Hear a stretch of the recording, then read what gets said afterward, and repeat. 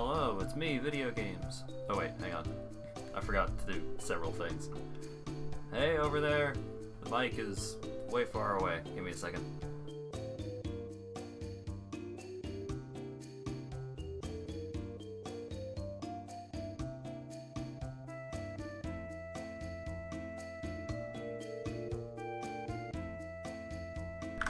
I also forgot to turn on the captioner, so good job, me.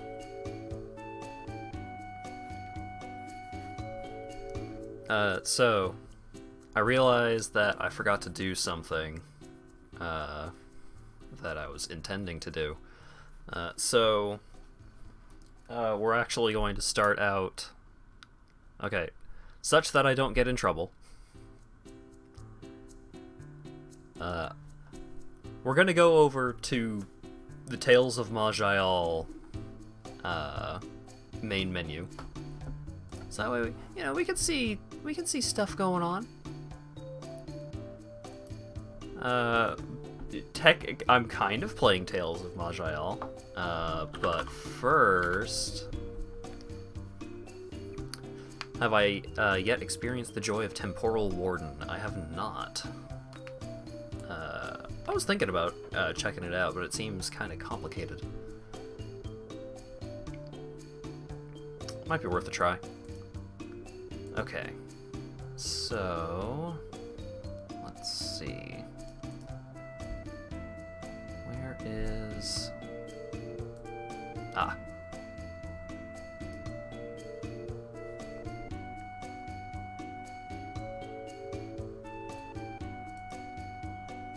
Actually, here, let me make sure that if I do this, it's not going to go all weird and show stuff that should not be shown. It seems more complex than it is, but that isn't to say it's simple. Ah, got it.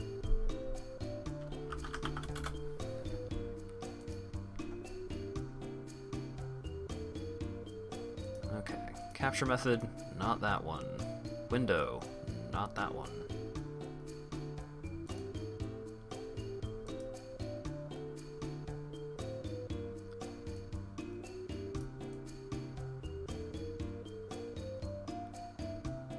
Okay, so if I have this open, and I do something like that, okay, you guys can't see all of that. Good. So now if I put this guy all the way down here, cool.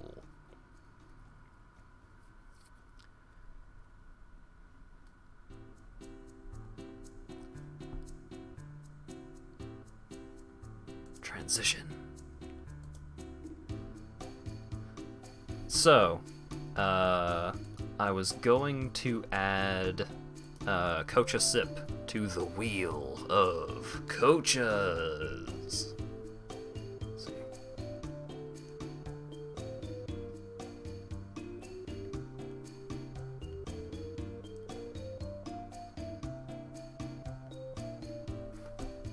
Alright, hang on.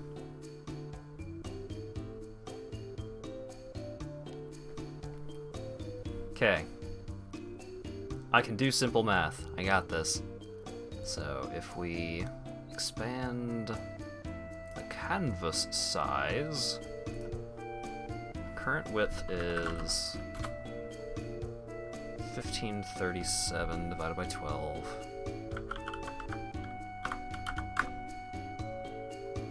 128. Okay. So add 128.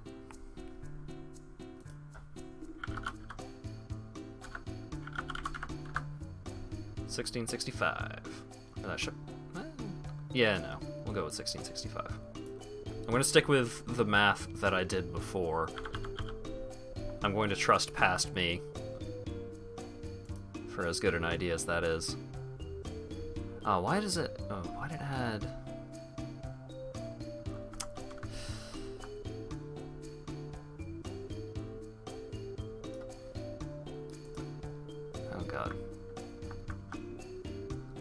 want to accidentally chop off any pixels of wah there. There we go. Perfect. And then I'm gonna go grab Sip and bring him in. Ah. Okay, I'll do it through the folder then.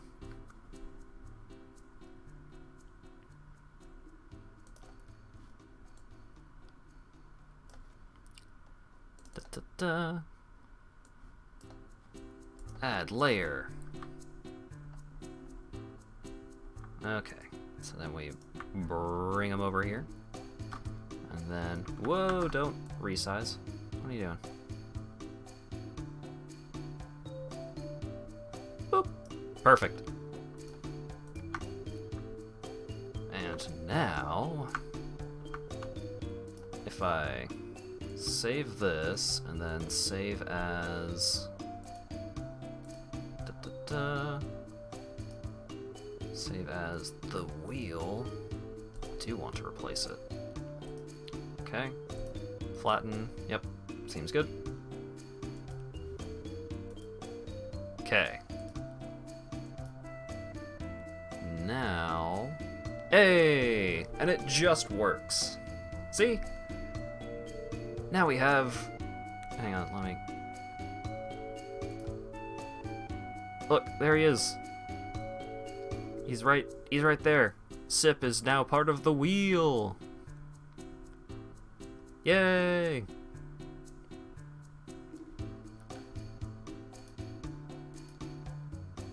Oh, what'd I do? Alright. That's video games, baby. So... let's actually start playing video games.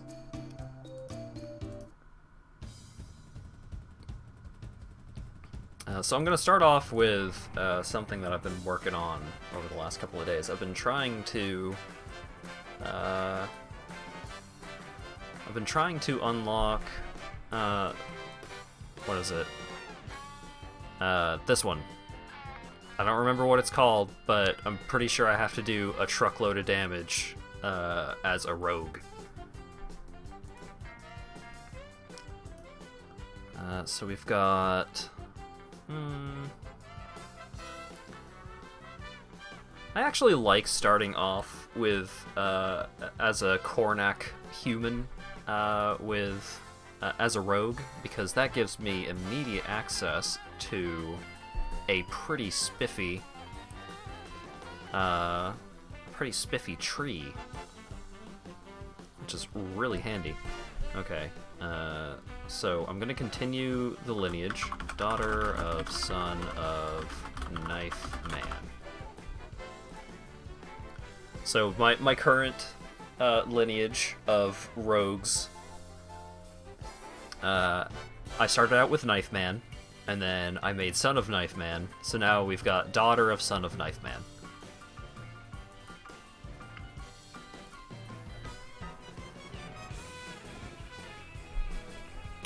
So, the reason why I started out as a human, I know it's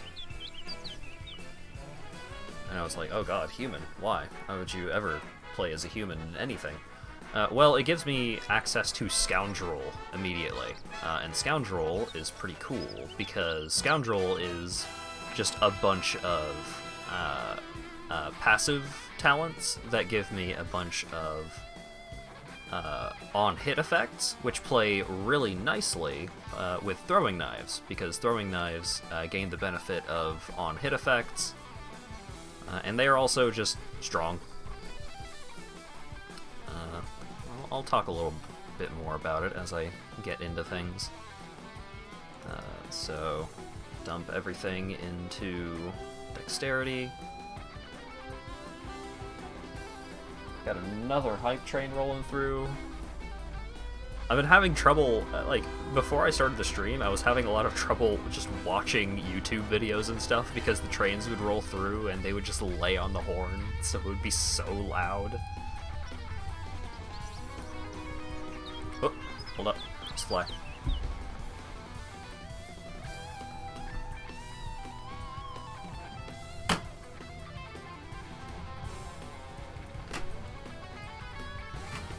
Got away. Darn shame.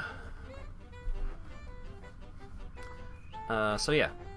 Lacerating Strikes has 27% chance to inflict a bleed, which is pretty good. Do I want 2 stacks of that, or do I want to grab Lethality? So Lethality is a pretty neat ability as well. It gives you a bunch of crit chance and improves your crit multiplier.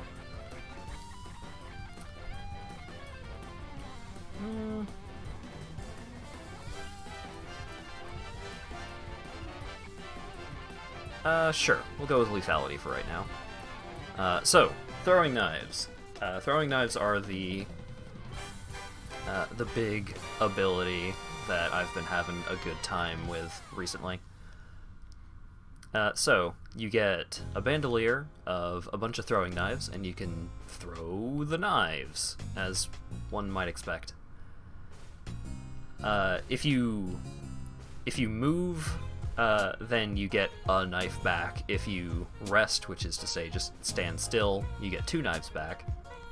And the knives that you throw get better every time that you improve the talent. It's not just like, oh, you get better knives, and the knives are based off of your currently equipped knives, which is a blessing and a curse, because if you're using your throwing knives, but you have like super good like wielded knives, then you're kind of losing out on a little bit of value. But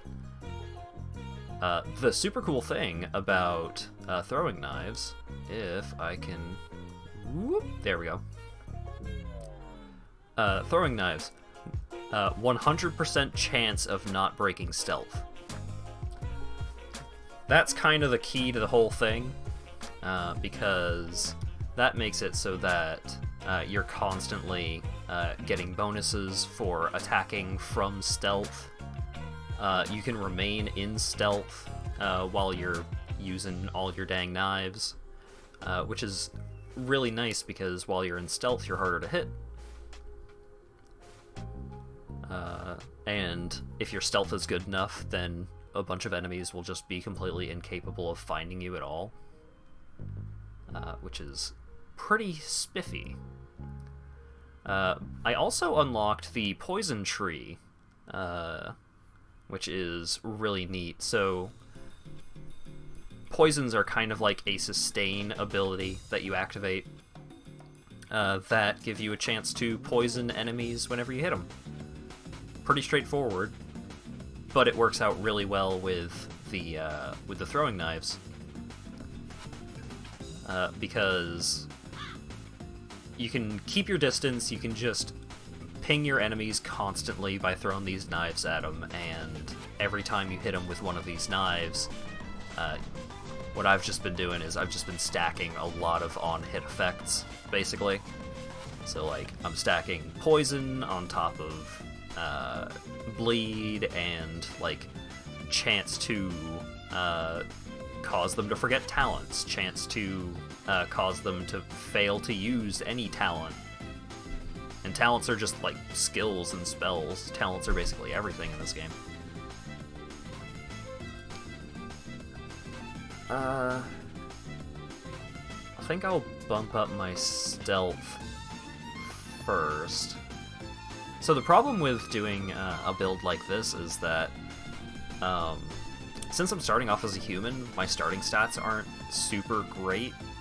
So some talents I have to like really I really have to hold off until I have enough stats. Because like Dagger Mastery also affects throwing knives, extremely important for dealing damage.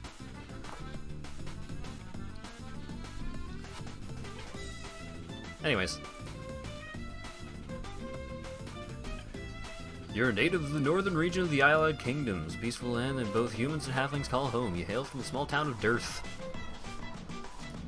You're checking out, you're adventuring and stuff.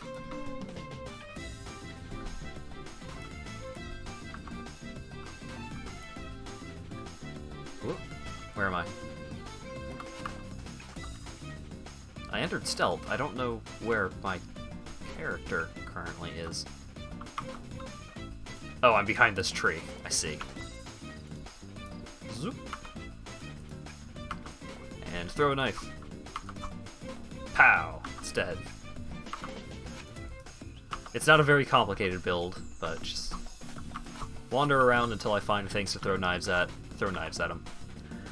Main reason why I wanted to stream this today was not necessarily because I had a ton of stuff to say.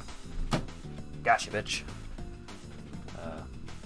I didn't have a ton of stuff to say about Tales of Maj'Eyal. I kind of wanted this more so as a backdrop to just hanging out and talking, because I know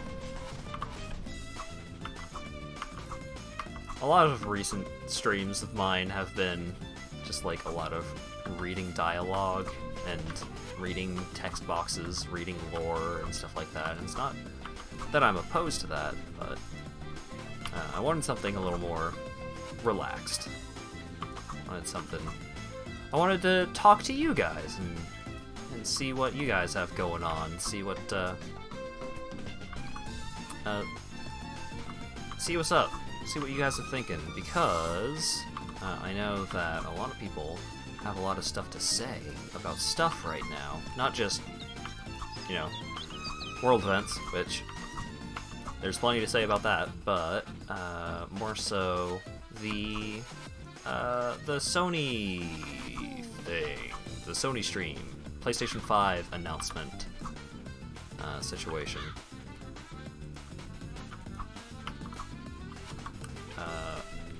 The new Ratchet & Clank game looks really, really good. But it's really interesting examining wait, what's this? Mana. It's really interesting examining the mechanics that are being implemented into the new game, because the mechanics are really... The mechanics are informed by the new technology of the PlayStation 5. So one of the big things that they really wanted to push about the PlayStation 5 was, hey, look at how sick these load times are. What you doing, buddy?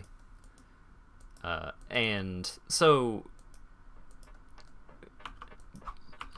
designing these games that make better use out of these improved loading times is really interesting. I would like to improve... All these are good, but I think I just need dexterity.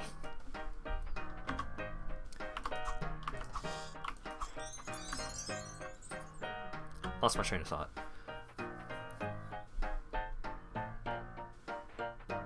Yeah, so, hey, we have these incredible load times on the PlayStation 5. How do we make use of that? Well, what if we built the game around, like, loading new areas and changing your position very rapidly? Not like a traditional, like, racing game would be, because usually in racing games, they can use a lot of neat tricks to like get around loading times rather than manipulating the game that would require load times. So the concept of dimension hopping, or like using these rifts that can like instantly pull you in a direction, or pull like kind of manipulate the entire world that is immediately around you. Like you're not, it's not God, what was it? Crackdown 3? That was like, oh hey, we can have these. Xbox One will let us have these incredible destruction engines, so you can blow up the entire city and cause like massive skyscrapers to fall and all that kind of stuff, which didn't really work out. I think the concept of the dimension hopping is a lot more of a subdued approach to utilizing the new technology. It's really interesting. What was the kind of thing that we couldn't do before due to the technical limitations? Well, we couldn't have the player move through areas too quickly, or we couldn't have the player move through complex areas too quickly at risk of them running into situations where the gameplay will stop for a moment so that the next area, like the next portion of the area, can load. So we can now make these games that are much faster paced, much more visceral in terms of navigating environments in fast and instant ways, which is really cool. I think that's a good way to do it. So, I mean, Ratchet & Clank was the big one for me, but I'm just a big Ratchet & Clank fan in general. Have been since the PlayStation 2 days. I mean, it's hard not to be a fan of Ratchet & Clank. Those games are... They're not the most unique in terms of, like, core gameplay loop of go through level and collect things, and then once you're through the level, you beat the level and move on to the level, and you're killing enemies, and maybe there's a boss. It's a good example of... It's not... like... They're not redesigning the wheel, per se. It's a lot of very practical improvements on that kind of game design, which I like a lot. I'm just gonna hold on to that point for now. It's like I said, I need... I have a lot of trouble with stat points in this build.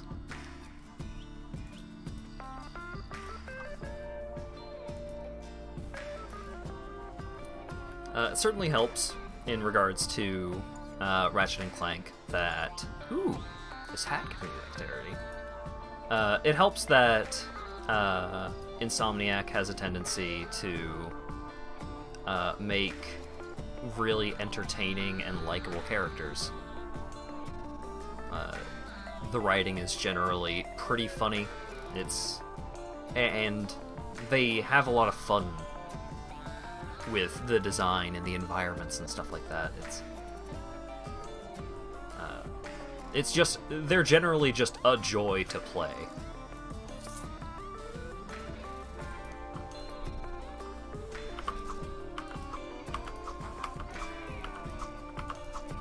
So, Ratchet & Clank, that's the big one.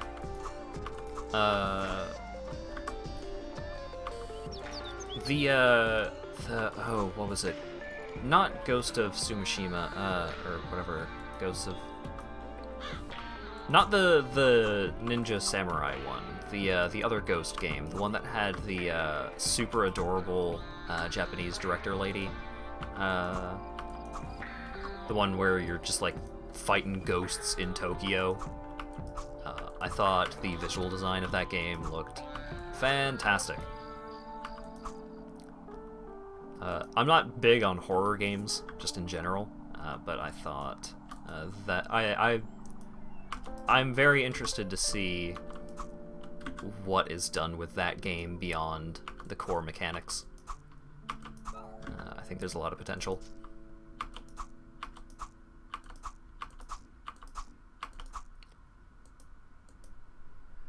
Let's see. What other big ones were there?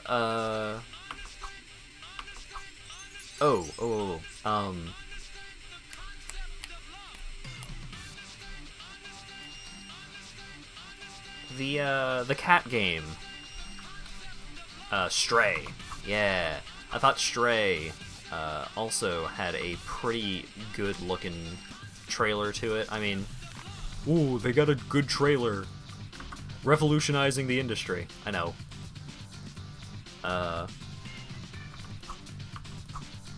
But I'm a sucker for showing off a really well-designed environment and then introducing an interesting character to navigate that environment. So, hey, here's this cool neon-lit, rain-slicked cityscape, and also you're a cat. Sold.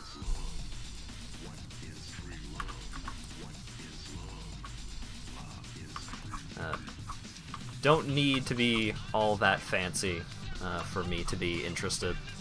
Give me the cat game. Yeah, I want to play the cat game. I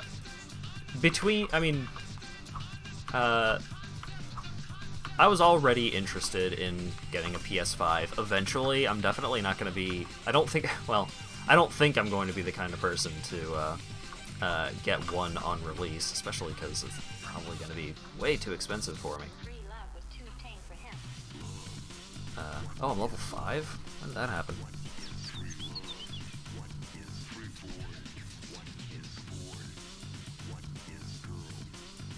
Oh yeah, I cut off man. I'm just daughter of son of knife. Sure, that works.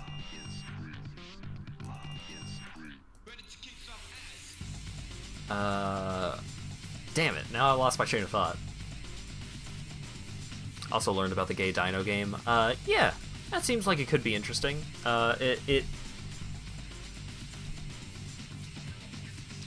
Another example of, like, some, like, introducing some interesting characters can be a game seller on its own. The train of thought. Bid the old gams. Oh, I need more cunning. Damn it. Alright, we'll bring up just stealth and...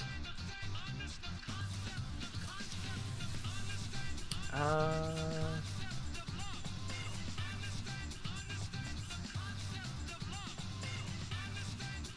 don't think I need to bring up Fan of Knives right now. I think I can go with Poison and save Fan of Knives for later. Yeah. Between Xbox and PlayStation, I've always been more of a PlayStation guy. There was definitely a period wherein I had played... improved light radius, sure. There was definitely a time where I played a lot more Xbox. But...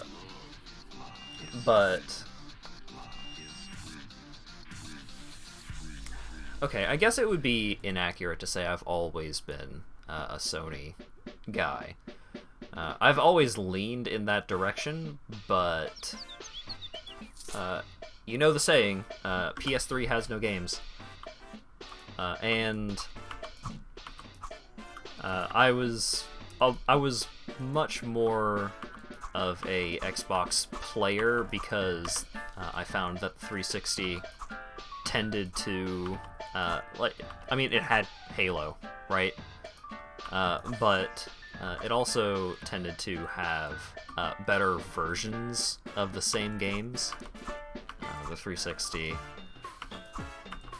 So, the one game that really sticks out in my mind in terms of, like, wow, the PlayStation version of this game is complete garbage.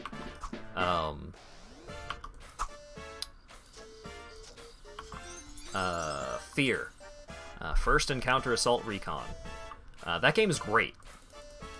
I really, really like Fear. It's a lot of fun. The visual design is not super interesting. It's a lot of, military enemy men in SWAT gear, and then hallways. But it was an extremely fun game. Unfortunately, my first experience with that game was I had played it on my friend's PS3. And that game is hard, and the load screens in the PS3 version were regularly... they were what? Like, at least a minute long. Just completely unforgivable load times.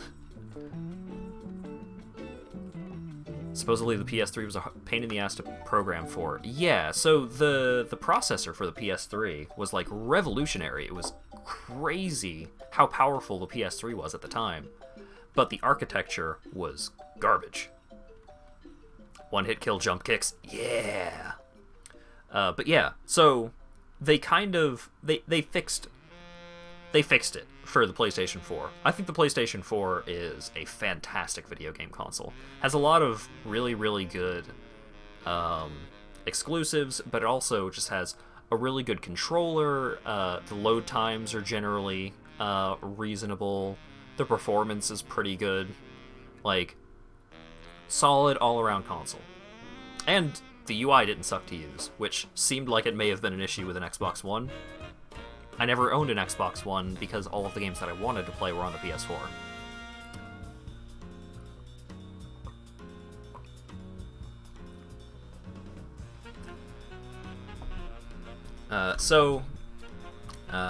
Between the new Xbox and the new PlayStation, I'm probably going to go for the new PlayStation.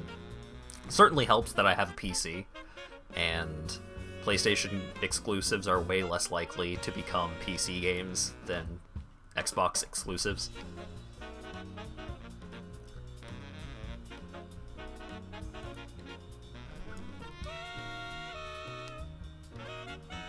They also weren't trying to shoehorn 6-axis. I mean, there were a good few games that the touchpad came up when it really shouldn't have.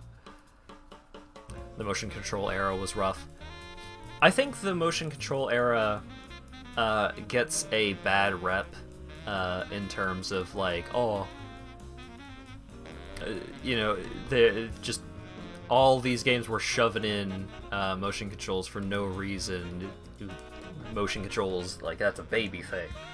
No, I just think that the motion controls were generally just limited enough that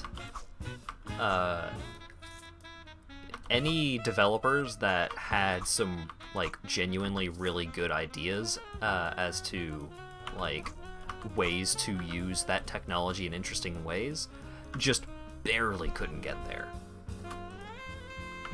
Just like, these controls are just barely not there. And we really didn't get there. Like, I have PlayStation Move controllers. That was a thing that I got and played and used. But even then, like, the PlayStation Move was generally pretty good about those controls, and even then it just was barely not there.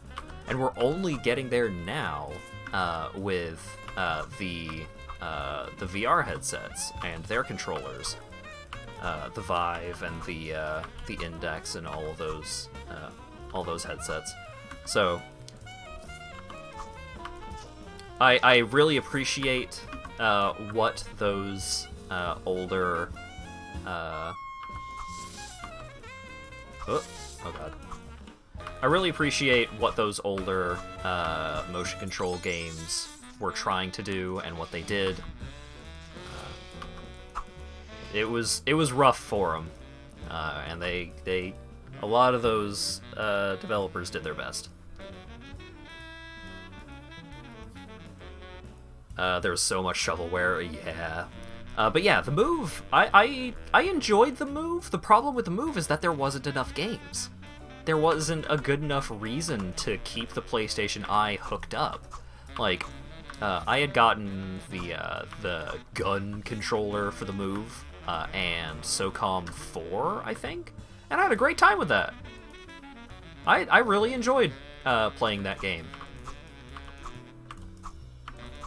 There was not enough of that game to, like, continue playing that game forever and ever.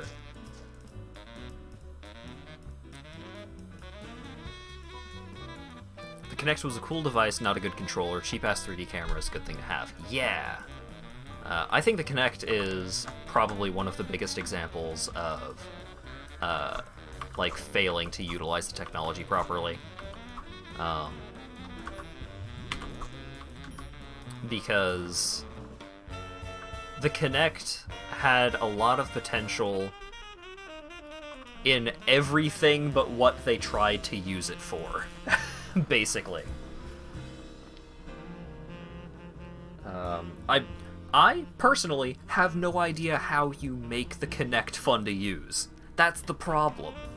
Like, Just Dance. I think that's it. I think it's basically Just Dance in terms of, like, a video game experience to use the Kinect. But I really like that they tried it. I have a Kinect. It hasn't been plugged in since, like, when did the Kinect come out? Probably like a year and a half after the Kinect came out was when we got one just for fun because they were super cheap.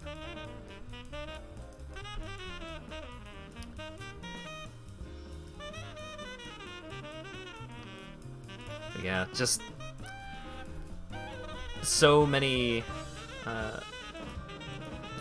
things of that era and that, like, kind of design just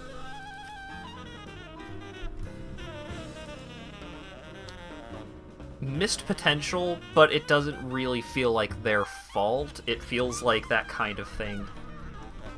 It doesn't feel like it was ahead of its time or behind its time or anything like that. It feels like it's out of time. It feels like it feels like it could have had potential in an alternate universe or something like that. Like, it just... I guess I'm just, you know, I'm not creative enough to come up with good uses for that kind of thing, but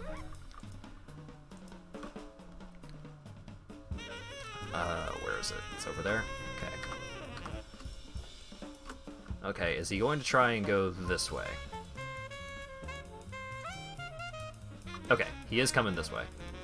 Ah, damn it, I lost stealth. Alright, hold up. Oh. Oh god. Please stay behind me.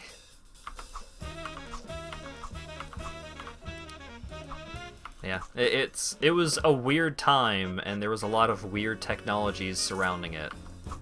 And I really appreciated it, but it just didn't work out.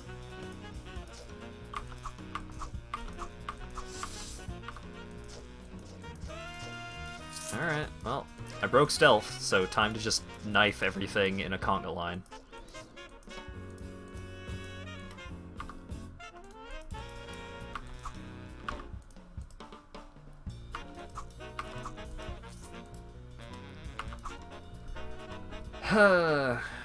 But yeah, PlayStation 5, I definitely plan on getting a PlayStation 5 at some point.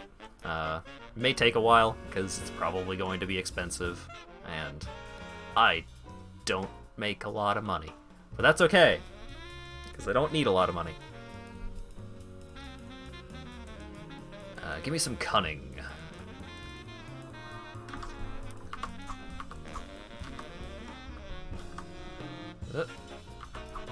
Ah, there he is.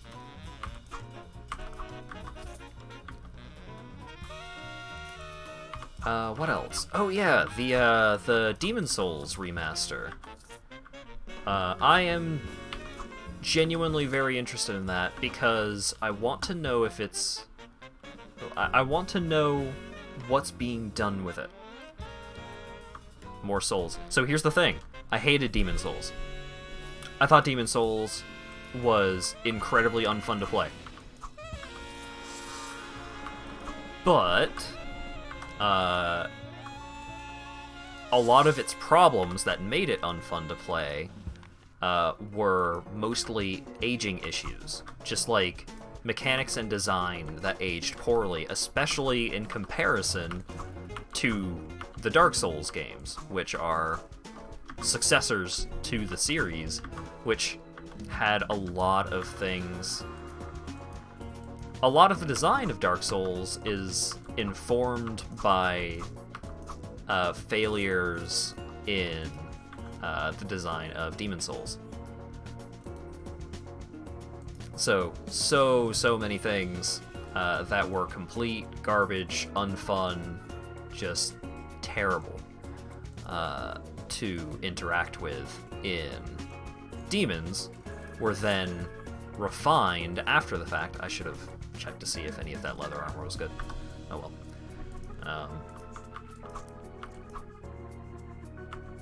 Yeah, so it's... I want to know if it is just like an HD up-res, or if they're going to make a lot of sweeping changes to the game. Because if it's more of a remake than a remaster, I am definitely in on that. Because there were a lot of really cool things that Demon Souls did.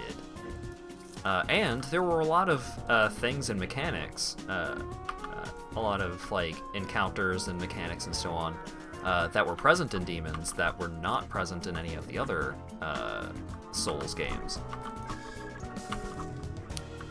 So if they could go back to a lot of those older designs and just redo it but good, yeah, I'm down. Count me in. Yahtzee's reviews of Demon Souls and how much he hated it compared to his glowing praise for Dark Souls 1. Yeah. So, one of the big things that Dark Souls 1 had going for it over Dark Souls 3, over Demon Souls,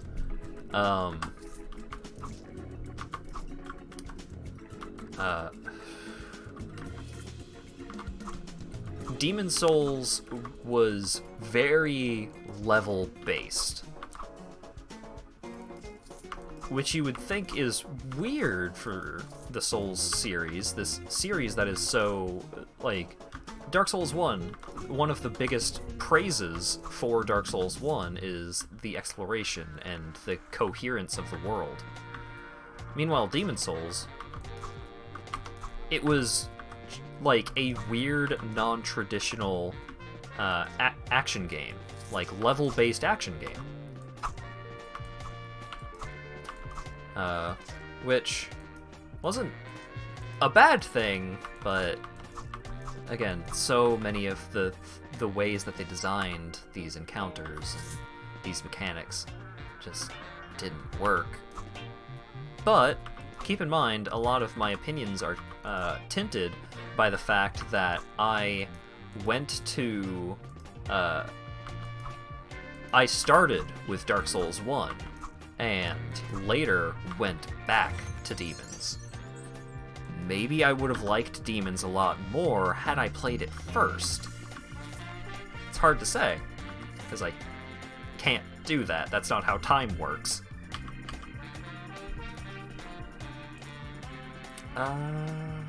Gives me some will. Lightning resist. Tempting. Temporal resist penetration. Spell crit chance. Okay. Not really what I'm looking for. Gloves of strength.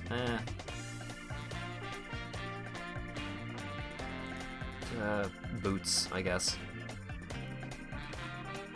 Bill's tree trunk. Super can't use that. Blink runes. I don't use blink runes that often. I'll use the... Well, mild infusion of the duelist, I guess. Tome is the net hack of Adom. You're losing me, Stray Sine Wave. Are you okay?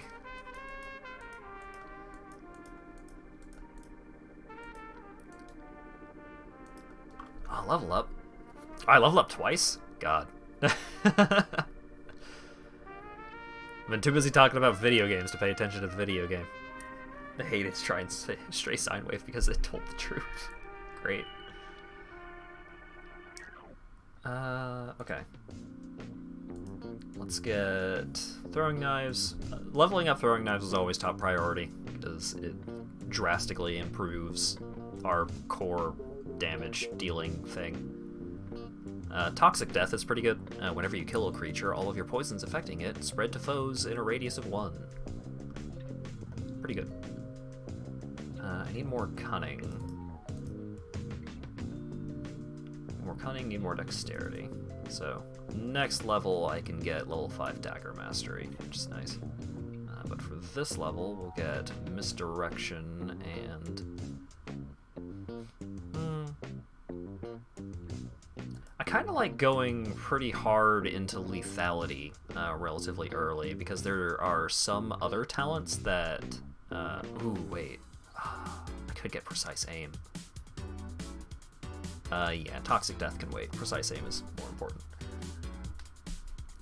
There are some talents that proc off of critical hits, so I like jacking up my crit chance a lot early on.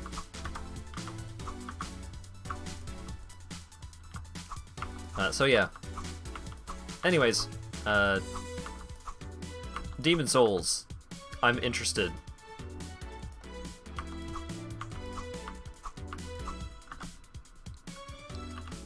I'm also interested in hearing more about whether or not a lot of these PlayStation exclusives are coming to PC or not, because every time anything, anytime PlayStation comes up, it's like, hey, when is Bloodborne on PC going to happen?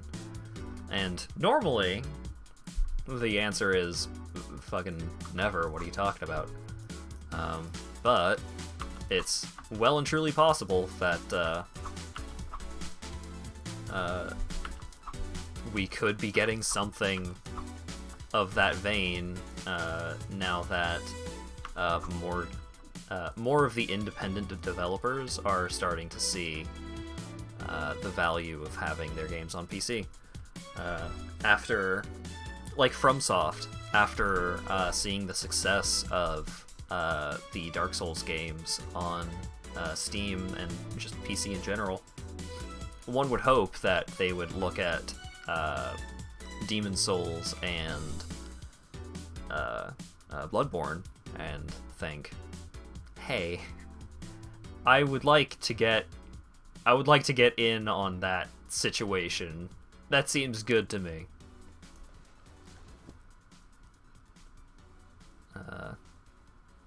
Mental crit chance.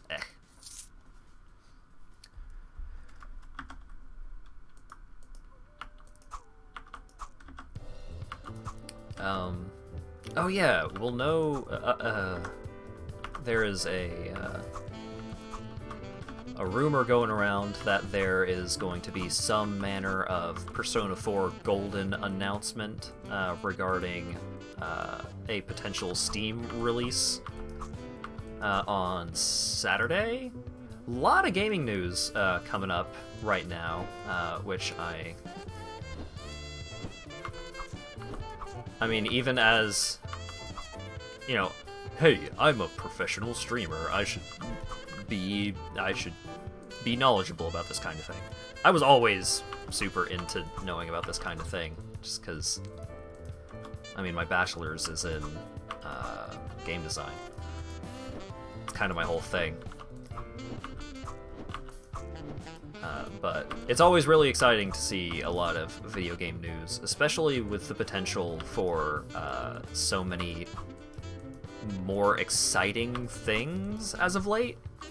It feels like there there's so much potential for... how did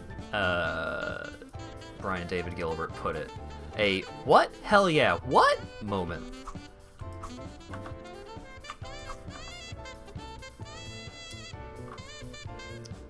And especially with, you know, the state of the world being as it is, with, you know, just so much rough shit going down, you know that the gamers are gonna be so deep in on any what hell yeah what moments that come up.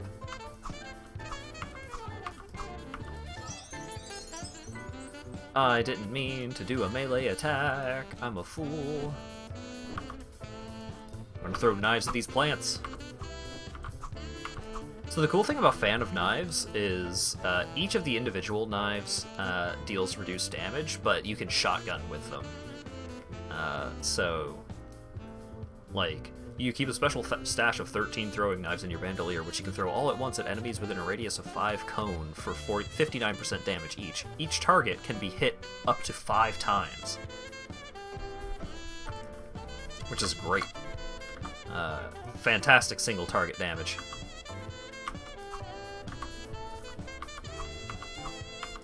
And AoE damage. Just fantastic damage. Fan of Knives is great.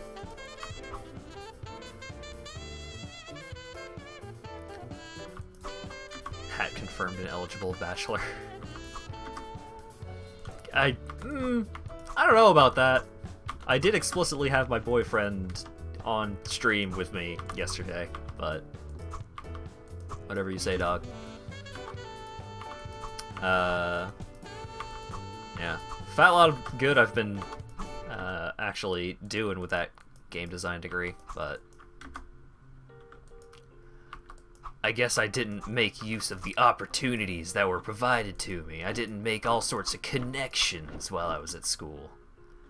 And also, the, like, big, notable, like, the most notable large-scale developer in my area, well, the most notable developers in the area that I lived in, which, you know, the ones that I would be most likely to get a job at, because I wouldn't have to request that they help me with relocation fees, which is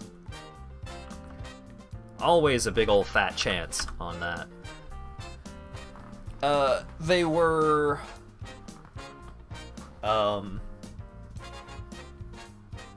EA, which we all know the reputation that EA has, and the other ones were, the other big one was a military simulation developer, which I've heard great things about working at that kind of place, just because,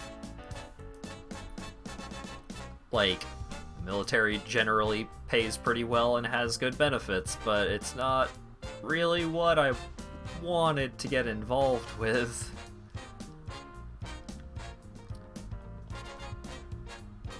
Not that I have anything particularly against people that are involved with the military, but I would rather not work for the military, personally.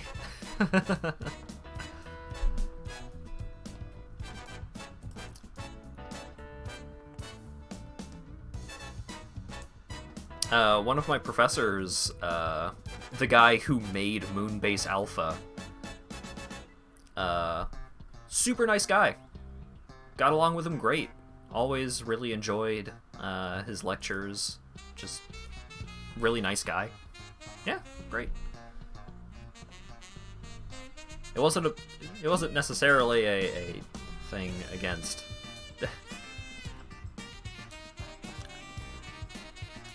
I don't want to get too deep into it. I didn't want to. There we go.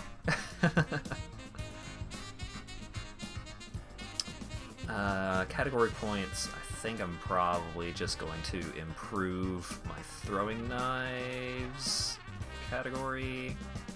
Now, Artifice actually seems pretty cool.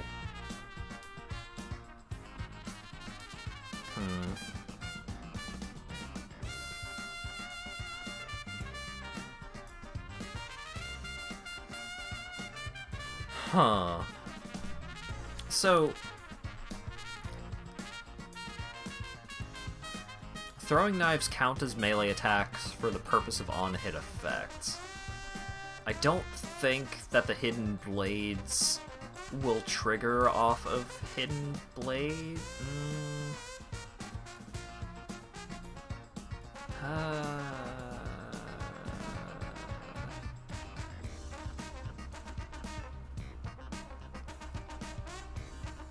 Rogue's Brew may actually be.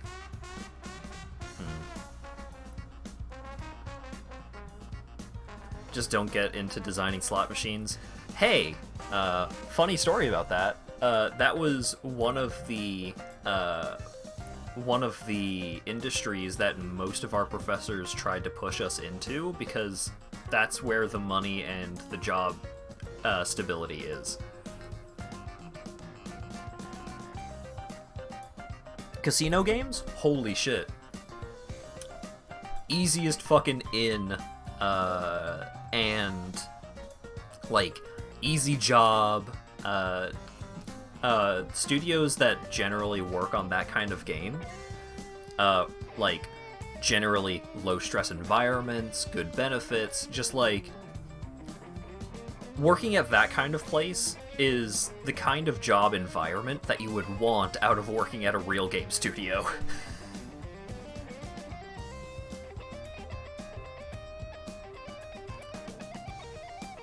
So... yeah.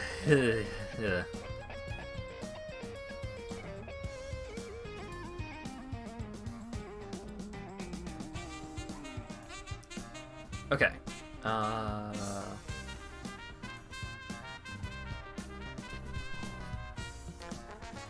kinda want to get the artifice tree. It seems cool. Yeah, I'm gonna get the artifice tree. Fuck it. I'm branching out.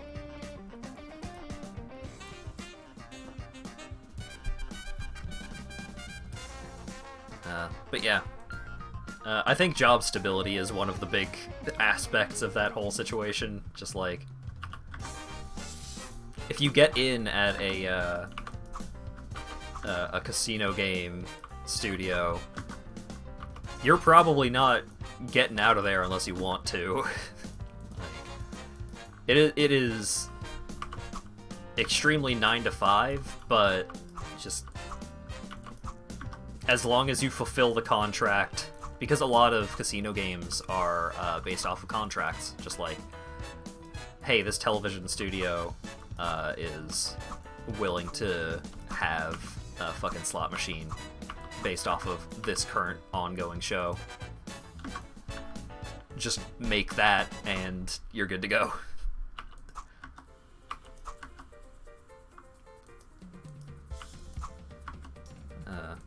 But yeah, that kind of story is part of the reason why I didn't.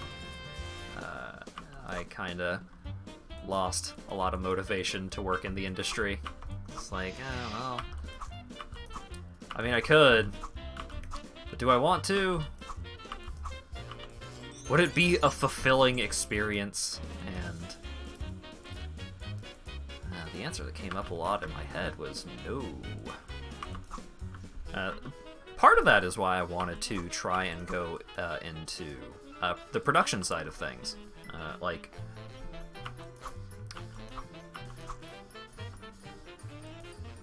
I feel like I tend to work better with people than I do with any individual aspect of the game development process. So I feel as though I would be pretty well suited to deal to a position where it's like, hey, knowing a little about all of these different areas will help you do your project management stuff a lot better. And I do tend to have some pretty good knowledge in a lot of the different aspects of the development process, like knowing a lot of artists and like following artists and like being knowledgeable about the process of artists, and like I would want to be a little more knowledgeable about the sound design aspect of things, but I'd probably be a pretty good producer with some training and practice. See, yeah, I'm certainly not opposed to it. Like, I would love to have that kind of opportunity. But that kind of opportunity often comes with so much risk and so much stress that I feel like I would want to... I wouldn't want to just jump into that kind of thing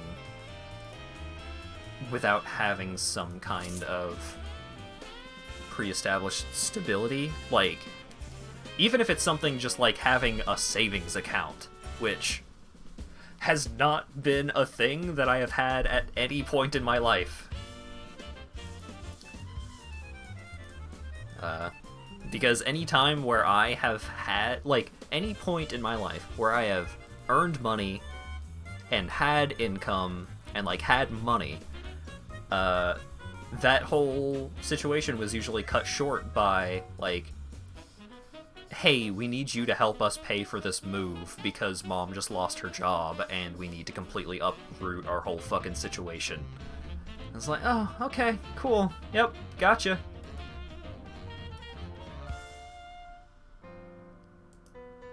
So, right now,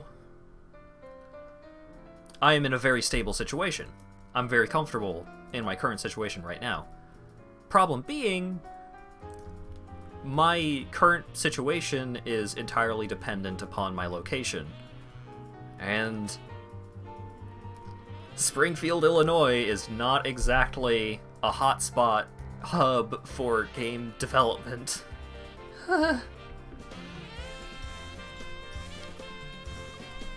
So, it's a complicated situation.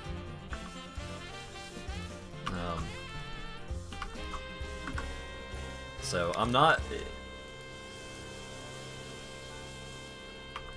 I know that I should be, like, keeping my ear to the ground in regards to that kind of situation, regardless of whether I can act on it anytime soon or not. What am I doing here? Yeah. But it's tough.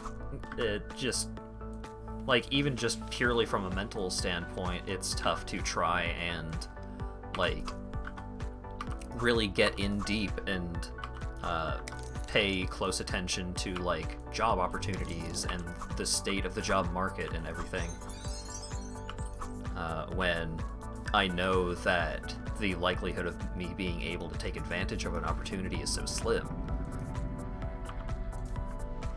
I know that, like, right now, shit is not... I don't feel like a lot of studios are doing a whole lot of hiring right now, for reasons. Maybe I'm wrong, but...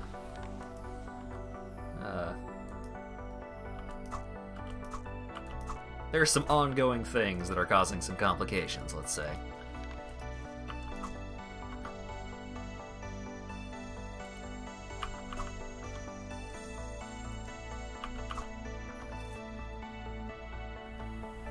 But yeah, you know, moping about my life situation aside, some places are starting to the hiring process back up. All right, I'll try. I respect Cult's opinion on this quite a bit, because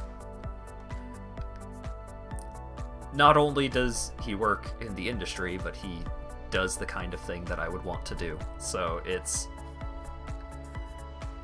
Thank you, Cult. It's always really comforting to have you putting in your 2 cents on that whole thing, right?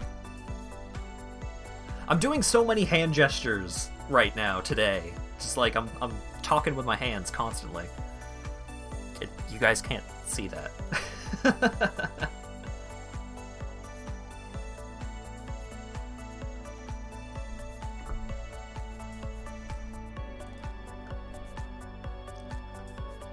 Okay, so I'm capped out on lethality. Expose weakness... It's tempting to get Expose weakness just because learning this technique allows you to permanently gain 4 armor penetration with all melee and archery attacks, which is good. But... yeah, so Expose weakness is a melee ability that isn't instant, so I would never actually use Expose weakness in most situations.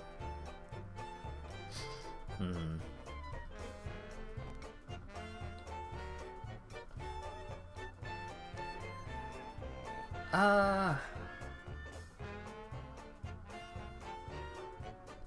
think I should get light armor training.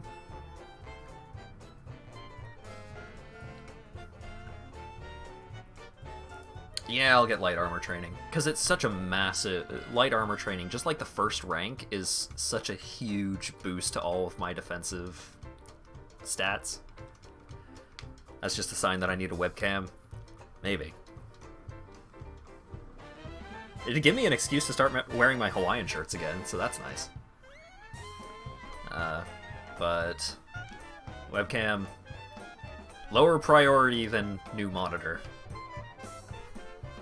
Then my monitor has actually not been acting up too bad. There's only like 3 rows of offset pixels, as opposed to like 12 there has been a couple of times recently.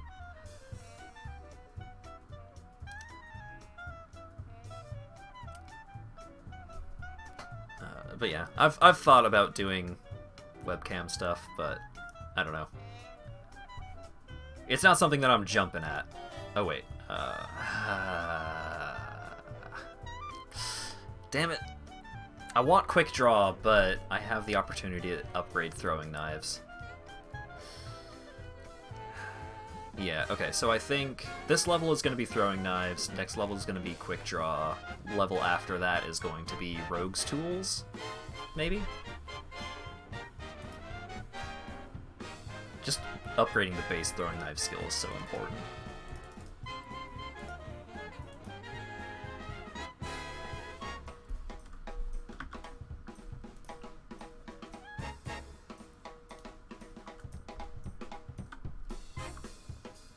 This zone is so easy, you can stroll right to the last area. Sure.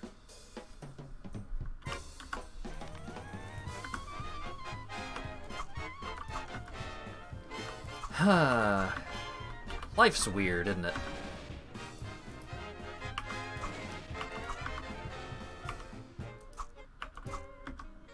I feel very, very fortunate that I'm able to do this. Right? Like, if I were in a worse situation, like a worse life situation, I'd probably be working at like a gas station or something, just like a grocery store or something. I don't think I could work in food service because I'm weird about my hands. I remember when I was working at the movie theater, I would generally try and play off that I was too sick to work at the concession stand because my hands would get all salty and buttery from the popcorn, and it would drive me wild, and I would have to, and like sticky from pouring the sodas. So much of my time spent working at the concession stand was just washing my hands over and over and over and over. It was awful.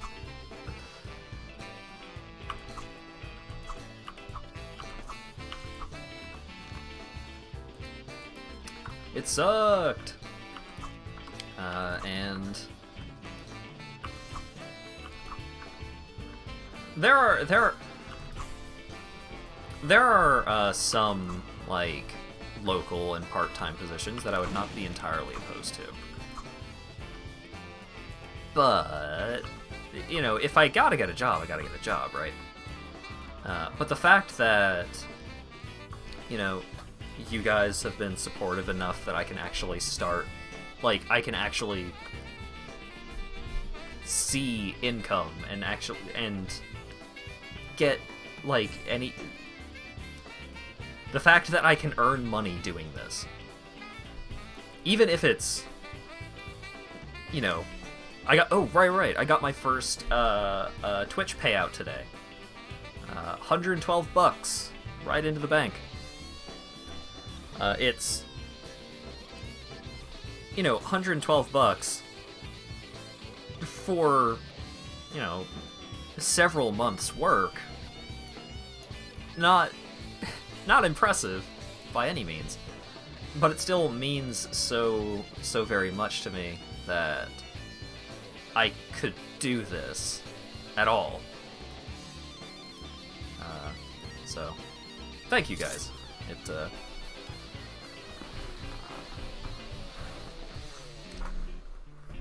It really, I mean, I could say it means a lot to me over and over and over, and I don't think it could properly express my feelings on the matter.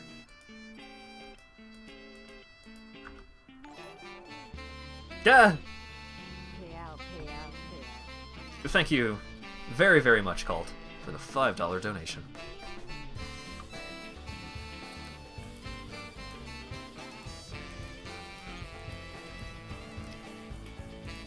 But yeah, again, if I wanted to be a little more stereotypical about it, I guess I could say I'm blessed.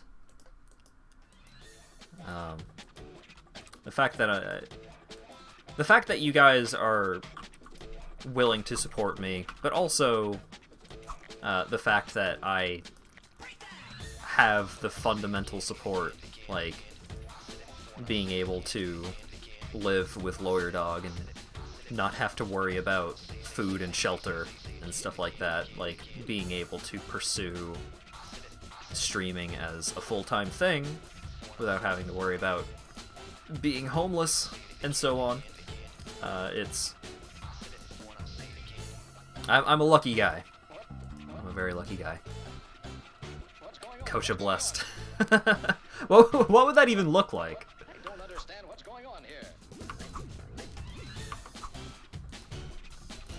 Also, this dungeon sucks. Because some enemies can just move through walls because they're sandworms, so sometimes you end up fighting a sandworm in a one-tile wide hallway, and it just completely blocks your path, and then the tunnel collapses, and then you suffocate to death in the sand.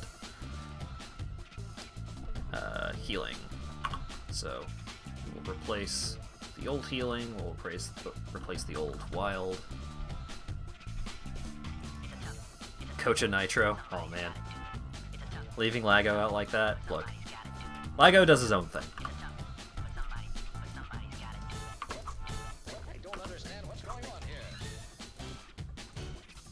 And also, Lago does not support me financially and securatively.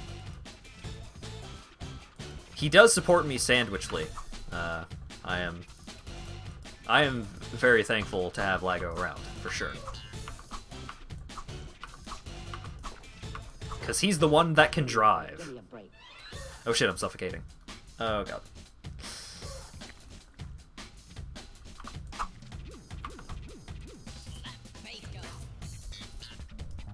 As the straight person in the house, Lago is the one that drives. I don't know if Lawyer Dog ever, like, passed the driving, like, ever did driver's ed or anything like that, but I do know that I have never done driver's ed, and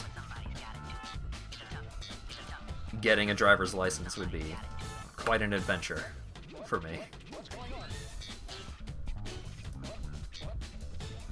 Is this hat cool? It gives me 4 decks. Oh, right. My current hat is Cloud Collar.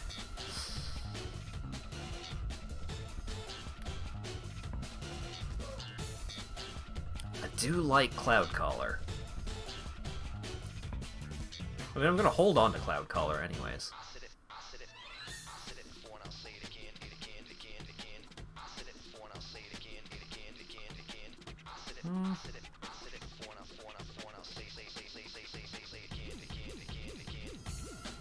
Three dexterity is a lot.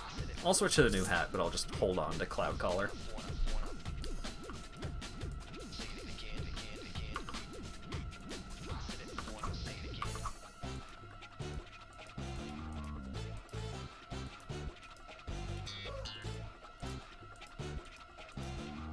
don't understand what's going on here.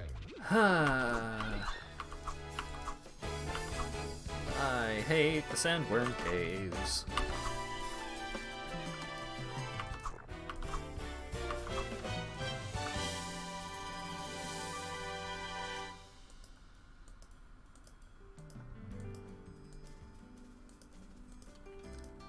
But the reward for finishing the sandworm caves is so good.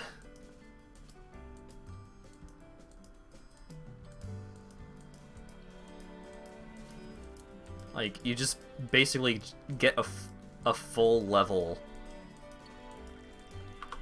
from eating the heart of the sandworm queen. But also, you can do an extra side quest to do a thing with the sandworm heart, I think.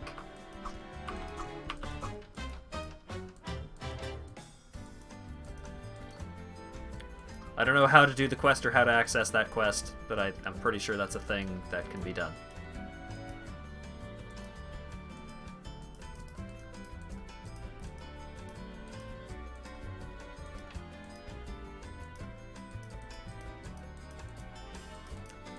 Oh my god, sandworm, please. Take me to the level exit. I don't want to be here.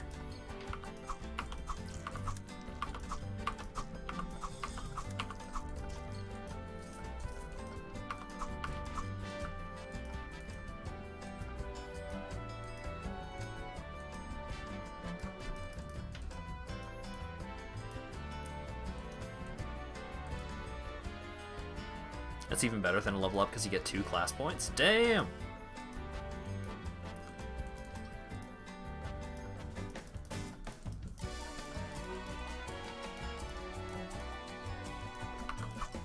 Oh. Enemies I haven't killed. The exit isn't over here. Sandworm! Free me! End my pain!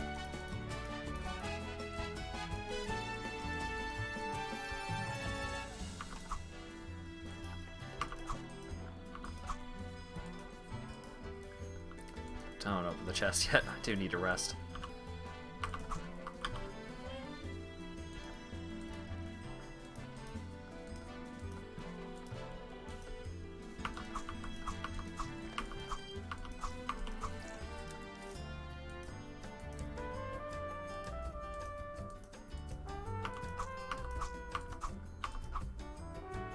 Don't freeze me here.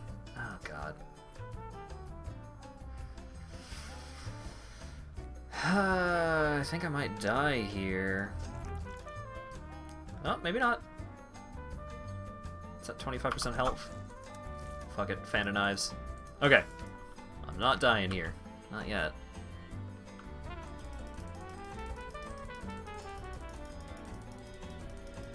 I think the level exit might be south of here. Well, if it is, I can't get there yet.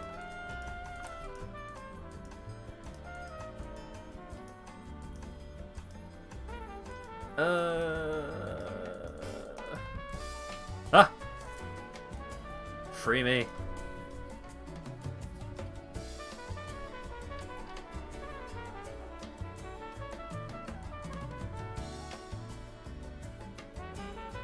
Hitting 5 on the numpad. Oh, okay. I couldn't remember which key was way to turn. I thought it was the dot on the numpad, but that is mic mute button for me. So, not the most helpful. I need 36 cunning. I could get that. Hey!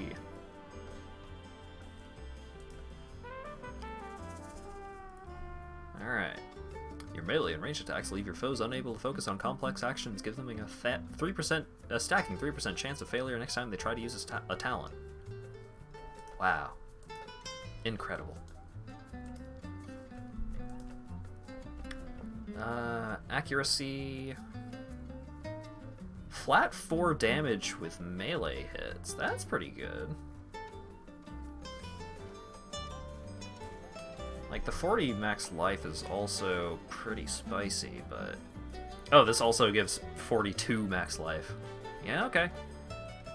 You sold me, Scald Shear. Oh, hey! A dagger of projection. I don't think I've found one of these yet. Cool. Zoop. Anything else I care about here? I don't think so.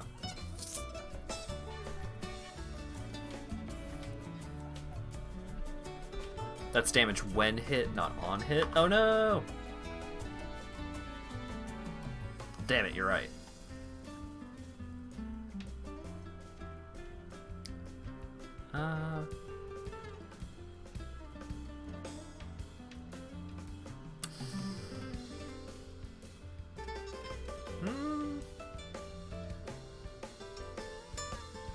It also just gives 10... yeah, let's switch back to the girdle. You right. You right. Well, actually... actually, no. I haven't put any points into the accuracy talent. Accuracy is handy.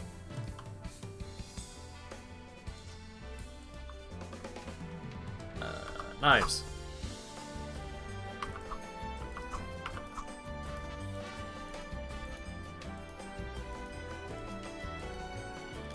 I hate that I have to, like, navigate this area while unstealthed because of how garbage it makes my vision radius when I am stealthed. Wait, no. Dig up that shirt! No!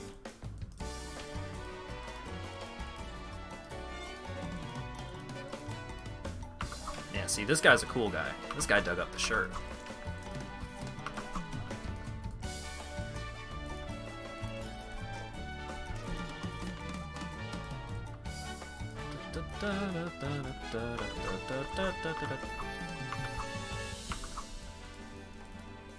Oh, well, I'm trapped. Yeah. Alright, I'm with you, buddy. Where are we going?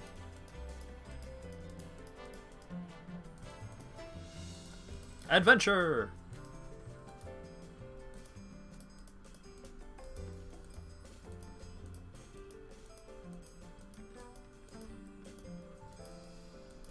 Oh yeah, to folks that watched the PlayStation stream today, what were your highlights?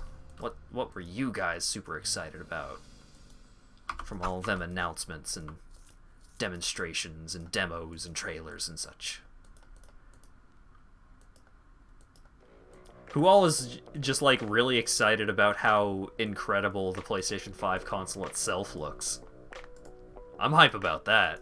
Hell yeah, give me this weird, white, futuristic plastic box. There's not even a box, it's like a thing. It's just a thing, and it's great.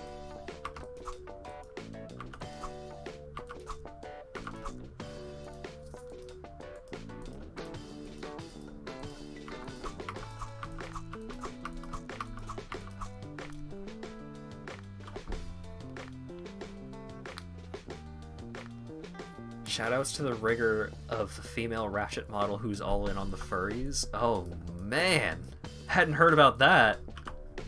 That's some exciting news. Oh my god. Free me. Help. Sand stuck.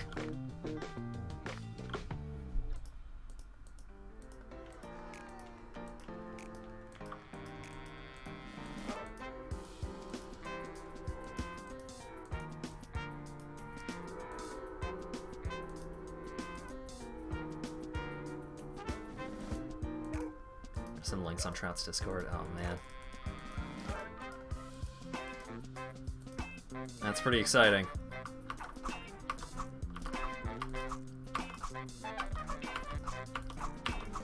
Probably check those out after the stream. I'm a big fan of devs, like, being into some of the more niche appreciation, like The tail guy. And, what game was it? Was it WildStar? Or was it... Oh, I don't remember.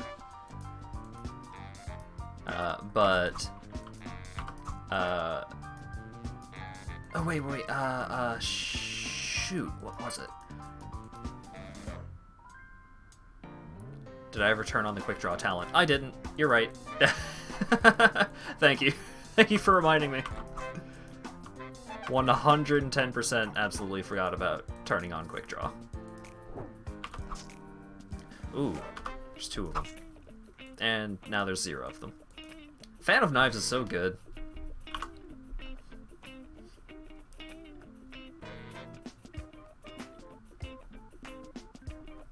But yeah, I enjoy just like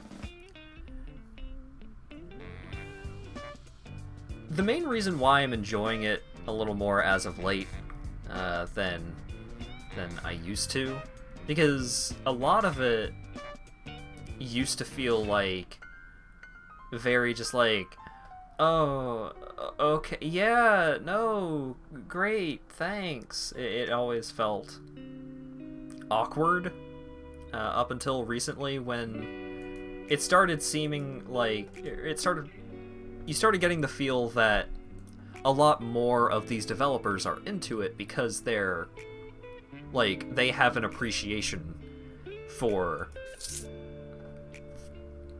the kind of attention that kind of thing gets. It's like, you know, I'm not saying like, oh, developers should be really excited that people are drawing porn of their stuff. No, not exactly. But it's nice to see positive reception and appreciation for fan efforts. Because, you know, I love me some Nintendo, but they are pretty bad about responding to fan efforts. Sure, those fan efforts sometimes take the form of some things that, you know, sure, Nintendo, it makes sense for Nintendo to be really assertive in protecting their IP, right? I feel like that's not unreasonable. But the way... a lot of it has to do with the way that it happens, right? Oh, Shazbot. I think I'm a little bit in the doghouse on this one. Yeah.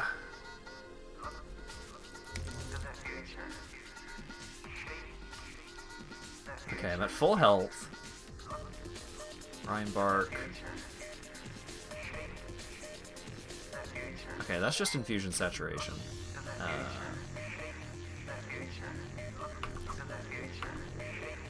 12. Okay. Oh, was Reinbark a summon from the queen? Weird. Okay, cool. I did it. I thought that fight was going to go a lot worse than it did. 24% lightning resist. Absolutely. It has gotten to the point where I die from the fucking mountaintop lightning wizard a whole lot. So I'm starting to be a lot more proactive about preparing for that fight.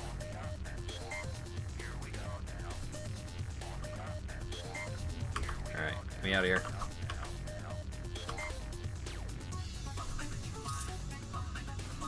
Release me from the sand caves!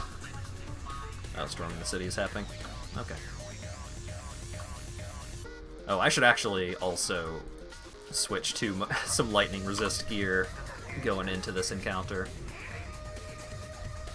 These stormy boys can really chunk you. Let's see. Both of these are the same, so I'll just switch that.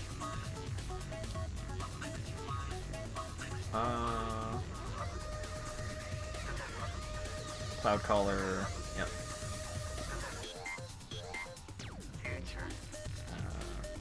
Transmogrify. Just get these out of my inventory.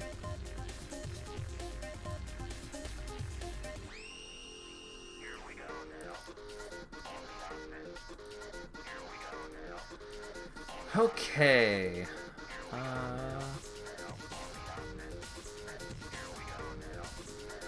What's my current lightning resist?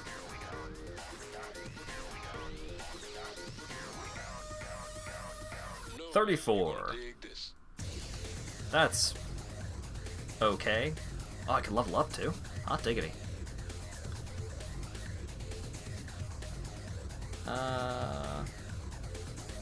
Ooh, Venomous Strike is pretty good.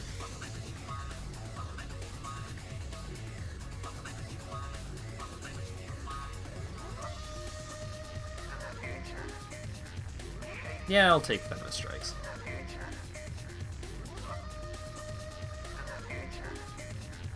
And generic.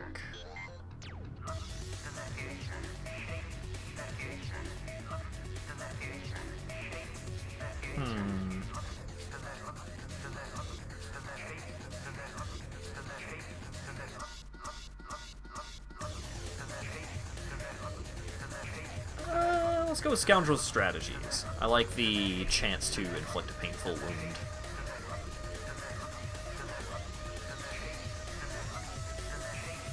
Alright, let's go fight some tornadoes.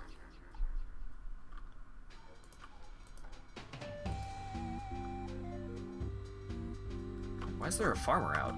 I've never seen non-tornado NPCs during this event. Ouch. 110. Okay. Shit.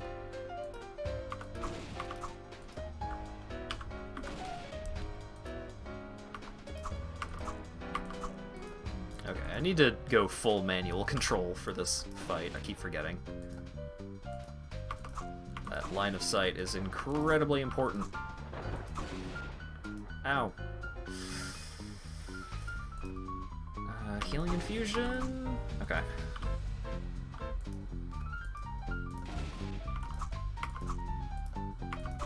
Woo! That's a big boy.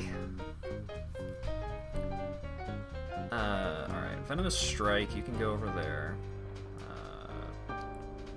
What's this?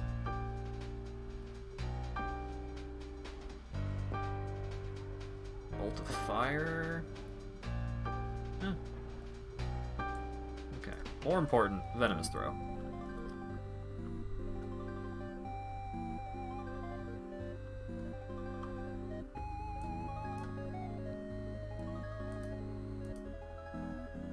Okay. Yeah! Wow, damn. 286 damage. Holy cow.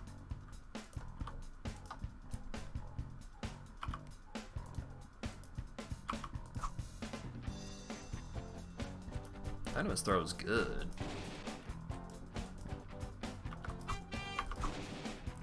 Be at ease. I dispatched the tornadoes. I threw knives at them. Do I have the stuff for the first elixir?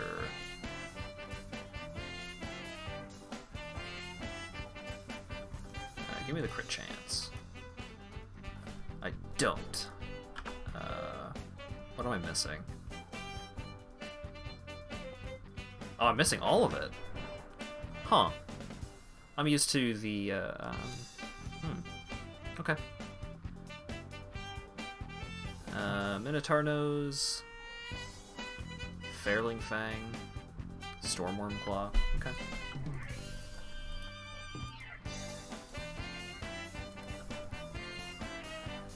Okay.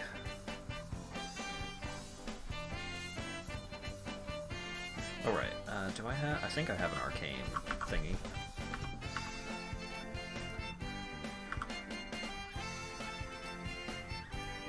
Wait, what? Oh, yeah. Here, have this stick. I did it. I found the truth about the mages. I gave a weirdo a stick.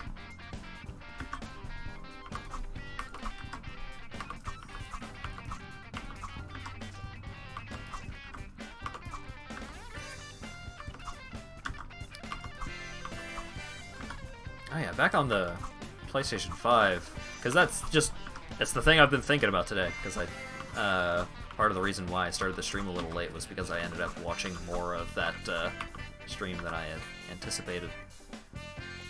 I'm really curious how good the controller is going to be, because at this point I'm basically all in on using my PlayStation controller, my PS4 controller, for basically everything. I used to be 110% wired 360 controller, like that was the only controller that I would use, but so many of... it felt like the controllers started lasting less and less time. Just more and more of these controllers that I would get.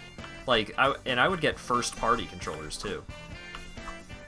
Not like Mad Catz wired controllers or anything. But it just felt like they would die sooner and sooner. This PlayStation 4 controller, I've been using this for... I used it as my main PlayStation 4 controller for several years, and then since then I've also been using it as my PC controller, and it just...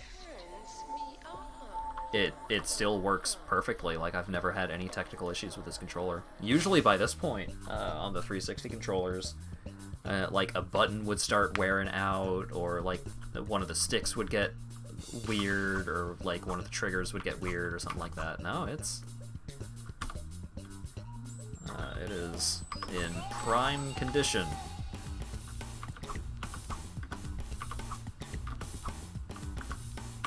L1 and R1 still have a little bit of a click to them, even, which is crazy.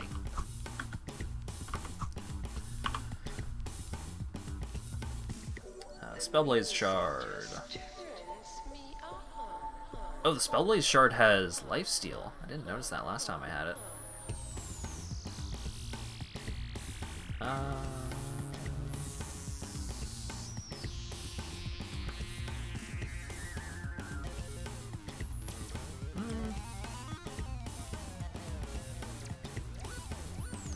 Sure.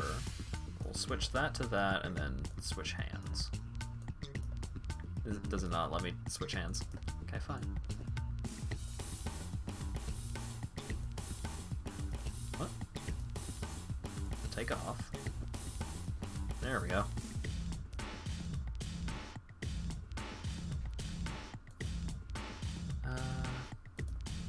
Anything else cool in here? Ooh, a fancy cloak. Effects on melee hit. Chance to slow speed. Reduce saves and defense. Ooh. Gives me cunning and dexterity. Damn, this cloak's rad.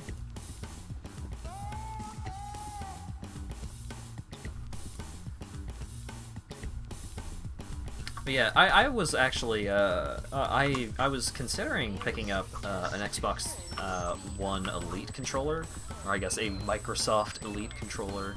I think they may be branding it as. I was thinking about picking one of those up just because they seem good.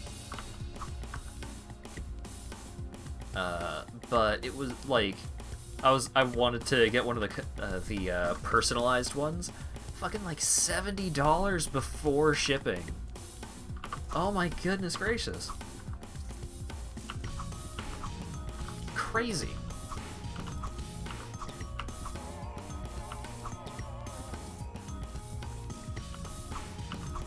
So, fingers crossed that the PS5 controller is cool and good.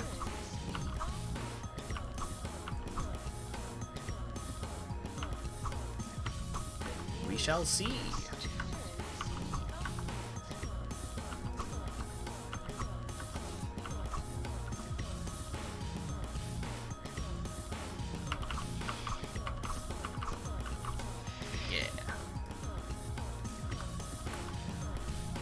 threw knives at that snake until it disappeared.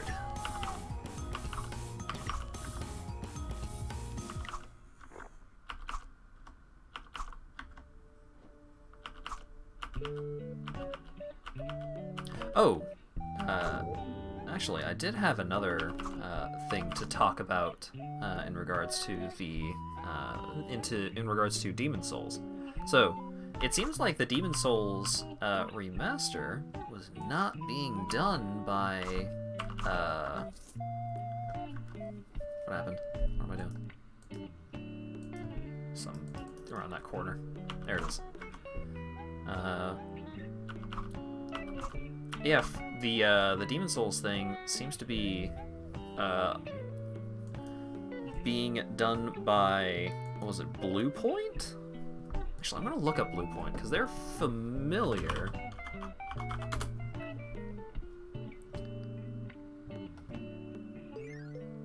Right, Blue Point is the studio that's just been like, they are the HD remaster studio.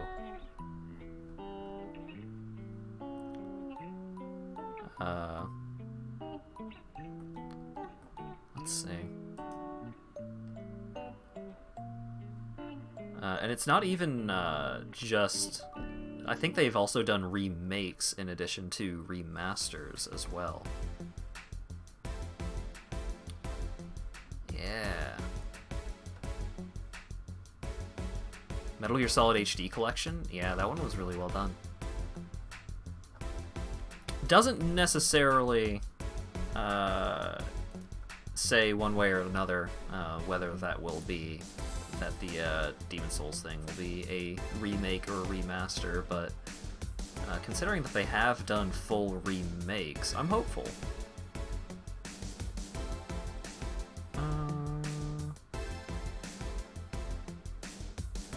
Let's get the rejuvenating armor. I like that. Oh wait, I can't wheel it. I'm too much of a baby. Alright. You didn't know me and Lawyer Dog were boyfriends. I thought we were just roommates. Yeah, so... We're not super oot and a boot about it, I suppose. It is... It's not like a secret. But... it's... I suppose one could say it's been a very casual thing, I suppose.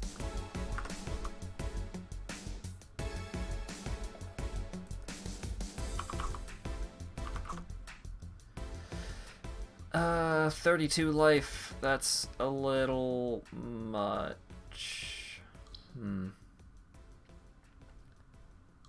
63. Alright. Let's get regeneration. Yeah!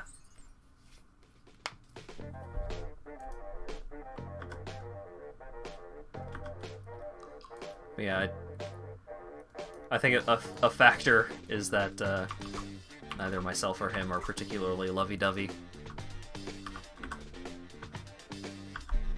So, again, not that it's a secret, it's just... Yeah, and that's it.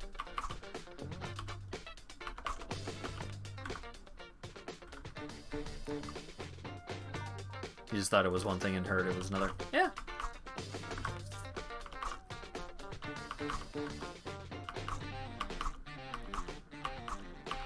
I mean, the reason why we got close was for the reason that you mentioned. It was a bonding. It was some common ground that we bonded over.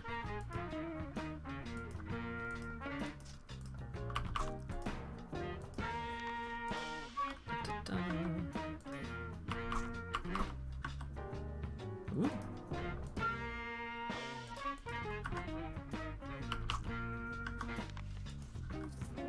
Wait, what? Oh, that's the... This is the way to leave. This isn't, like, me not noticing that there was an escort quest. Alright. I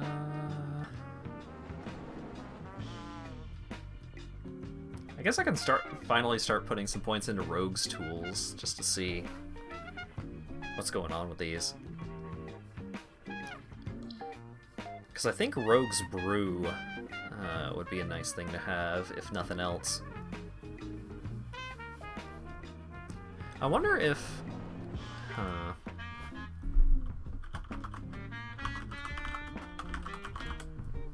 I don't know if...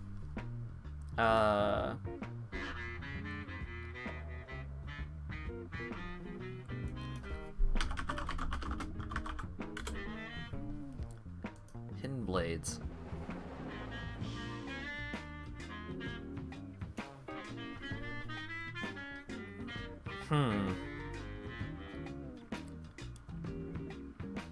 I don't know if Hidden Blades will trigger off of... I don't know if it'll trigger off of my throwing knives. Someone that actually knows what's up with Tales of Maj'Eyal, help. Because Hidden Blades, melee criticals trigger an extra unarmed attack, inflicting 141% damage. So it, like...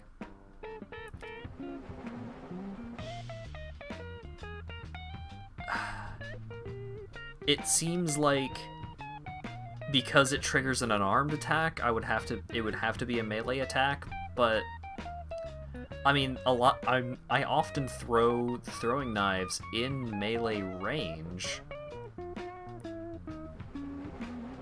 That wouldn't work. Okay. Got it. Good to know.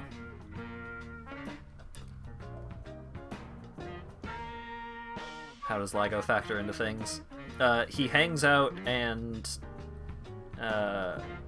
often he doesn't make sandwiches, he goes to get sandwiches because it is easier and cheaper for him to just go pick up food rather than have it delivered.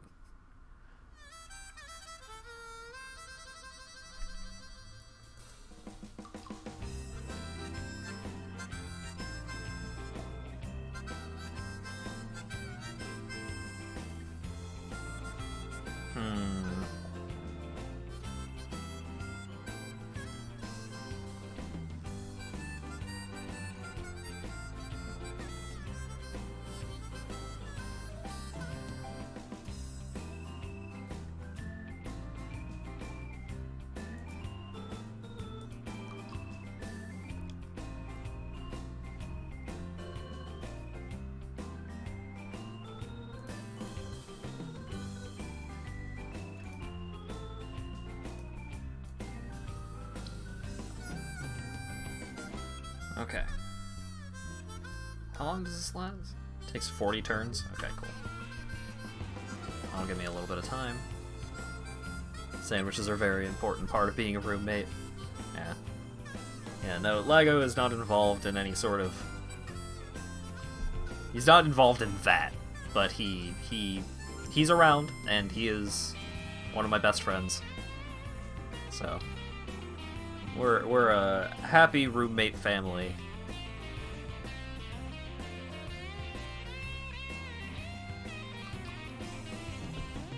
Okay. Hidden Blades.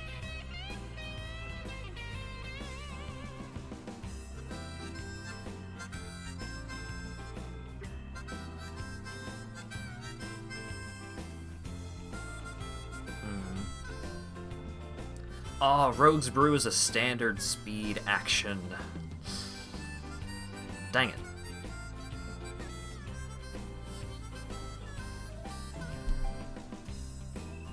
I think it's still worth it, though.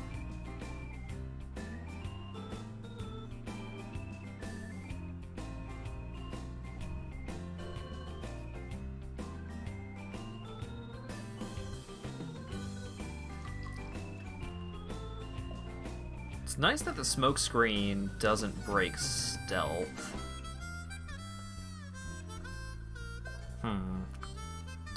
Ooh, Dart Launcher is instant.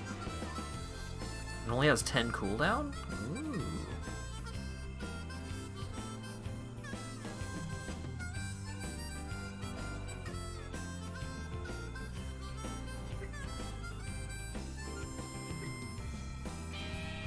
Give me the dart launcher.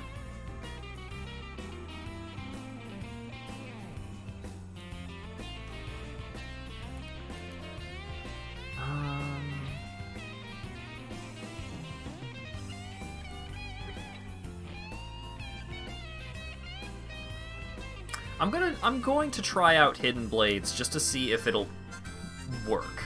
To see if that'll happen. It's fine if it won't, but I'm curious if it will. Because, like, worst case, if it doesn't, oh no. I'll just do something else, I guess. I'll just switch to a different tool.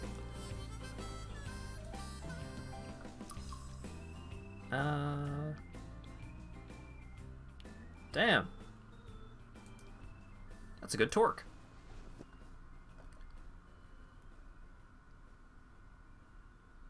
Ooh, Shatter Afflictions. Yes, please. Counts off. Yeah, same thing.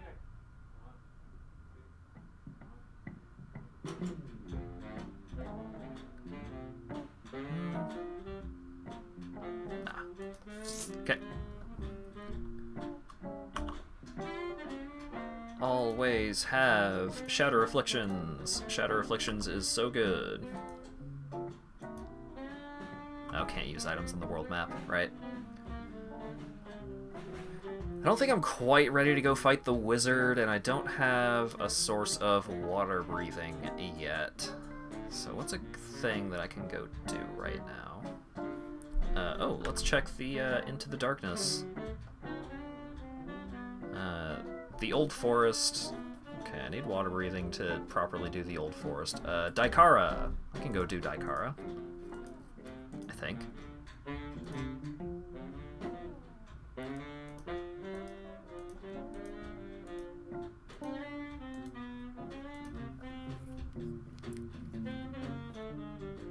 Hey, a friend. Don't worry, I got you, buddy. As you walk towards the Daikara, you can not fail to notice there's a huge volcano that erupts in the center of it. Right where the path is taking you, you see pyropaths ejected from the heart of the volcano look relatively harmless, but very impressive. Wow.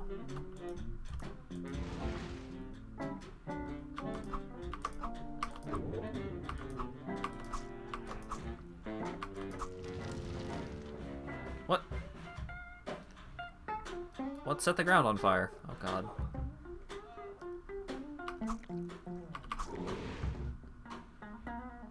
Oh, there's a full ass worm over there. Well, goodbye, Sun Paladin.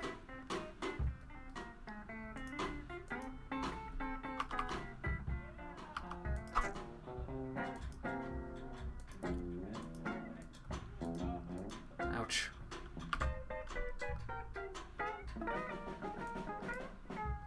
I didn't mean to go over there. I meant to remove this from my hotbar.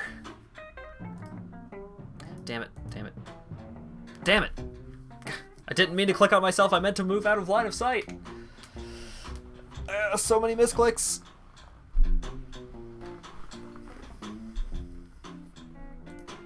Misclicked to death. Alright, reactivate my shit.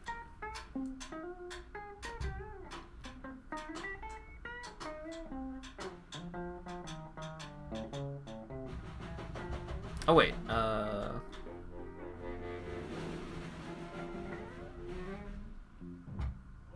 yeah. So good.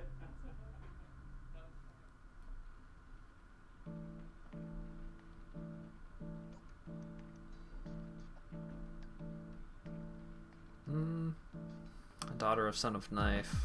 Okay.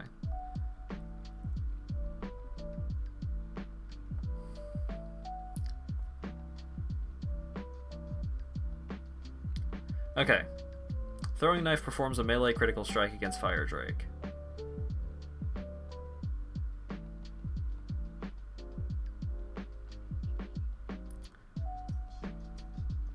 Throwing Knife hits for 173.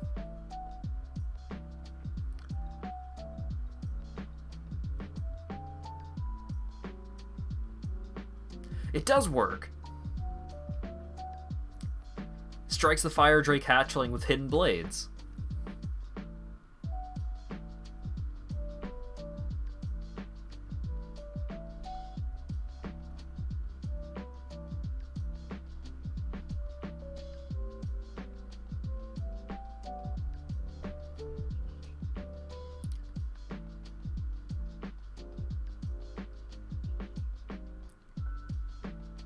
Yeah, melee critical strike. Yeah.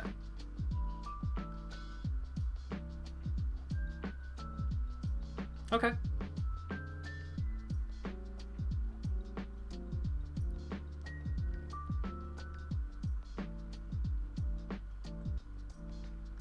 I think the melee strike doesn't deal a lot of damage, but just having an extra hit seems valuable. Okay. Alright. Take me back.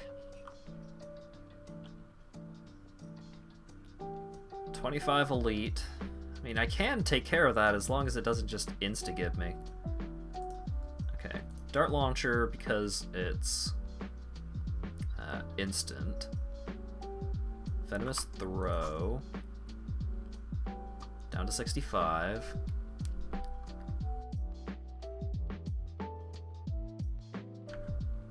Oh god, I had to sneeze, and it went away. Damn it.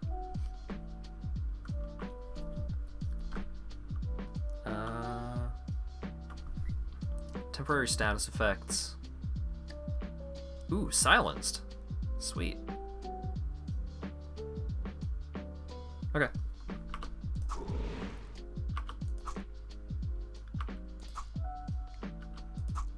Yay! I killed the dragon.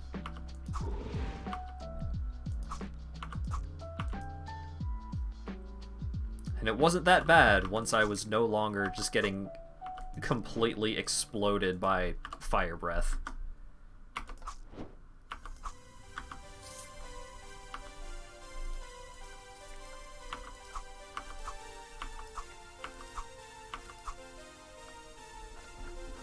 Alright, need to scroll back down.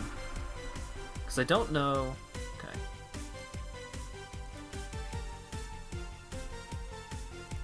Okay, so walking on lava doesn't actually... Or walking on this lava does not actually hurt me that bad. Or at all, thankfully. I'm not stealthed. Why am I not stealthed? Oh, goodness. There's a whole party over there. Oh! That's why it's taking me out of stealth. Hidden Blade is taking me out of stealth. Okay, I need to get rid of Hidden Blade.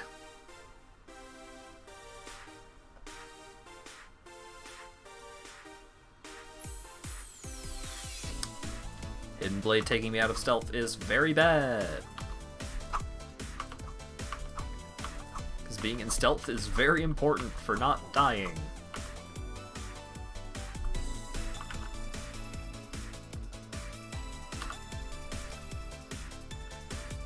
Alright. I got Smokescreen instead. The thing I like about Smokescreen is that if I fully upgrade Smokescreen, then the Smokescreen also deals damage and can silence. And I have... Considering that most of my, like, game-ending deaths, my final deaths, have been to spellcasters, I can really appreciate the value of having a fuck wizards button.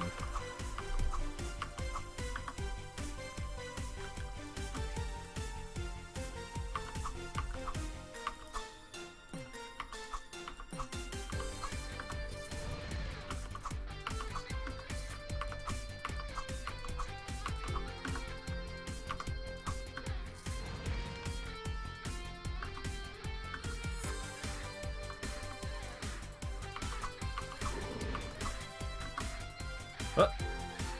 Okay, no, I'm fine. I had to stop for a second and consider, is this fire breath going to kill me? It didn't. But it could have.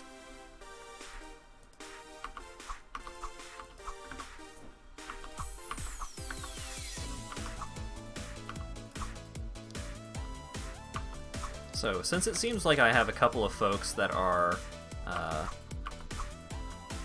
little more knowledgeable about Tome than I, among you roguelike nerds, what is your favorite roguelike? Because I'm curious, because I'm actually, like, as far as traditional roguelikes go, I've been enjoying Tome a whole heck of a lot.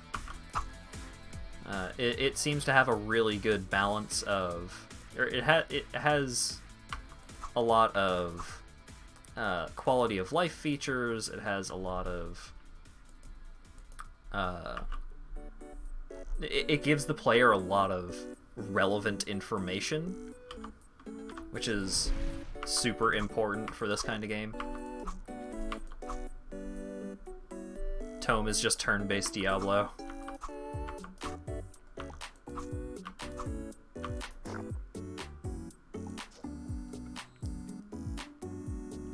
I don't think you've played an actual roguelike. Have you played Dungeons of Dreadmore? That is one of the more common traditional roguelikes among non-massive nerds.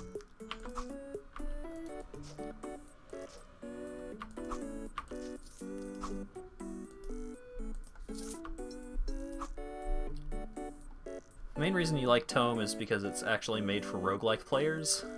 That's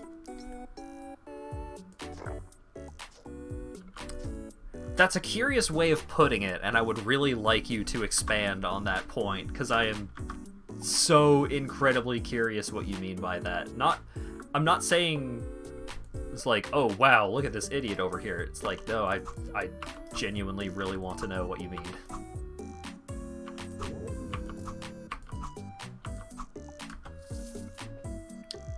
A lot of games feel like they're made for the devs. Interesting.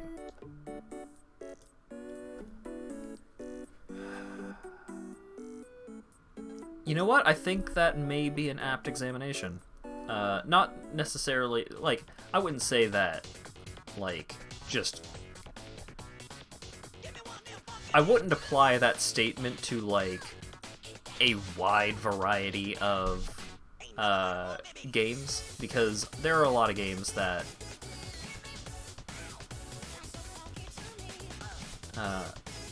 that feel designed for very explicitly for players, but that does seem to be a much more common theme among more hardcore games, like traditional first-person shooters. Roguelikes are a really big one, and then, you know, like Mario ROM hacks. A lot of Mario ROM hacks are not really designed to be played by, like, most players. They are designed because they are either designed to, like, bully people for fun, or designed...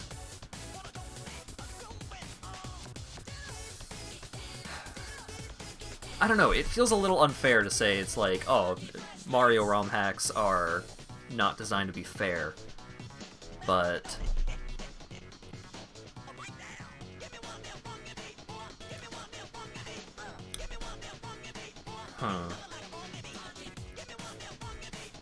Sure, like, Kaizo hacks are designed with the presumption that you know all the tricks and glitches, but also, like, even knowing all of the tricks and glitches, there's so many instances in that kind of ROM hack where you have that, like, this one moment of, like, haha, fuck you.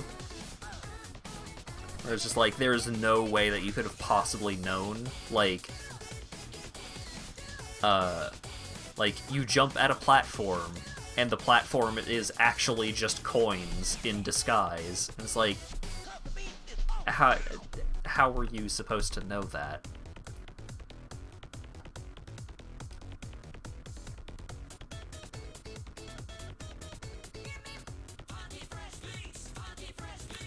ROM hacks are designed for people who play ROM hacks. But a lot of ROM hacks are designed based around...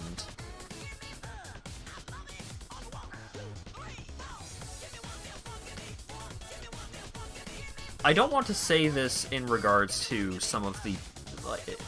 there are a lot of really great ROM hacks, for sure. And there are a lot of ROM hacks that are explicitly designed to be unfair and punishing because it's not supposed to be, just a single-player gaming experience. That's the kind of thing that people stream or, make videos of them playing. But there are certainly, mods and hacks of all games, not just Mario ROM hacks, where it is very explicitly designed based on the designer's style of play.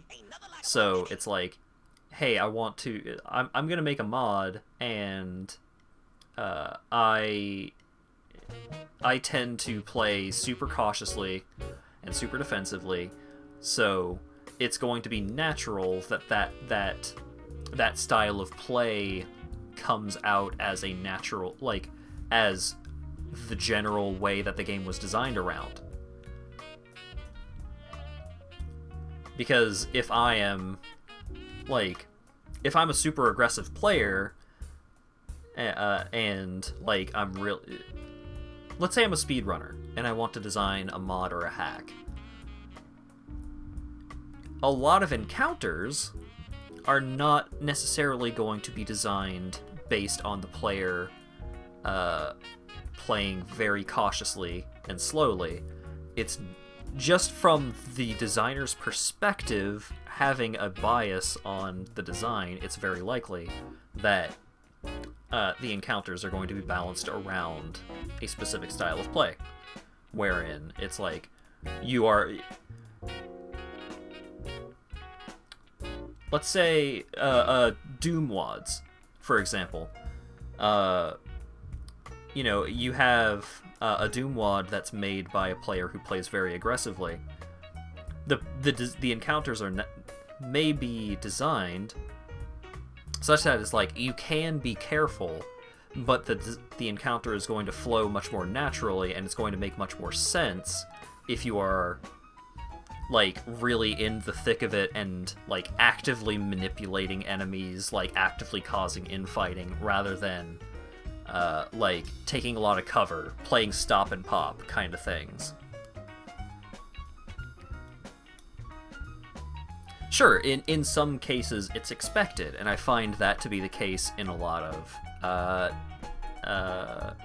roguelikes, where it's expected that the game is going to be extremely punishing. It's expected that you're going to run into these situations where you are going to be caught off guard and potentially killed, just killed on the spot through not necessarily any fault of your own, but because you didn't know enough going into the situation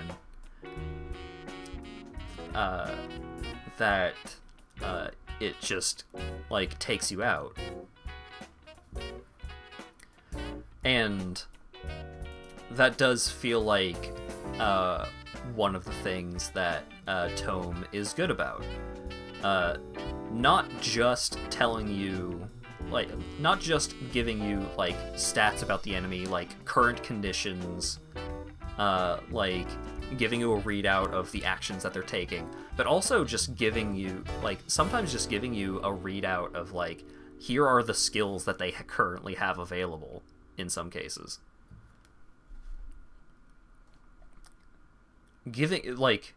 Offering the player reliable information can be very, very important in making a more enjoyable experience.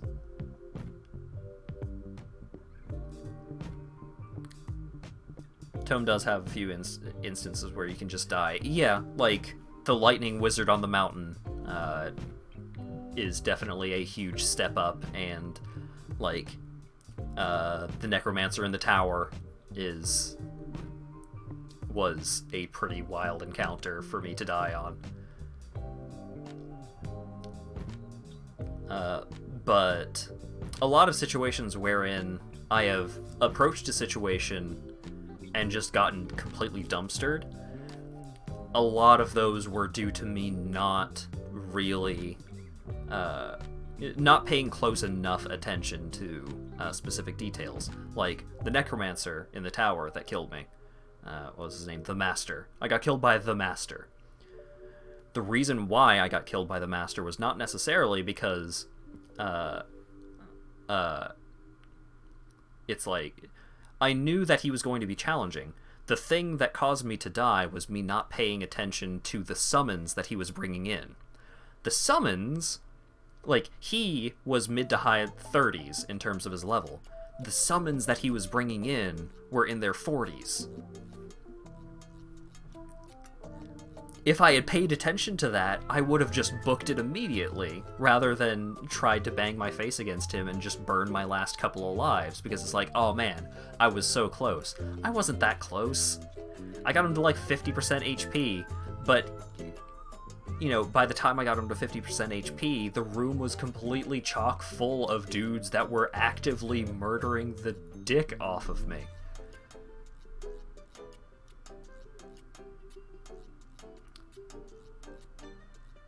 The troll in the zone halfling starter and is famously one of the hardest bosses in the game because he can squish anyone below level 10 in one hit. Huh. Anyways, I've been on this level up screen for way too long. Let's get...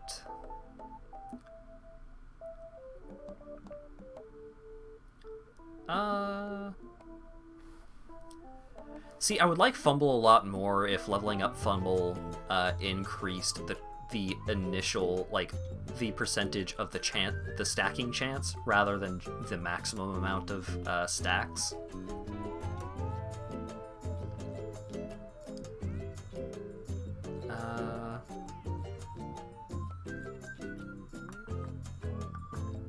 Let's go with Lacerating Strikes.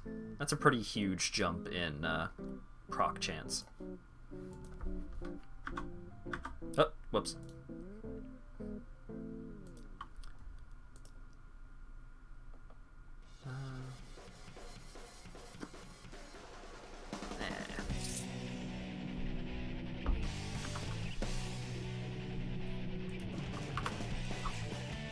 You're also explicitly warned before you enter this has a good chance to kill you, are you sure? Right, yeah.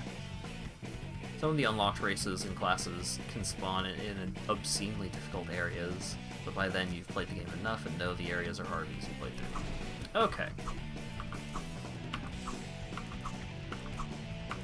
But yeah, I think the thing that keeps coming to mind in terms of, like, the player just getting instantly dumpstered with no no reasonable way of knowing that would happen ahead of time.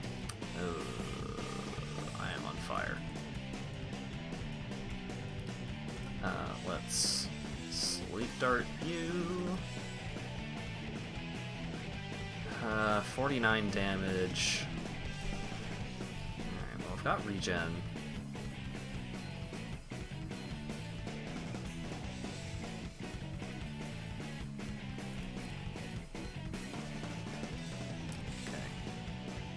Wait, 2 turns. Throw smoke bomb over there.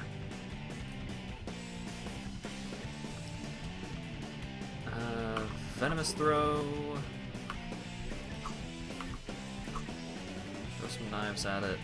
I'm gonna sleep dart just for the extra damage. 38 life. Yeah. Okay. Was really hoping that the fan of knives would get him.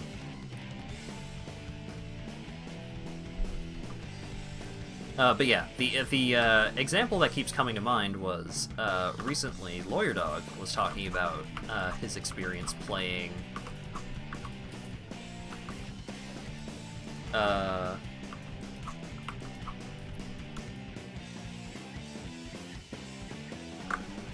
Sorry. He had tried out. What the fuck?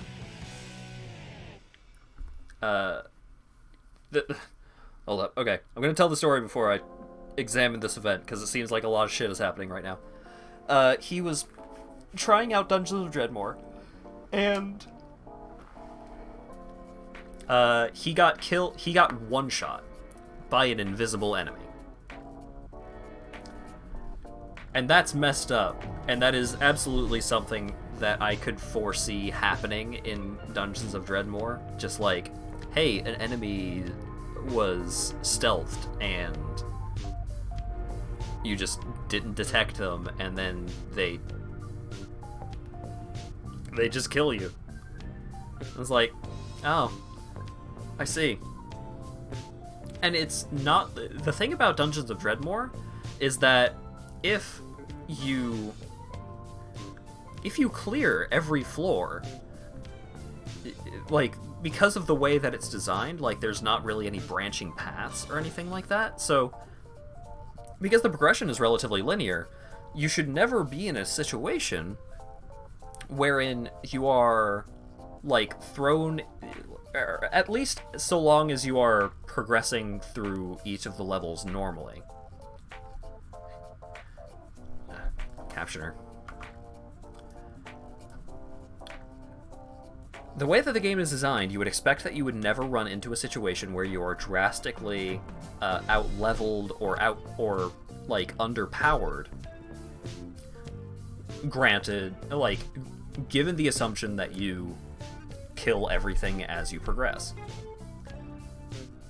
The problem with Dungeons of Dreadmore is that there are absolutely situations wherein, like, from one floor to the next, you just, like, things get so much harder that you are suddenly, like, drastically outclassed, and it does not express this in a reasonable way. The way that it expresses it is, oh hey, this Yeti threw a snowball at you, you took half of your life bar in damage. Hope you have a blink skill or something so that you don't get hit by the next snowball that's going to be thrown at you. I like Dungeons of Dreadmore, but it doesn't feel... I don't like it because it's fair. I like it because of the different, like, combinations of the skills, like...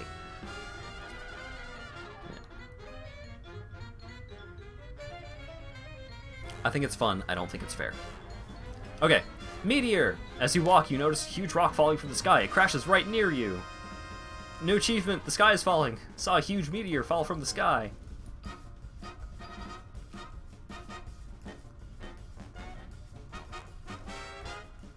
Dreadmore aged poorly. Yeah. It's got some issues. Ow. Okay, okay. I am now out of range of throwing my knives at them. So I'm just gonna go hang out over here. I'm gonna let them hash that out.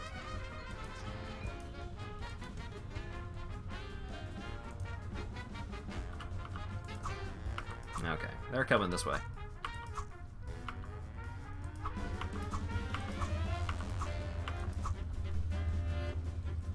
You have died from one hit from an invisible enemy once in Tome, and that was an enemy with class levels that spawned in an area you were under-leveled for.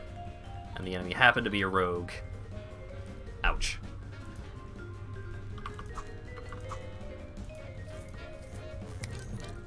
What? What? No, I got hit by a boulder. God damn it.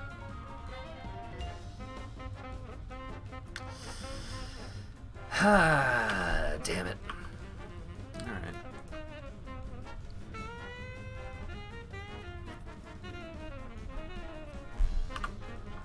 Alright, Eidolon. Send me back.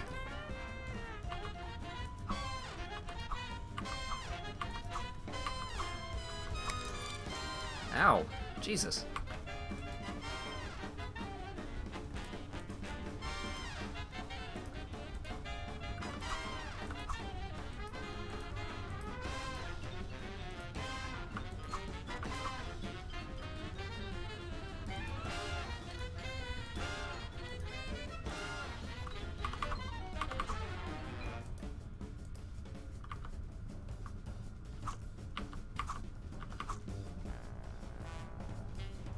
The boulder throws can and will fuck you up. Yeah, I noticed. Worm breath. These dragon scale gloves are tipped with the claws and teeth of a vicious worm. Probably heavy. Oh, they're not.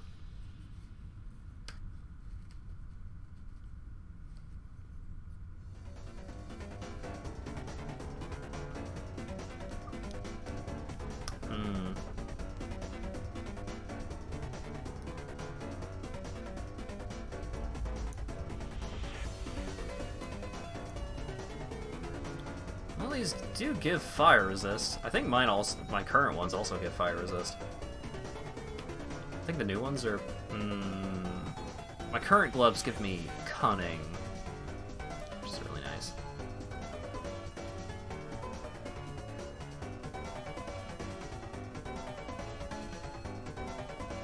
Yeah, these also have higher armor and have like a bunch of good resist. Yeah, okay, I'll wear the new ones.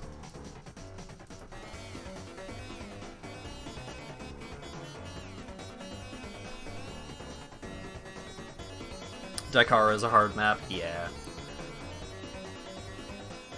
I generally don't have as much trouble in Daikara if it's not the Volcano variant. The Volcano variant fucks me up because I don't pay enough attention to burning damage.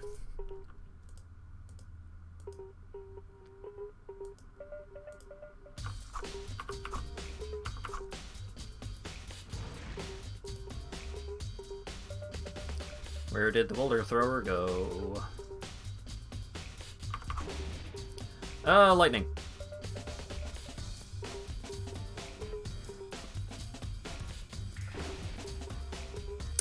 Shit. Well, now the boulder thrower's over there.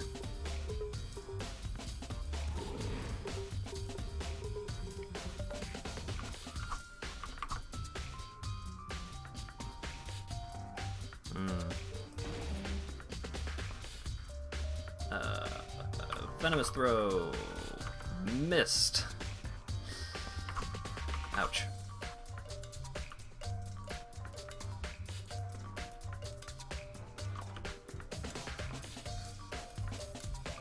Oh, there are these guys.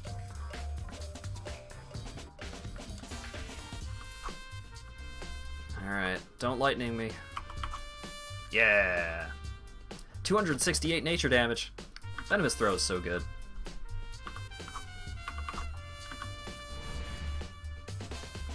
I'm wandering around, I guess. Oh dear. Oh! I would really rather you didn't.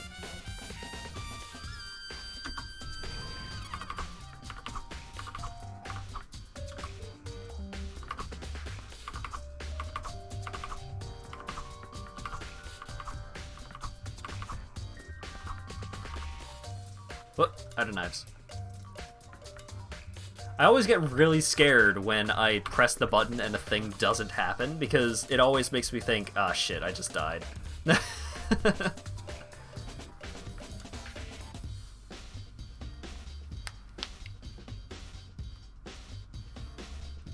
Casual temp ward and giant pain to visit.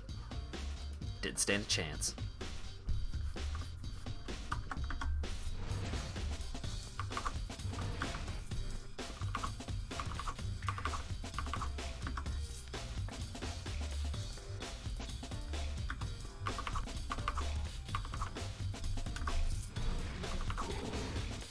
That's a lot of dragons.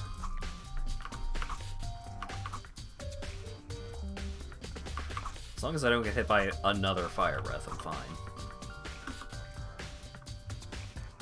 Cool. That's a fireball. It's just a Pharaoh's, but I'd still rather not get hit by a fireball if I don't have to.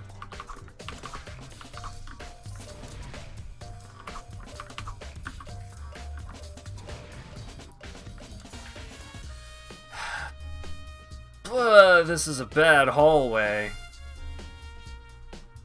I don't like anything about this hallway. Oh god.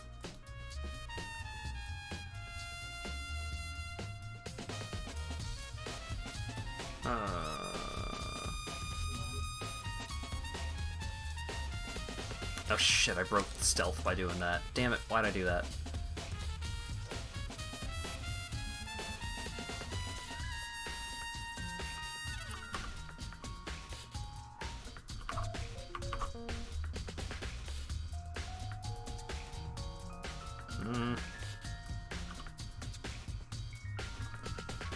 Oh, this guy's coming down from the south. He's trying to be sneaky. Where's the Drake? Oh, there's the stone thrower. I thought there was a Drake around there. Oh, I guess there wasn't.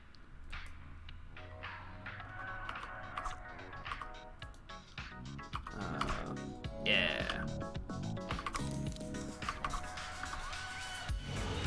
Whoa.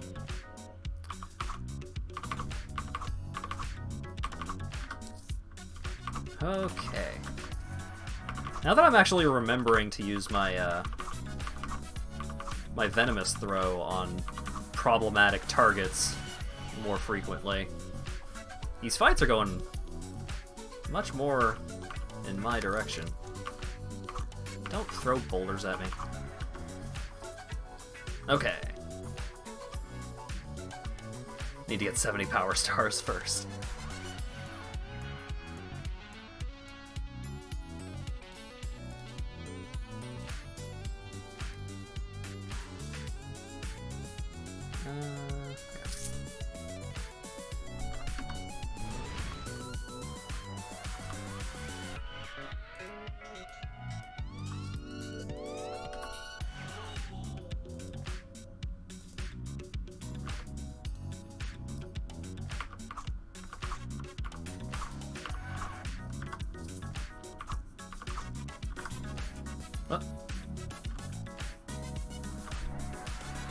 Oh, fucking Zarin coming through the wall.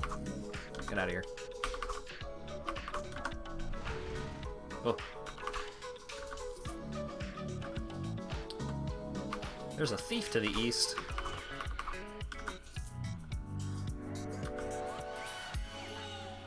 Do I want to inspect the weird pedestal?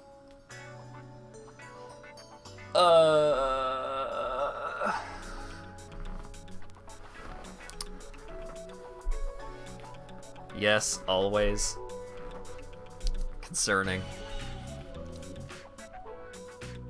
Well, it's a thing to do. Fuck it. As you inspected, a shadow materializes near you. Suddenly, it's no mere shadow. Ah, it's a man. I got extra lives, I guess. Okay. First, dart launcher. And then venomous throw. And then fan of knives. And he just fucking exploded. Didn't stand a chance. 9% to all resists, you say? Do like that.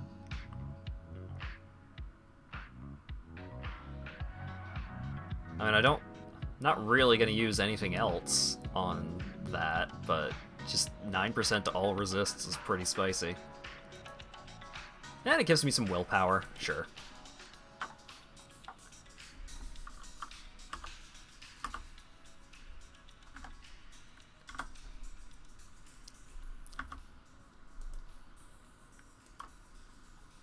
I mean, it certainly helps that I am a rogue and I'm able to get the drop on these guys.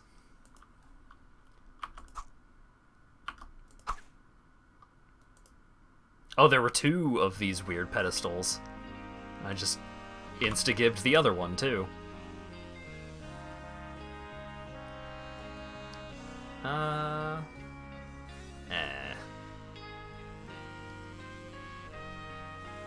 Nothing.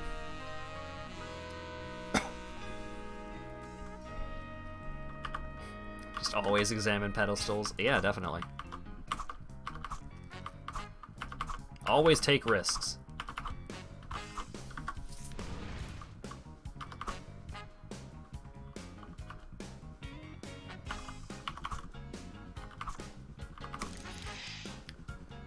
Oh, that's a fire drake.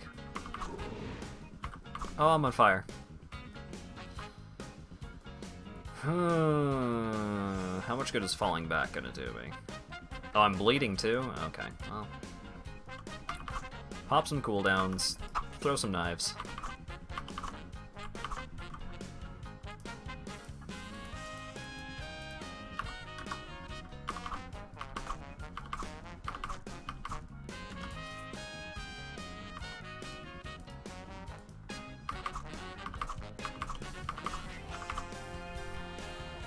Do I have the DLCs? No. They cost money.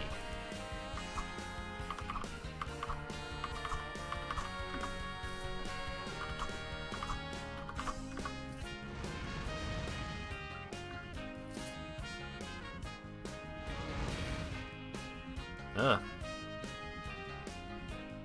What's this aura? Life aura? Okay.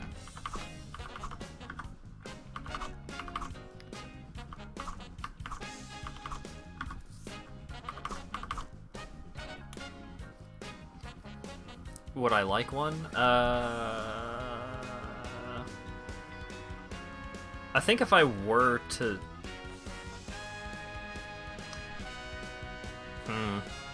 I would want to get this game set up through Steam if I were to actually start doing DLC stuff. Because currently I just downloaded the game off of the website.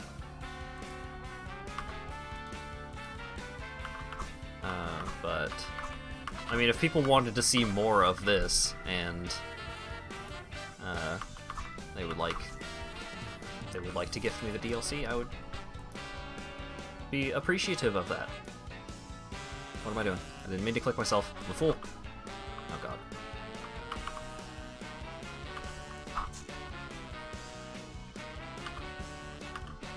I also don't know which of the DLCs are actually any good. So...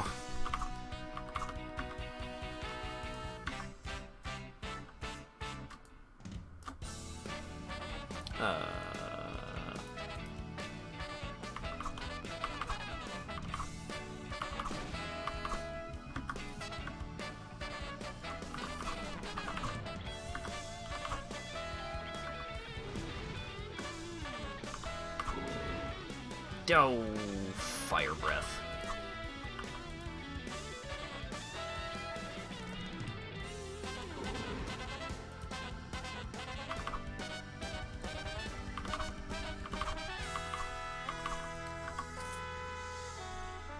Definitely one of the upsides to playing a big, beefy barbarian was not being quite as concerned about getting hit, or not being as concerned about any individual hit. As a rogue, individual large hits are kind of the whole thing.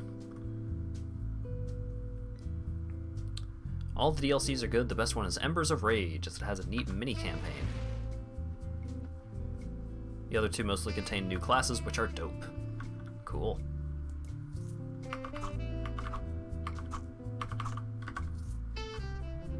How much do the DLCs generally cost?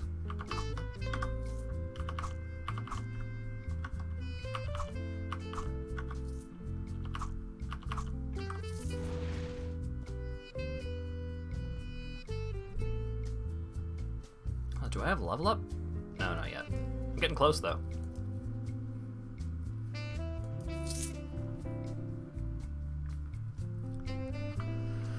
Okay. I feel mildly anxious and walk with caution. Oh boy. Game is $7, DLCs are $4, $7, and $7.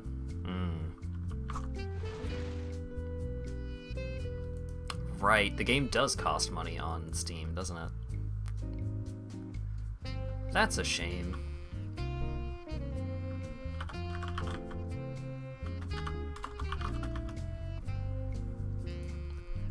Does the Steam version come with anything? Like, is there any particular reason to get the Steam version? buying the game on Steam also gives you a new class. Concerning.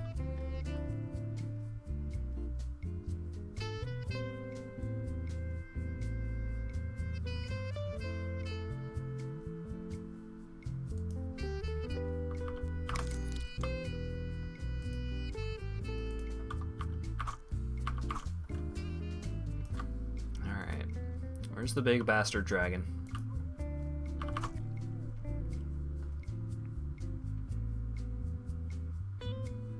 Other than it auto-updating? Oh yeah, I guess that's true.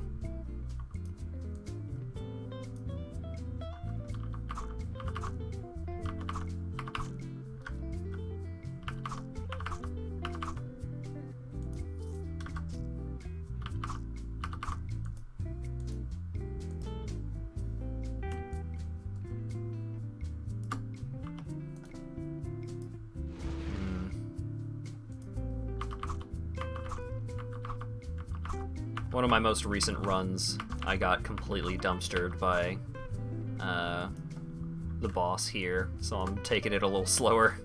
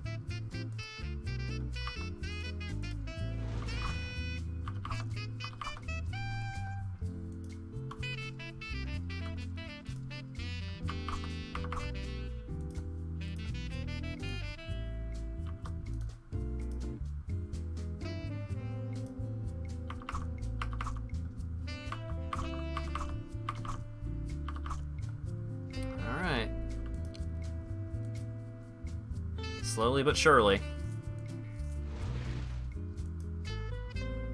Oh.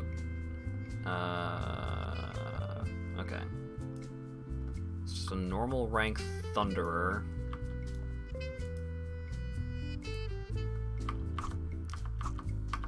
Okay, he didn't thunder me. Generally not super scared by, like, any individual bolt of thunder from one of the Thunderers, but getting multiple lightning strikes against my face would be bad.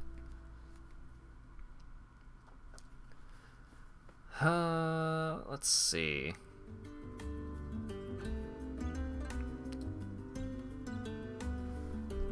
Numbing poison, insidious poison, crippling poison.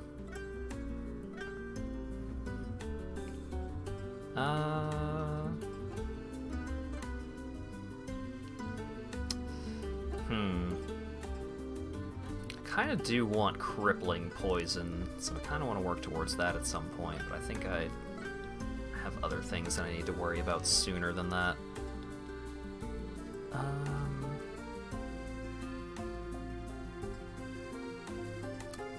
Yeah, precise aim, increasing the chance to randomly disable a target, increasing crit chance. It's just overall everything that I could possibly want. And then over here...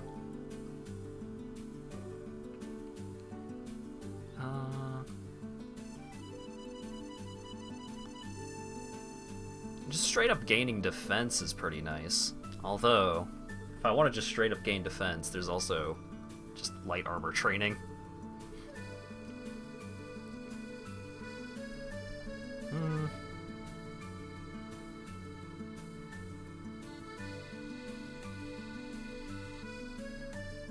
Ooh, Scoundrel's Strategies. 8% increased chance to cause them to forget a talent. Yeah, I think that's it. I think that's the one.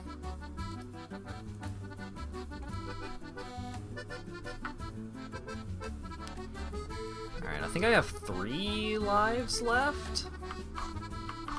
So even if this boss gives me a hard time, I can probably still kill it. Oh.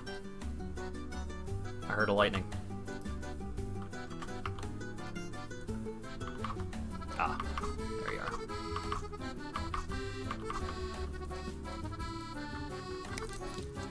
What? Oh god, there's a boulder thrower somewhere and I don't know where it is. Oh god.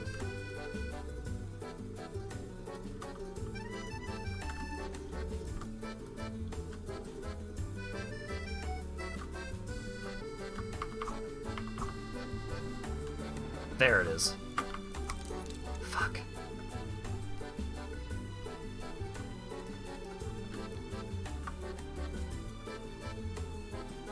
Don't you hide from me. Get lethal poisoned.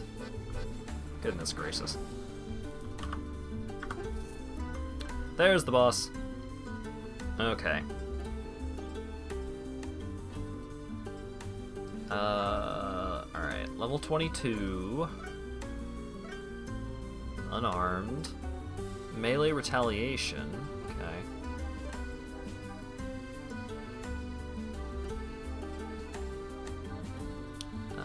Yeah, it does see me, and it is coming right for me. Okay. Can I just, like, hide until it gets a little closer? Well, awkward, because now I got 2 targets, but let's Trank Dart, Venomous Throw, Smoke Screen hitting both of us.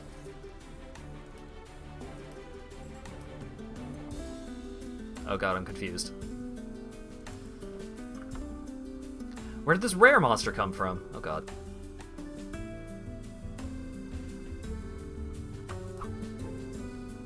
Don't.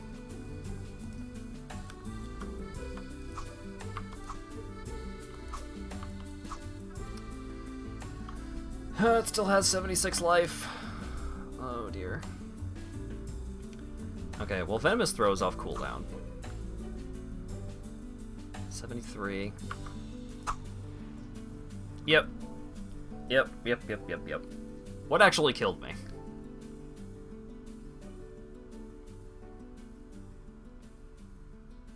The Pharaohs killed me.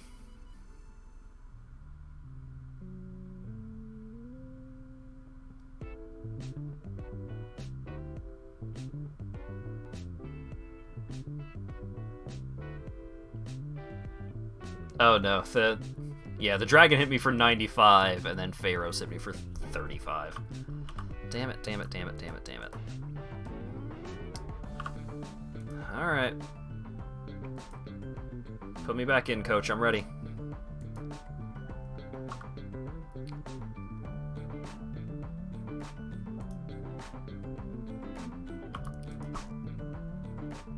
Fudge, dude. This is not great. Oh boy, oh dear. Oh, that's a lot of drakes. Oh, I think I'm gonna leave. Sorry, excuse me. Pardon me. Don't mind me. I was just leaving. Fuck you. Damn it, I missed. Fucking... Okay, worth. I killed the thing.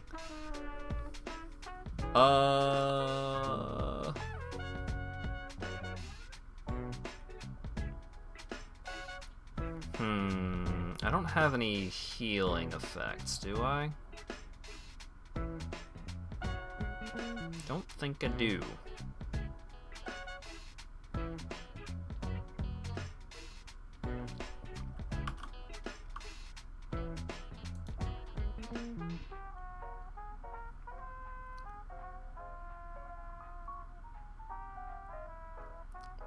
Oh no!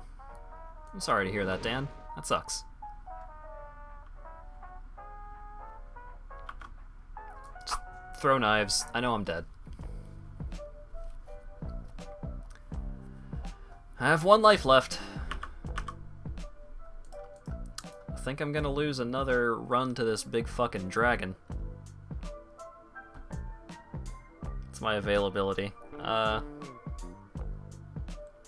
sleep schedule seems to be normalizing a little bit, so I could probably be around for stuff.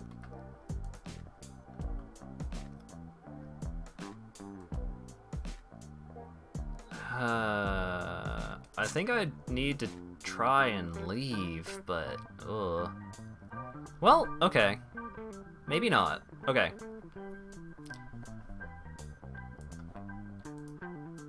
Dart launcher.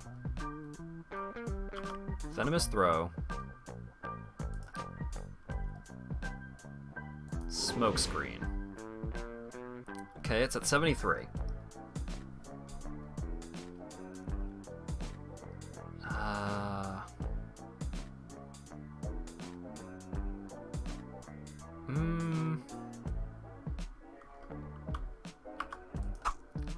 Dagger throw, and then just, can I just knife it?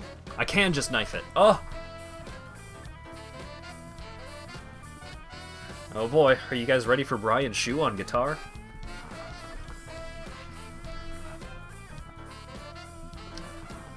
Oh, you're actually gonna play in things? Whoa! I believe in you, Dan. Okay.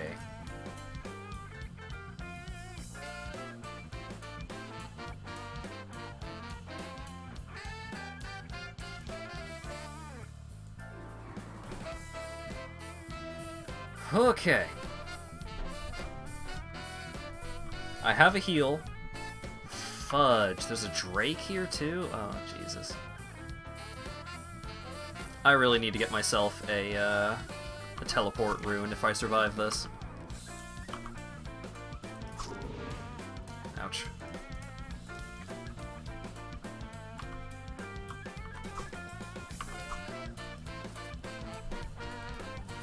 I'm alive? Thick venom drips from the Spine Star. Pair of leather boots, cold to the touch, they radiate a cold blue light. Boots of Rogue Outcast.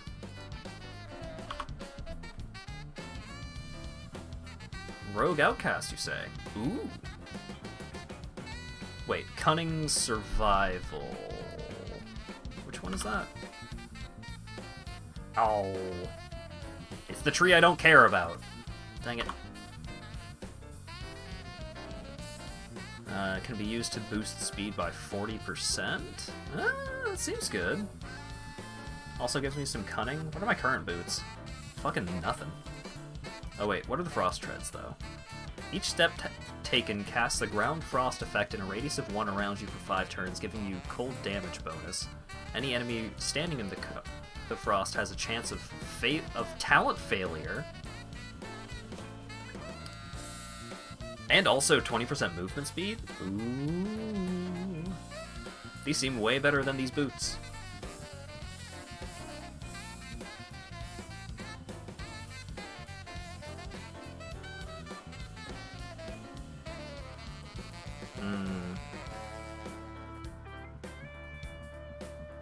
Chance of talent failure seems so good.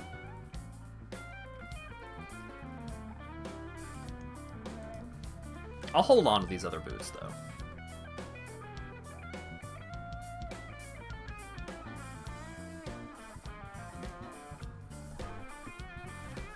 Okay. I beat the dragon.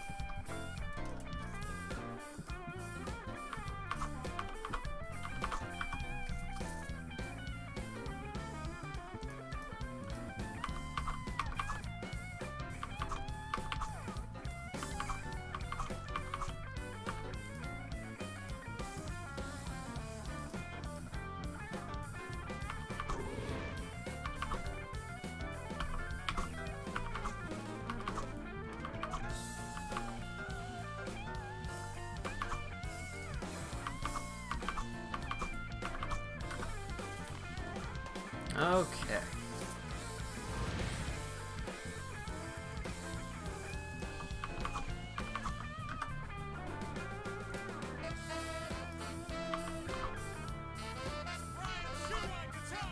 There it is. Brian Shu on guitar!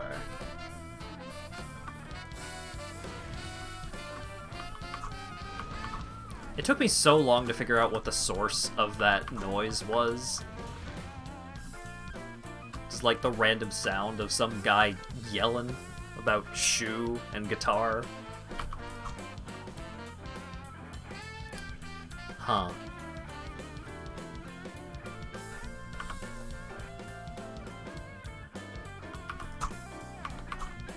Okay, I thought that guy was actually going to be a challenge. But it turns out I just missed.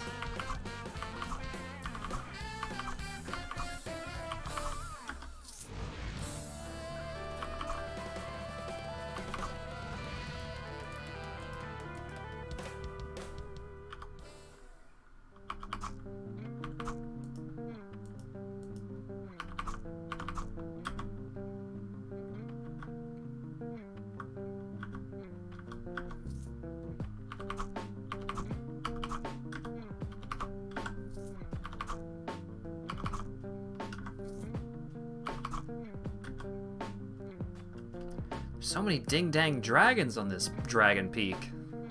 Can't believe it. To the north. Ah, there you are.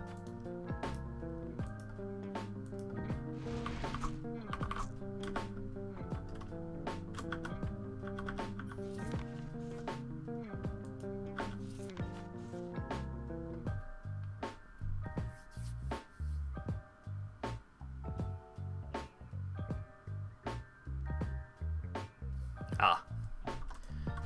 So, all of the journals that you can find throughout Daikara talk about an expedition. There's an elf, a dwarf, and a human, and maybe another dude? I don't remember. But they're out here looking for dragon hides. They're trying to get all sorts of cool dragon scales and such to sell, because they're looking for money. And then, after a dragon ambushes them, despite the dwarf allegedly being a very skilled spotter, the elf is like, "Hey, fuck you! Like, you don't know what you're doing. You're trying to kill us. You're trying to you're just bringing us up here so you can loot our bodies." And then the elf murders the dwarf because the elf is going crazy. And then the human captain kills the elf for killing the dwarf. And then turns out that some dragon worshiper dude was doing, like, intentionally plotting all of the events leading up to the betrayal. He's just like, "Hey, I'm gonna tell this dragon where to ambush these guys, and the elf is gonna be so pissed. What a bunch of stupid idiots."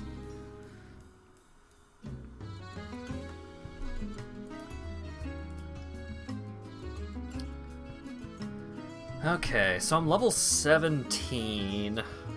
I'm trying to figure out if I'm strong enough to go fight the mountain wizard yet.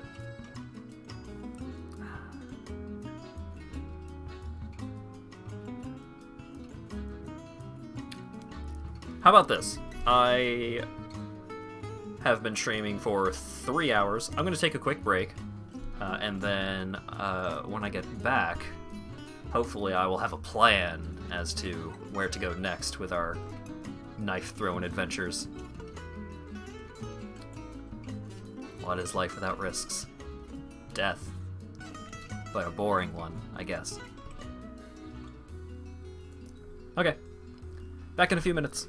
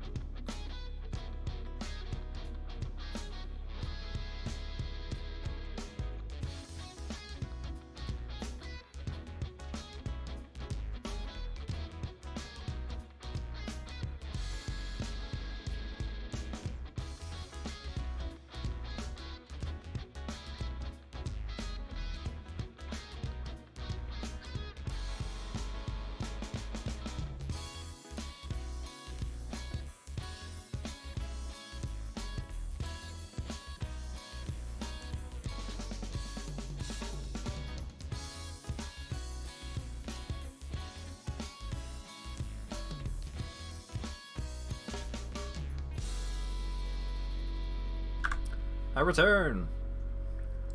What's up, folks?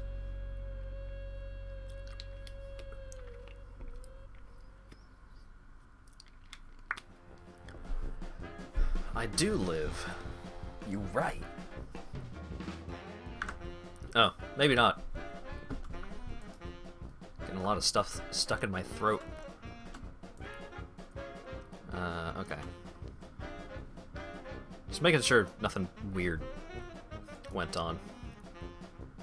Because the effect, like, went fucking nuts when I had accidentally clicked over to Tails. Okay. Thank you for your service, Dwayne.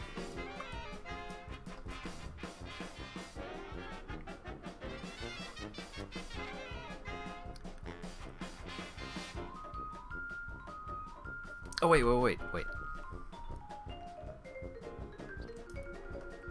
I just realized something that I could do. Oh, wait.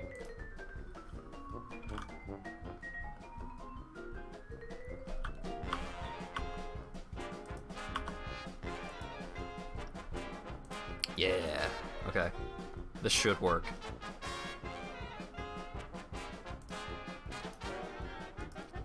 New source. Uh-huh. Uh-huh. Uh-huh. And then shrink them down. Put them like right there. And maybe a little to the left.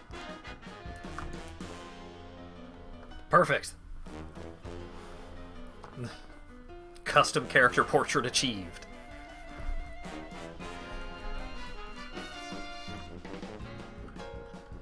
Okay, so I'm pretty sure I cleared both of those caves. Zigguranth want nothing to do with me, but ambushed. Level 19 Berserker should be able to handle this.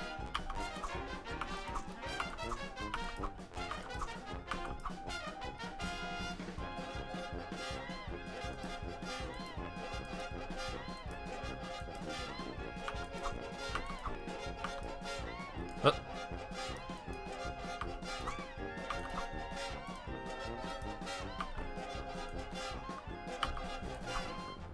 She has a lot of life regen, which ain't great. Yeah, I know. You're yelling. Oh.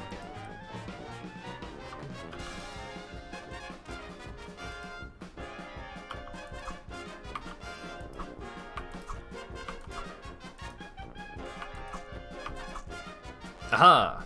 Got her. She had a dagger.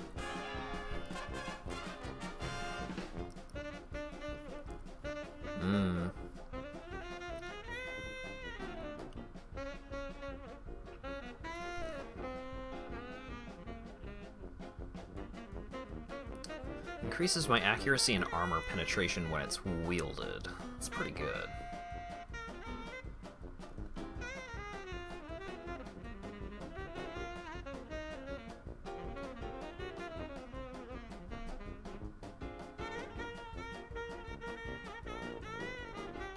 I'll hold on to it.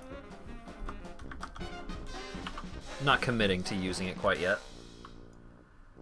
An Oozemancer. Excuse me.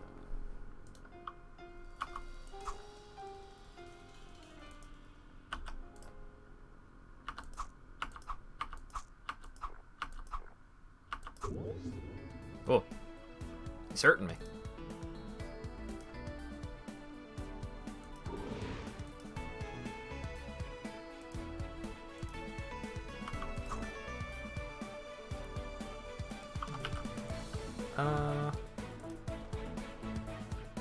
Regen.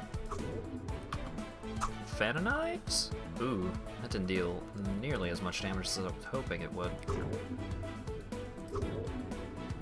Just knife him directly? Yeah. Okay. That wasn't too bad. And it's nothing!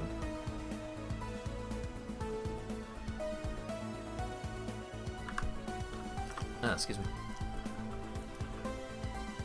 Lost cat! Before you stands a cute little orange cat. It looks hungry. It looks at you.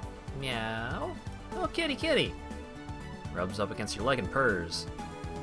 Maybe you would like some of this delicious-looking troll intestines. It eats it all and looks happy. After a while, it strolls away. Somehow you feel as if you had not seen the last of it. Hell yeah. A Grimly the Hermit. What's up with you? After a great deal of pounding, a halfling wrapped in charred, smoking robes opened the door. He looks irritated.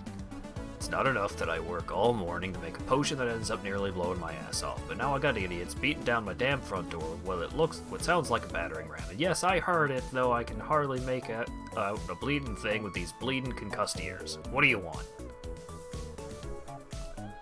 Then maybe there's something I can help you with. Speak up, Handbrain. I just got my eardrums blown out by yet another by-the-pyre potion gone south, remember? Thrice damn thing was going perfectly, too. Talk Gore's tackle. I said, maybe there's something I can help you with. Still can't help you. Still can't hear you, but listen up. The Brotherhood of Alchemists is accepting the first new applicant to demonstrate, among other things, 3 very complicated elixirs. I wouldn't bother trying to join a bunch of owl-brained degenerates, but it so happens that the Brotherhood of Alchemists holds the secret cure for the common blown-off ass, which it so happens is of some interest to me. How can I help? The Brotherhood knows damn well that what advances in the field of alchemy would do for every civilization in existence, but they hoard their few worthwhile secrets like a great brown worm sitting on its pile of crap. You know what? I don't even want the ass cure for me. I'm going to steal every secret they've got, write them down, and make 100 copies and nail one to a tree in every village in Maj'Eyal. That's not a very hermit-like attitude. And then what'll they do? Once their precious secrets, which in all probability either don't exist or things like recipes for elixirs of who gives a flying duck, are out in the open, the Brotherhood of Asswipes will have nothing to hold it together but elixirs and their tears and widespread disdain from the rest of the world. Speak up, are you in or out? See, the problem with...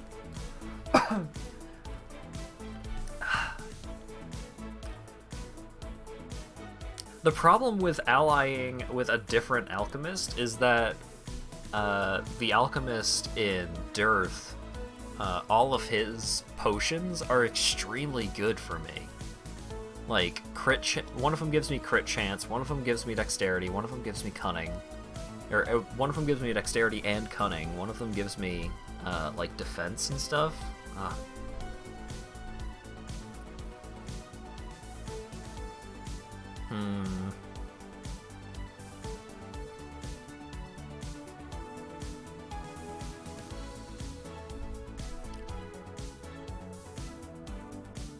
You can always say yes and just not give him anything? Sure.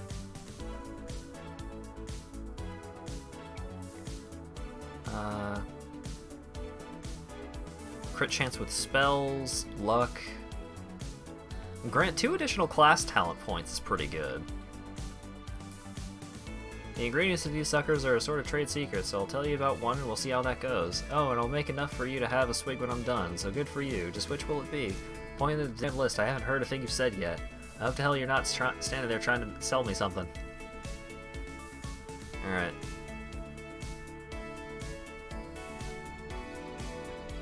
Thanks, buddy. Okay. I guess I could go back to town and see if I can grab a piece of gear that can give me water breathing.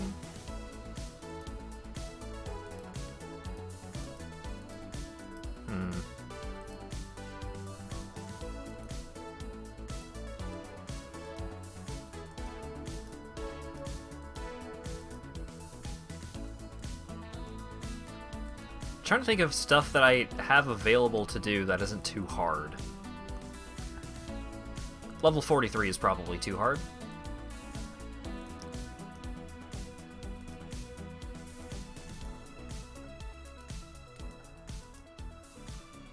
You find a hidden trapdoor and hear cries for help from within. Sure. Trapped. Oh, okay. Perfect. This zone is not that difficult. It's kind of annoying because every fucking thing in here has stealth, but...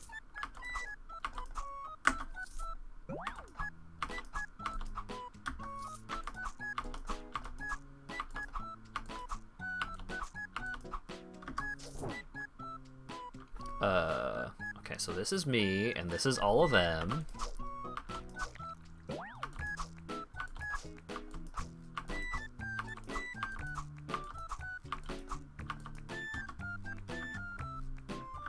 Thief to the north, huh? I didn't... Whoops. Eel skin armor. I recall that being pretty good.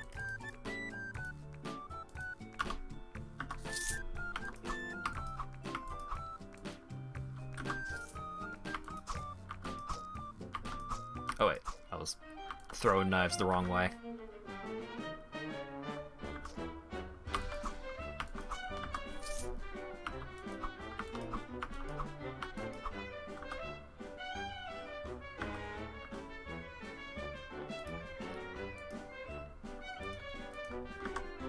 Okay.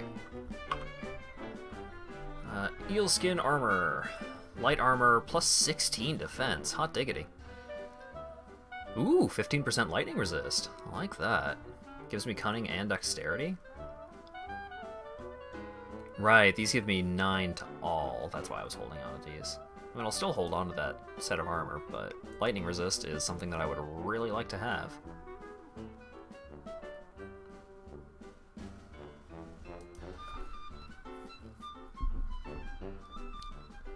Okay. Downstairs.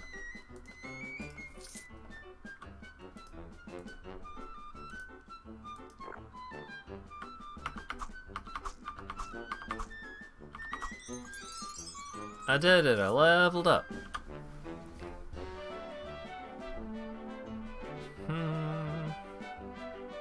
7% chance for a painful wound. Still pretty good. Let's see. Chance to fail applying physical detriments. Do like that. I could get a third tool? I mean, I need to get it in order to get Master Artificer, and I do want Master Artificer so I can make my smoke screen really good.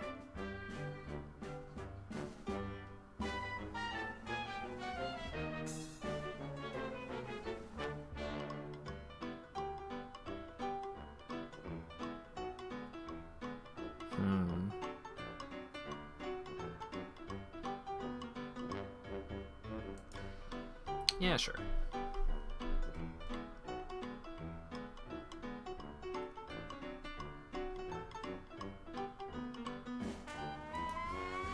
I'll get misdirection, sure.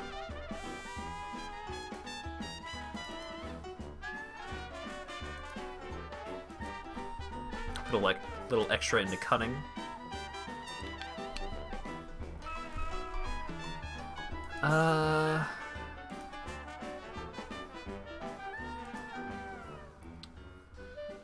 I thought there was treasure. How about you not murder me and you give me some money?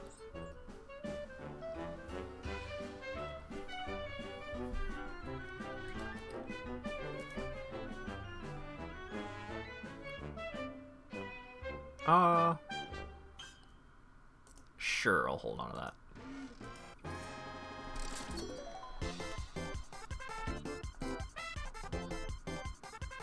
Okay. He taught me how to learn how to make traps?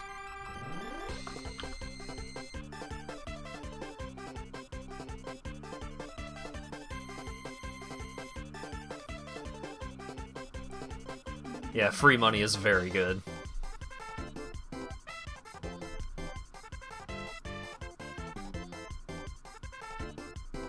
Wait, I already knew traps. I learned how to create ambush traps.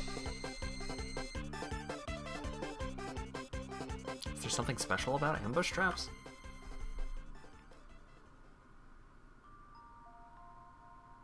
If you want to leave my program, making music, click here. That's as far as I can go.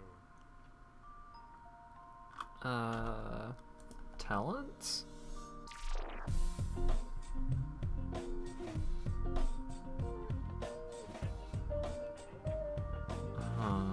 Lethality, yeah.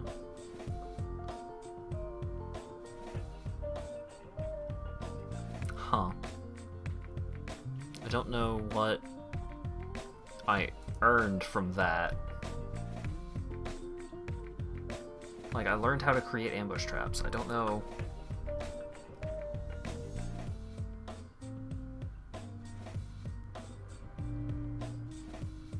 Oh, okay. It's part of the trap mastery thing.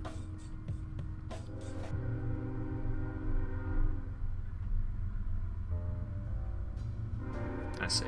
Well, probably never gonna use that. Sorry, merchant. I left you to die for no good reason. Let's check out this cool dungeon.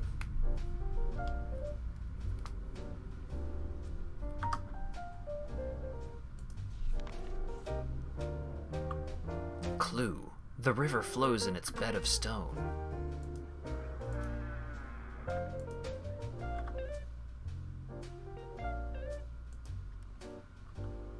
Oh. Level 24, huh?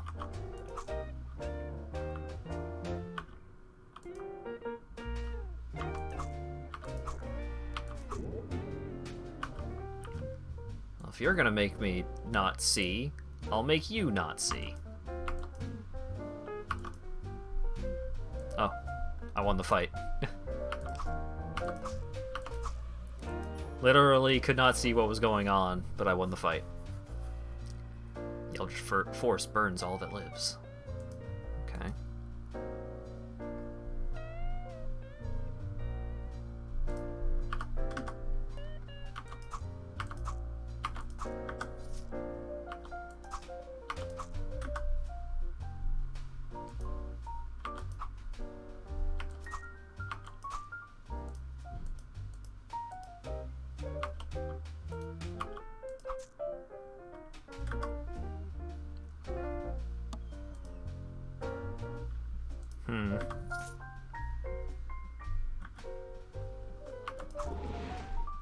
Oh. Not a big fan of having cold breathed at me.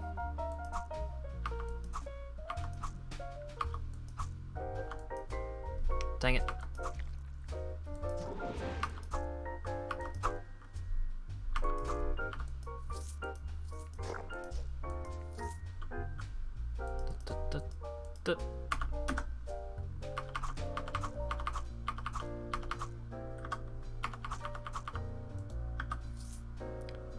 These dang old dragons. Oh.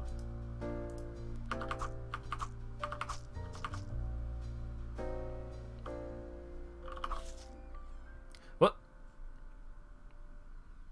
What's going on? There's a rare snake. These guys are just walking through the walls. I can hear a magical trigger firing off.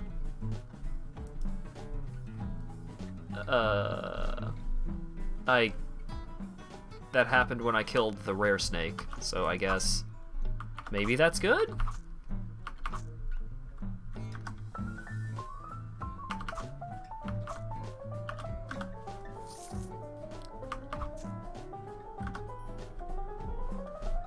A girl can fuck bad bees and that's good? How?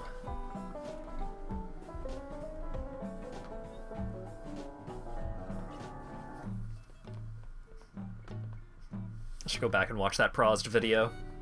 Very good.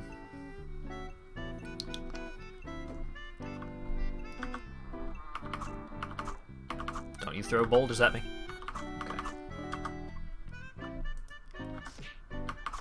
Okay. Ah, it's rare. It's a rare and it's punching me. Oh, it's a brawler. Oh shit, that's not good.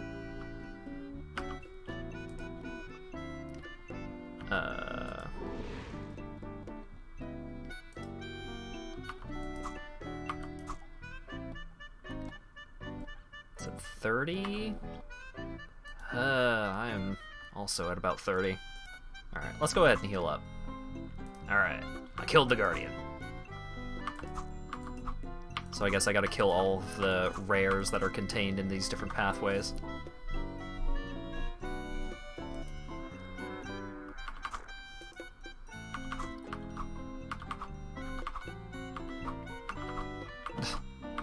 Just randomly flinging knives into an empty room. Okay, it wasn't empty. Everything was hiding around the corner. Like a bunch of geniuses.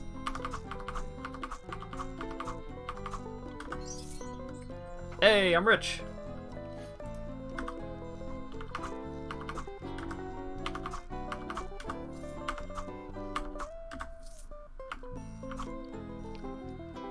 Level 25 ooze. Shouldn't be too bad. Yeah. Easy peasy.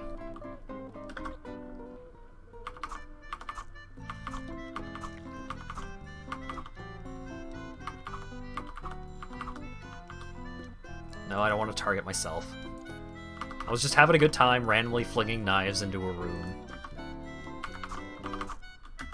Into an empty room that time. The room actually was empty that time.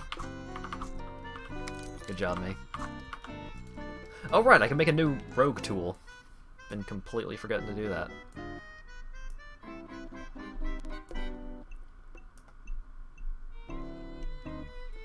I haven't had the Cloud Collar equipped in a while. I'm just gonna get rid of these. There we go.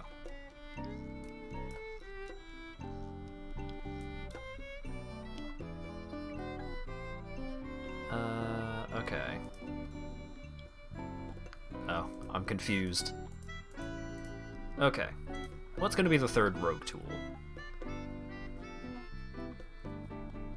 I feel like you probably can't have multiples of a tool.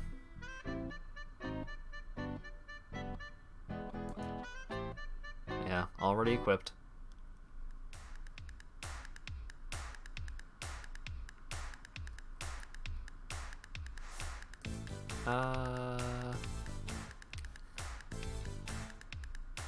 Probably Rogue's Brew. Just having an extra healing ability seems really handy. It sucks that it can't be used while in stealth. Oh wait, no! It can be used in stealth. 100% won't break stealth. Sick. Okay, Rogue's Brew is amazing, actually.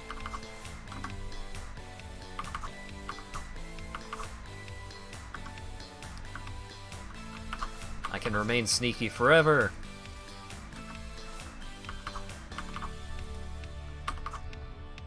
Oh. Eldritch Horror. Emoriada the Guardian. Okay. First, Sedate. Smoke Cloud. Poison Throw.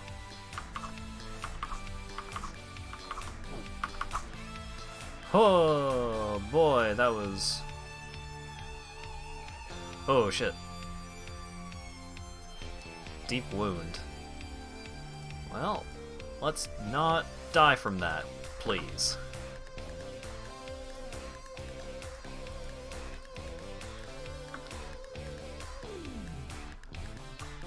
That was close.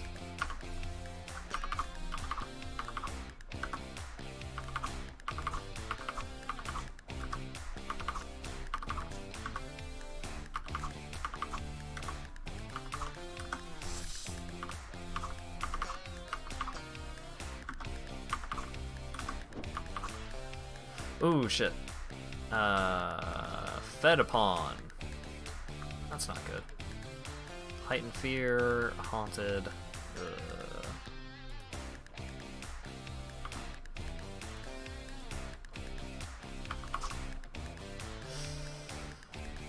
Huh? Oh, boy. That was really spooky, especially when it put my regeneration skill on cooldown. That was almost very, very bad.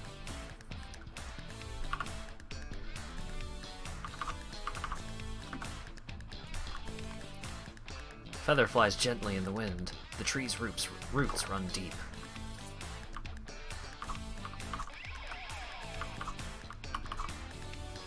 Ugh. This ant's special ability is that it explodes. What am I taking damage from? Fire. I'm on fire.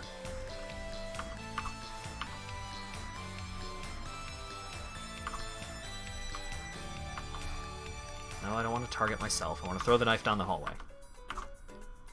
Aha! I did it. Completely blind firing. Killed the rare.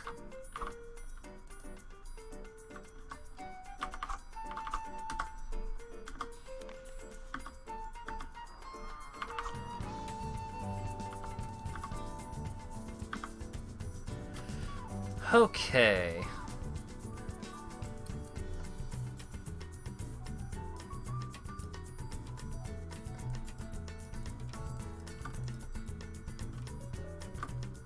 I know there's interesting terrain.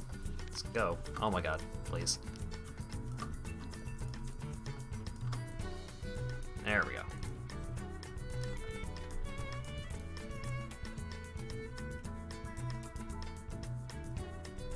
The orb is covered in dust. Do I touch it? The orb swirls with magical energies. Do I touch it? Orb is floating in the air. Oh god. Okay. Puzzle time.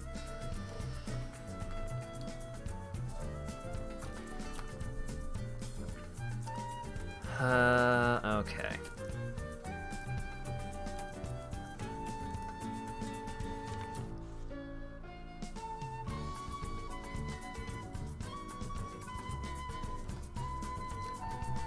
Huh. I want to write some stuff down. No, not notepad. Good lord. Blindingly. I'm good. Okay.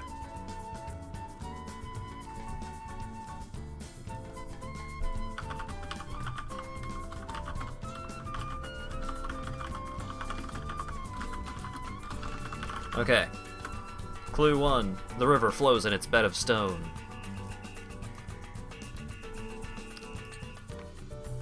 Clue 2. The feather flies gently in the wind. The tree's roots run deep. And then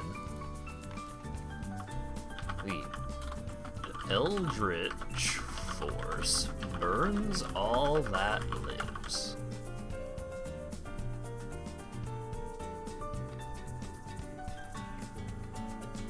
So I kind of feel like this is a fucking Deadly Premonition chess puzzle. So, the river flows gently in its bed of stone. Okay, so this one doesn't start with an ellipses. So, this is the first. So we know that it starts with the river flows. This one starts with an ellipses and ends with an ellipses, and then this one starts with an ellipses. So I have the clues in the right order. The river flows in its bed of stone. The feather flies gently in the wind. The tree's roots run deep. The eldritch force burns all that lives.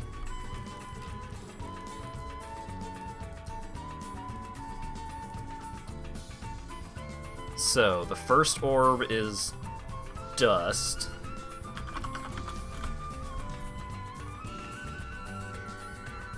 The second is magical energies. So, dust, magic. Air. That one seems important. So, air is the third one. And then seeds. So this is nature.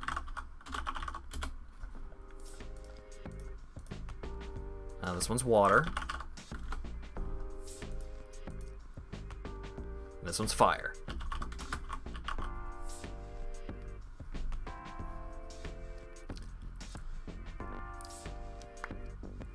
So, water... Okay. The river flows in its bed of stone. The feather flies gently in the wind. The tree's roots run deep. The eldritch force burns all that lives.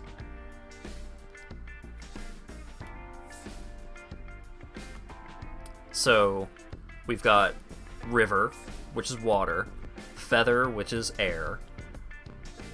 Tree, which is nature. And then eldritch force burns, which is fire? Eldritch Force is a little less clear. But I think... Okay, so I think it's water. Okay. Air was this one. What? The orb seems to react badly. Oh god. Alright. I was pretty confident, but I guess I'm stupid or something.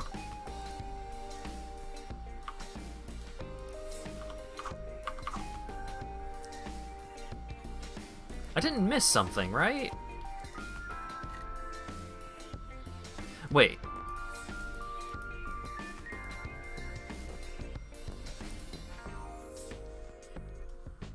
Wait, okay. The dust might be stone.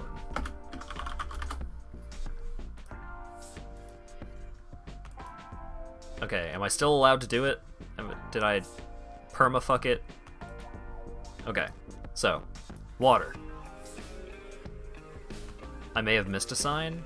I don't think I did. I'll go back.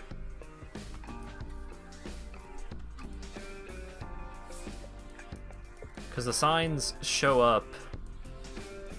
like, the signs aren't shadowed the same way that the others are. I think dust is stone. And the river flows in its bed of stone, so it's water and then stone, which is the dust. And if I'm right about this, then the Eldritch Force is going to be the magic one, and then burns is going to be fire. So we'll see. Okay, dust. Touch it. Yes! Okay, cool, perfect. So now it's air.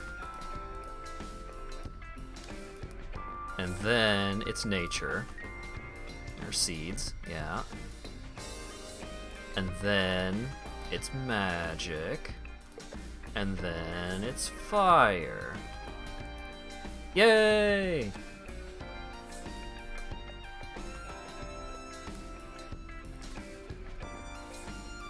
Going off Infinity War. God damn it. The orb grows brightly. There's a loud crack coming from the northern central chamber. Ah!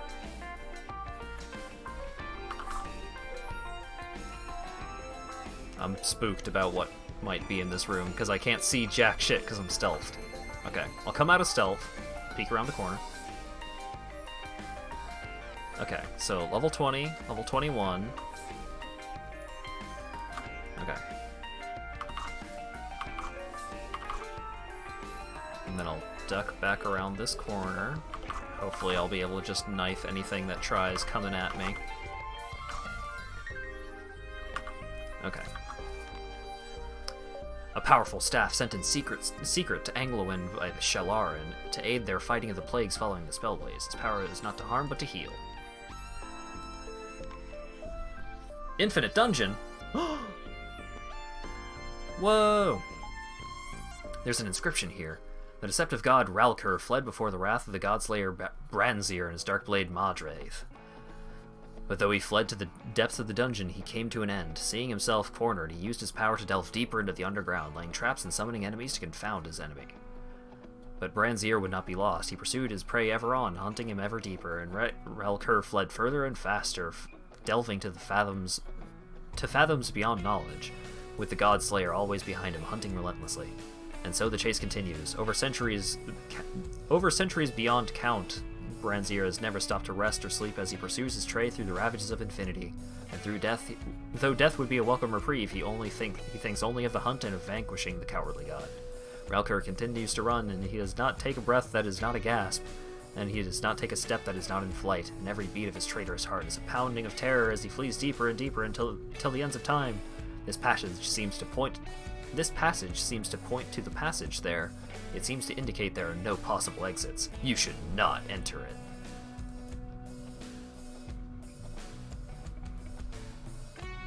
I unlocked the Infinite Dungeon.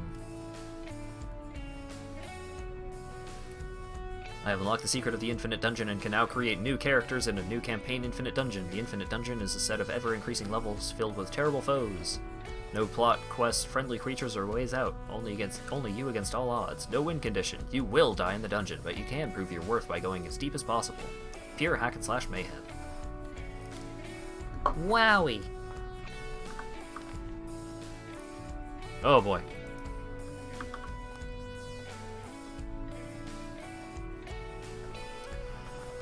Yeah, I don't think I'm gonna go into the Infinite Dungeon. I got too much shit to do.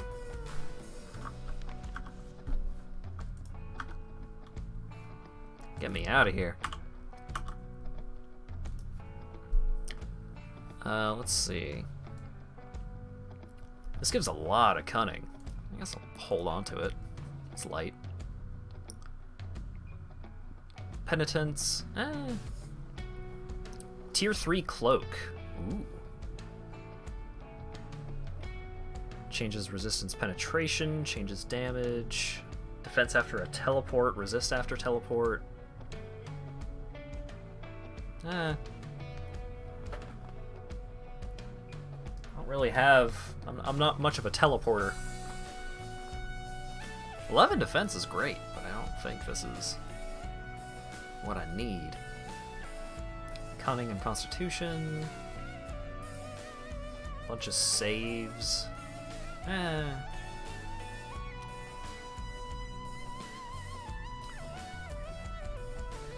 These gloves.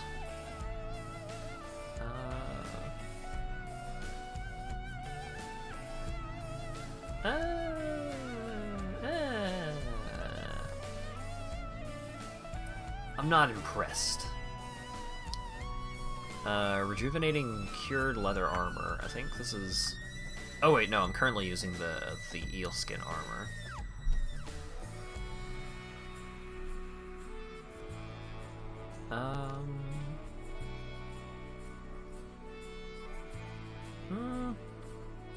Totem is not impressive.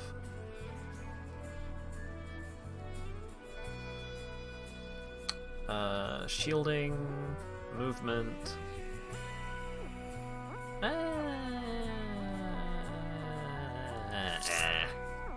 Just dumpster it all.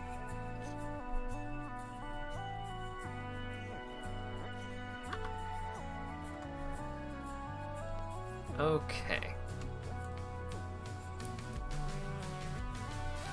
I'm level 18. I feel like I could probably handle the, well, maybe not. The underwater dungeon's pretty tough.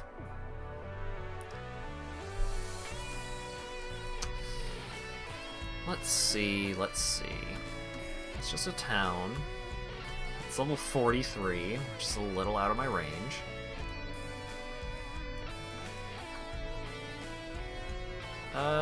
I could probably do these halfling ruins.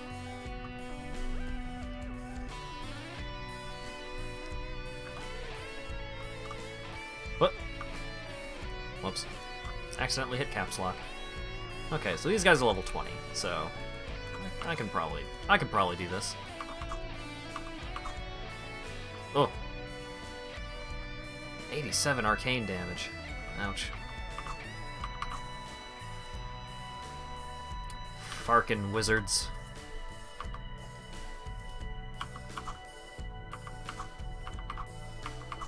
Yeah, why can't those wizards be like these guys?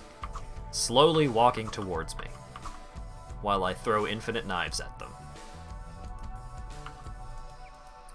That's just manners right there.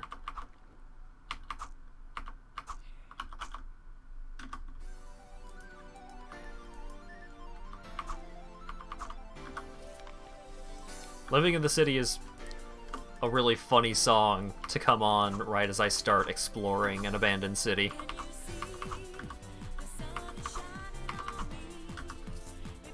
Do love this song though. Every time it comes on, I'm like, I should remove this because it has lyrics, and then I start listening to it and it's like, oh wait, no, I shouldn't remove it.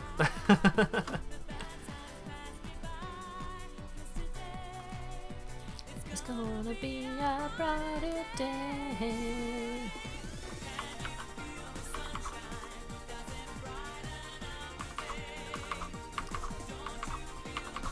Okay. Ghost. Gassed.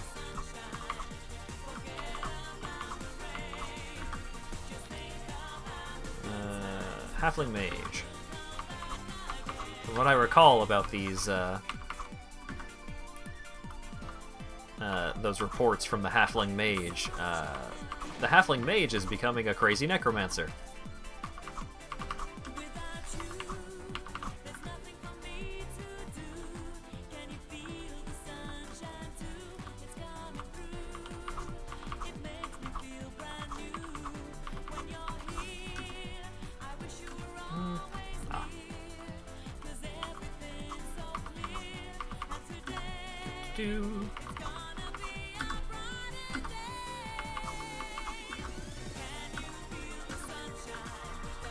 I love Auto Explore.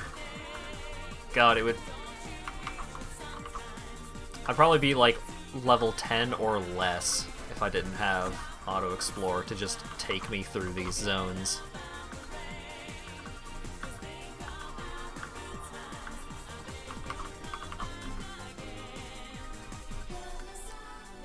Speeds things up so quickly. So nice. Do, do, do, do, do.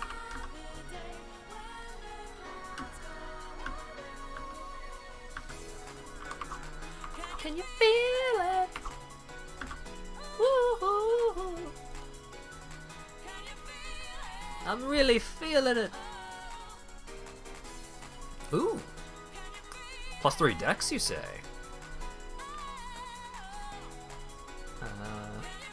Yeah, don't mind if I do. Can you feel the coaches? Wish I could. Truly do.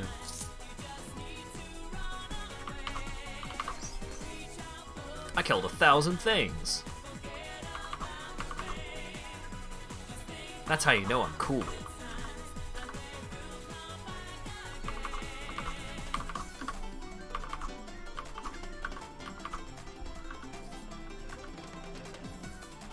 Skeleton warrior. Da da da da da da da da.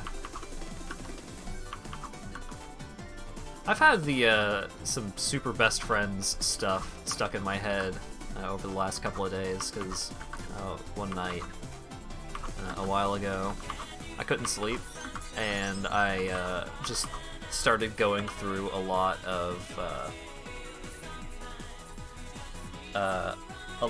the Detroit Become Human playthrough that they did. That game sure was something, but I really enjoyed their second playthrough because the entire time just like constantly dunking on the child.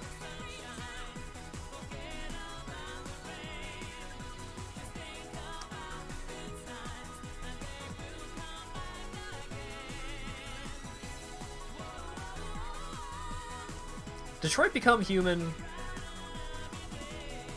is not a great game. Kara's storyline is not good. And Marcus's storyline is so on the nose. May as well be a pair of glasses. but still amusing, and definitely like,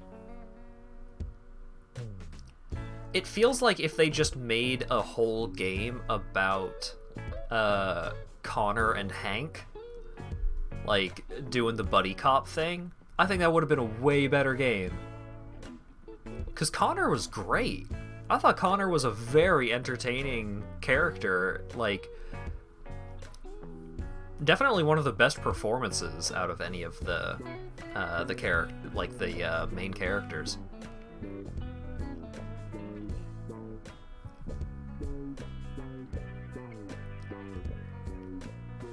Yeah, it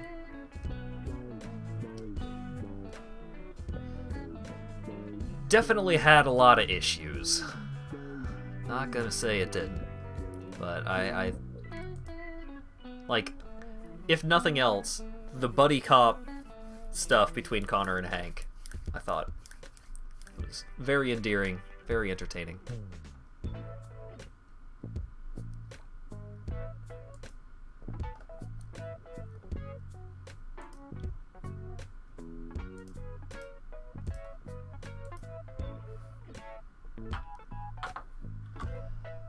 Okay.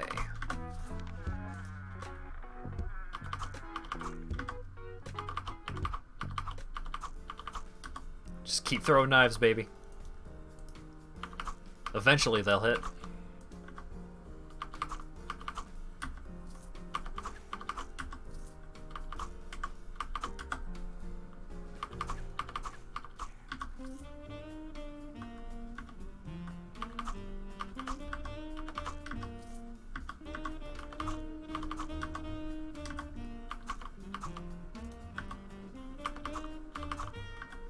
Do I have any extra lives left?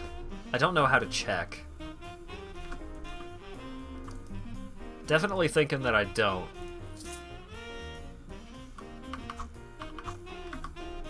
Gonna try and play as if I don't.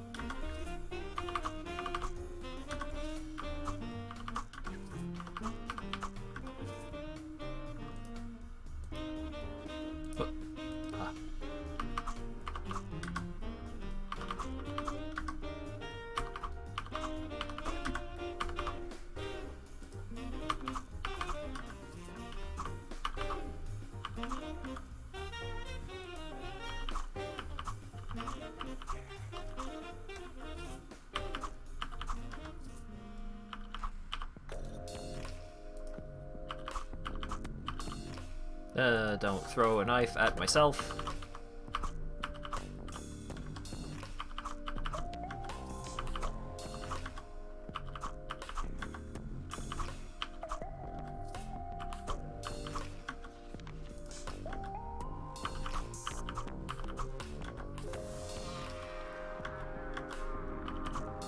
A lot of good door opening noises.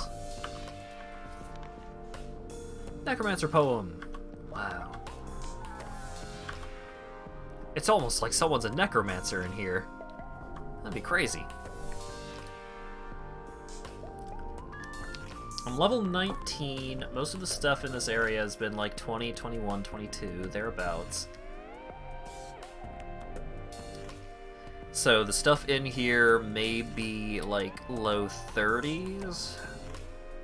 Do I think I can handle that?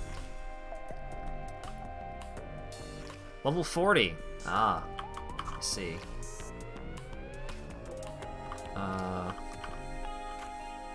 Pocket sand.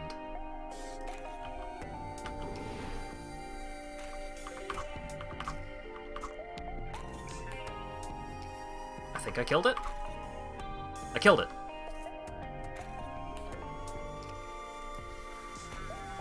Uh, 37, but it's a normal enemy. Okay.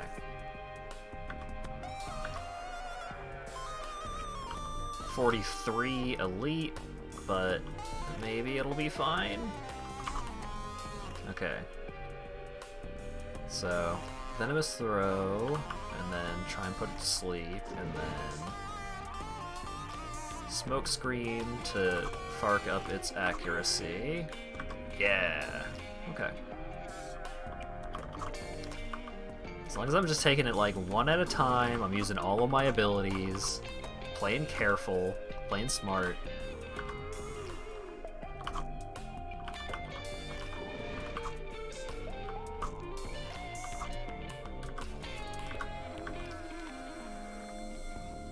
Alright. I don't think there was even anything cool in there, but I'm glad that I was able to clear out the crypt. Just for that hot XP. Gotta get all them levels.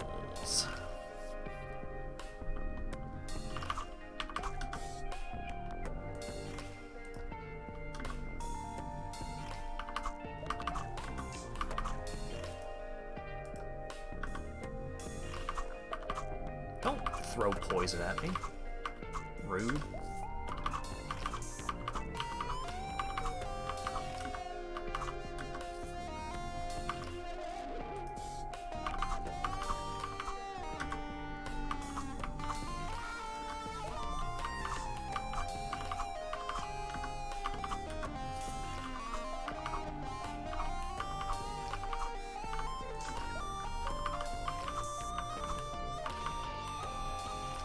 No, don't throw a knife at me.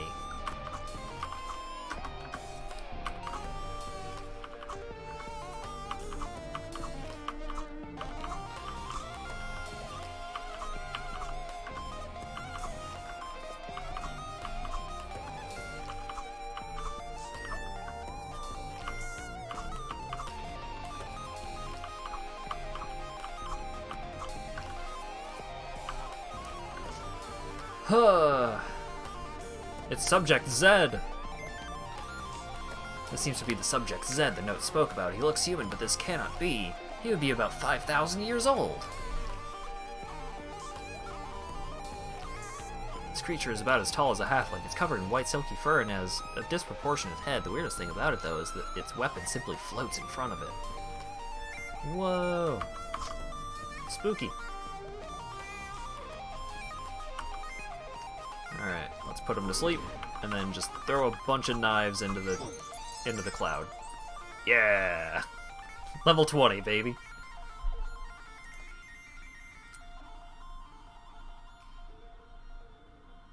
Oh god, he hit me for 156 darkness damage, but...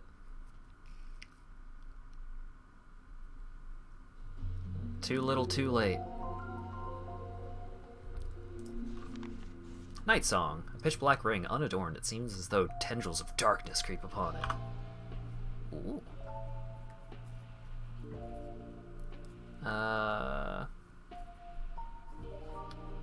Shadow Step.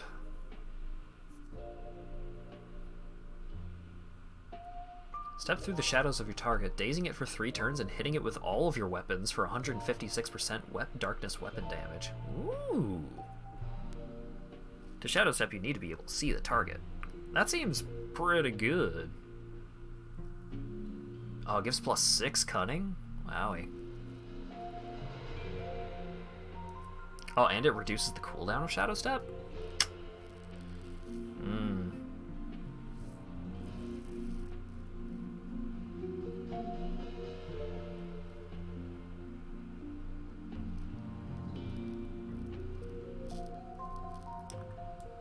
Sure, I'll equip that over my lightning resist ring, but then when I'm going up to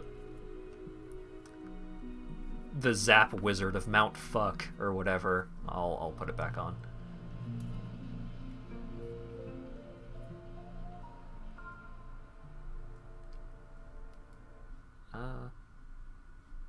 Nothing.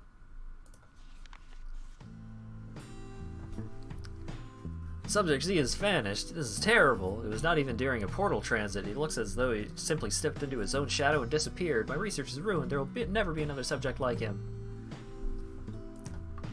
What a shame. The poor halfling lost his weird zombie experiment thing, and then also got murdered by the experiment thing.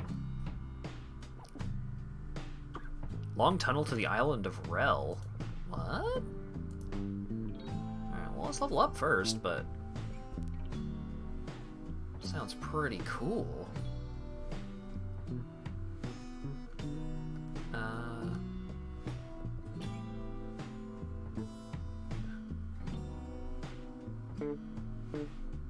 That's bait, you can't do anything with it. What? What's bait? The tunnel?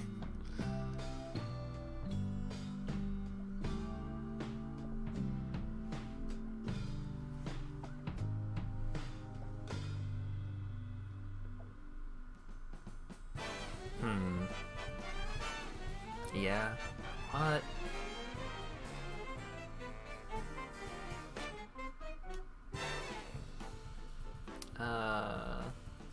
You know what? Let's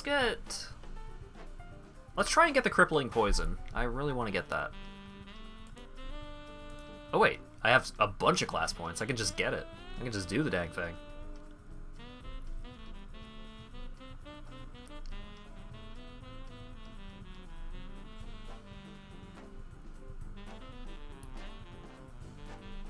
Yeah. Yeah. Let's see.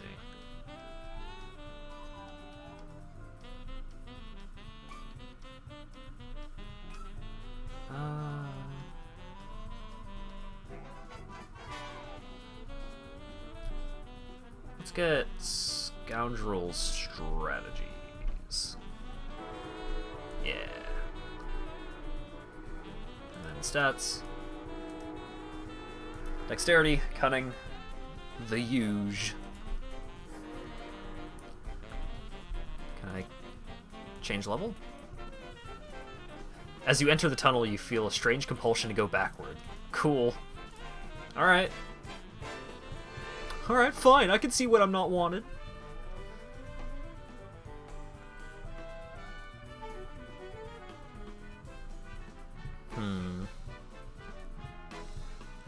I could get some more inscriptions, which may... Did the Yeek die? I think so? They were both in a cloud of... They were both in a cloud.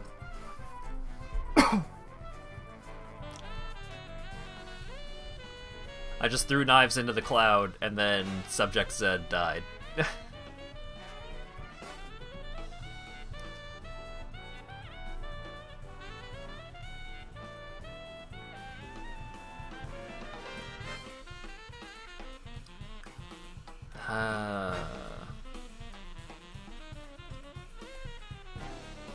Inscription slots are pretty good, but just like making all of my throwing knives talents better also seems pretty good. 92, 129, 90. Wait. Crit chance 47. Crit chance 45.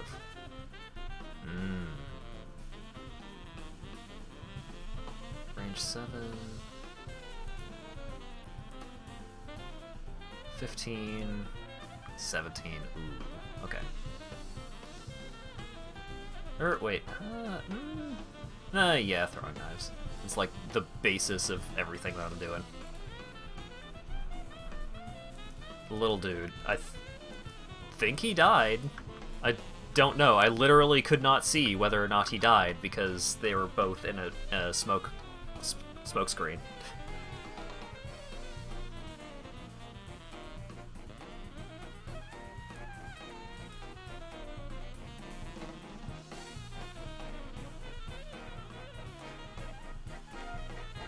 If he ain't there, then he's dead. Oh.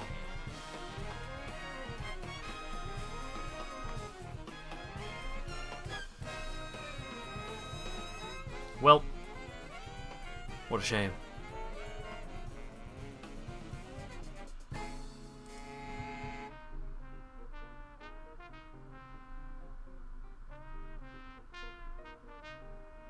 Wait, can you apply multiple of these poison effects? I just... Okay, no. Can't have all of them. It probably tells me, now that I think about it.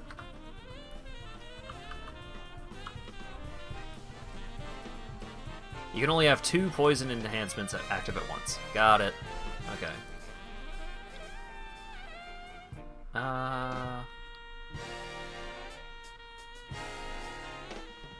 Reduce all damage the target deals.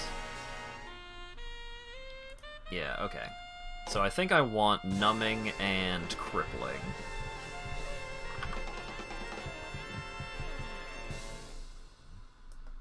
But put Insidious over there anyways. Actually, let's scoot all you guys over a little bit.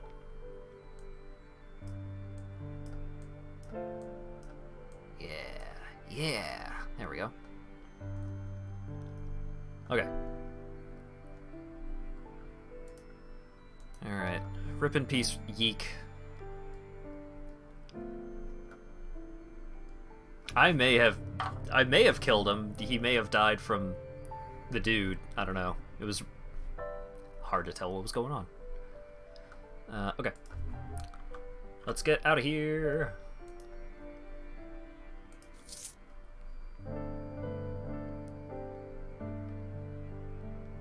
I feel a tremor in the ground for a few seconds and it disappears.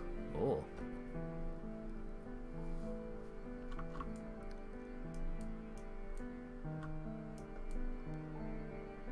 Okay.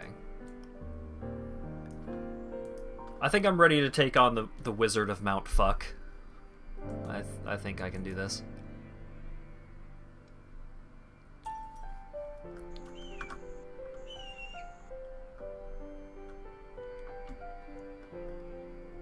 I'm not. No one is.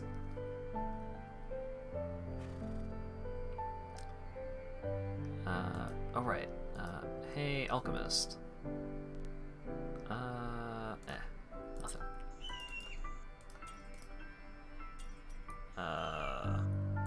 Let me see your wares. Pilfering. Gives disengage. Amulet of mana streaming. I don't give a shit about mana. Well, this does just give a truckload of stats, which is pretty good. And movement speed.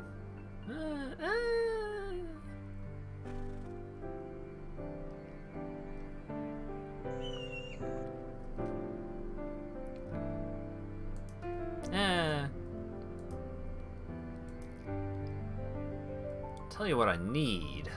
What I need is something that lets me breathe underwater. Oh! I saw Shatter Affliction's runes and I got really excited, but they're all of the wizard.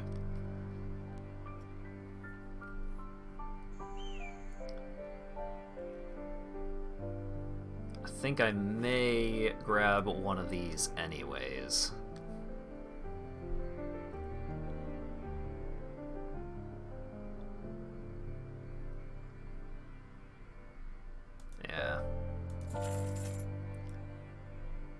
Also a teleportation rune. And this one's actually for me. Let's buy some lectures, because knowledge is power. Okay. What runes do I have available? Oh, I had a Shatter Afflictions this whole time. I just wasn't using it. Stupid.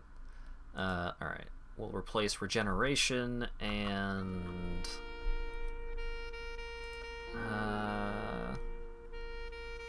do I want to replace Wild? I don't really want to replace Healing. I think I'll replace Wild. Especially now that I have Rogue's Brew. So I can... I have a little extra healing.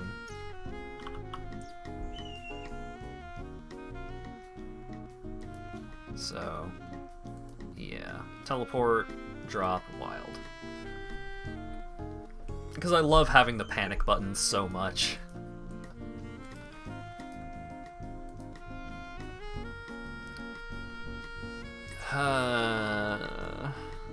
Do I want to fight the wizard? The wizard's so hard. Especially because I don't have any good ways of penetrating damage shields, and his damage shields are so big.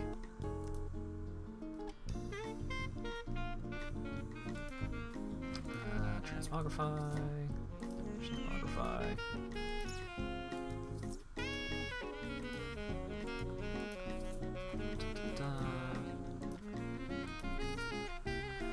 Alright, armor has 15 lightning resist.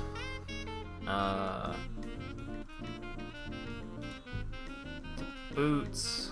These boots don't have any lightning resist. This belt has 7 lightning resist. This one has none, but 42.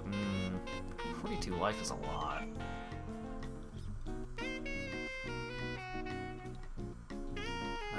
All resists. 9% all resists. Yeah, no. I only care about lightning resist, really. Oh, I'm still wearing the cloud collar? Whoops.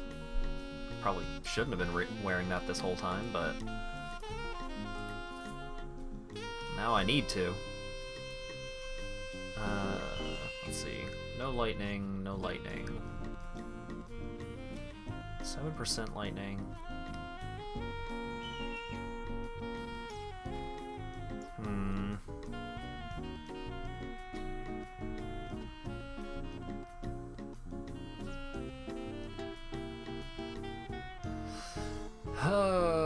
I don't know if another 7% lightning resist is better than 42 max life. That's a lot of life.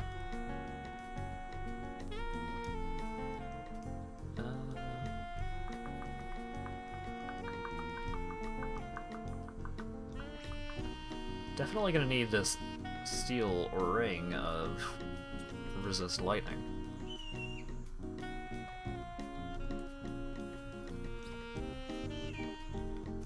Okay.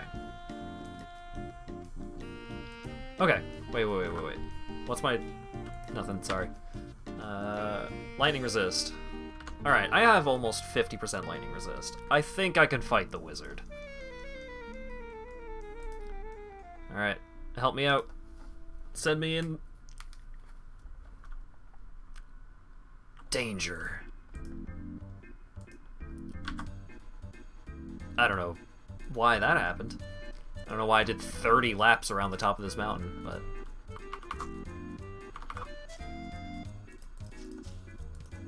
oh god. I'm not even gonna make it to the wizard. Get out of here.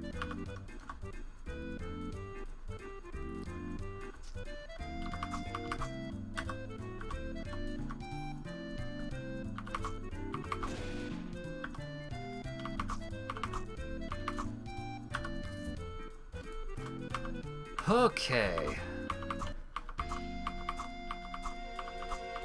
Just keep throwing knives down the hallway. Just keep throwing knives until I run out of knives, baby. Such is my namesake. I stopped because I took damage. Ugh.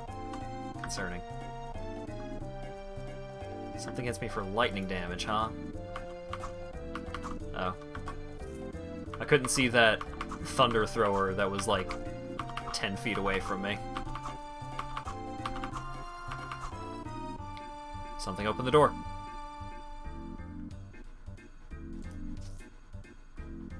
Oh, it was an assassin. It's just an assassin. That's nothing to worry about.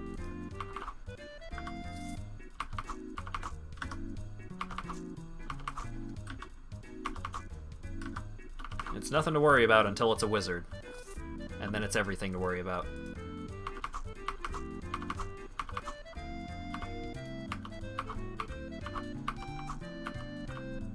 No, don't throw a knife at yourself. Just keep throwing knives down the hallway.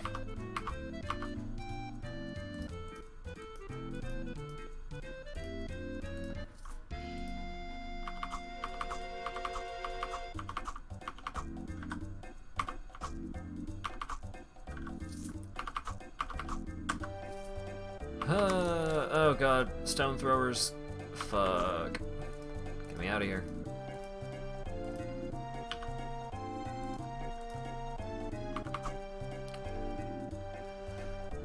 Ouch.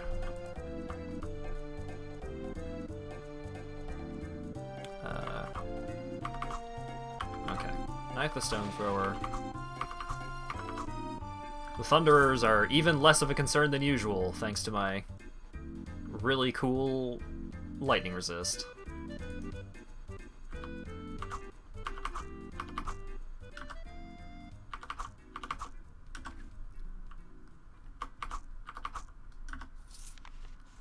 Rogues do it from behind. You know it, baby.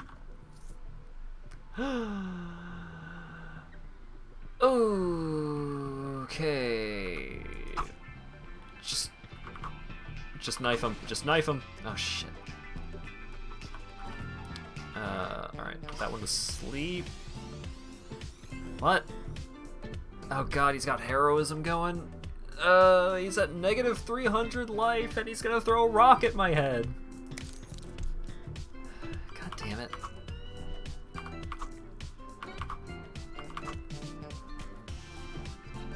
Oh, boy.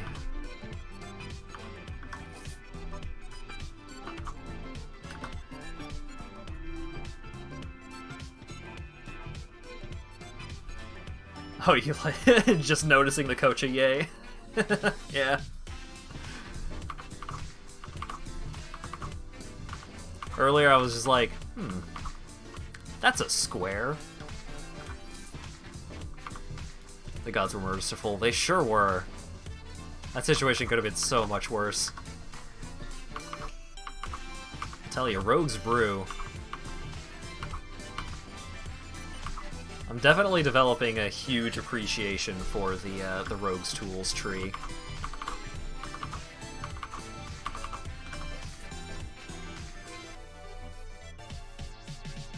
Took damage. Okay, I took physical damage.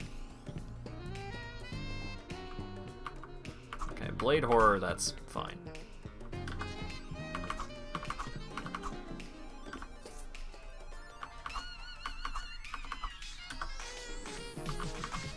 Thunder, that's nothing to worry about. Oh god, where's the wizard? Every turn that the wizard doesn't show up is another turn that the wizard might catch me by surprise. So worrying.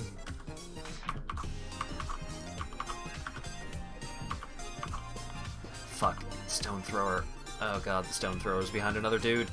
Just bail. Just bail. Just go hide.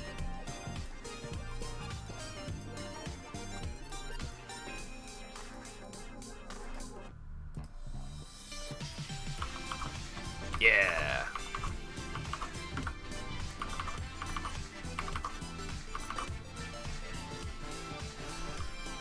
Alright. This guy's at negative 429. There we go. Goodness gracious. Oh. What?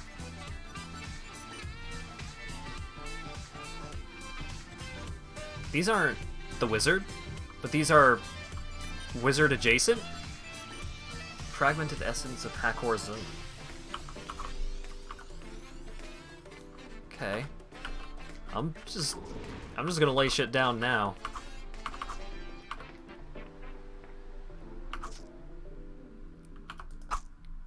Just get him. Just get him.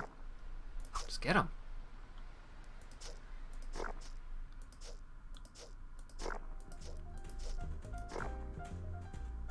Okay. Hakorzun. Oh shit. A gigantic demon comprised of elemental earth, resembling a twisted Zarin, but much, much larger. It doesn't seem pleased with your presence. Okay. If this is the boss instead of the wizard, I am down for that. Wizard is such a fucking pain in the ass.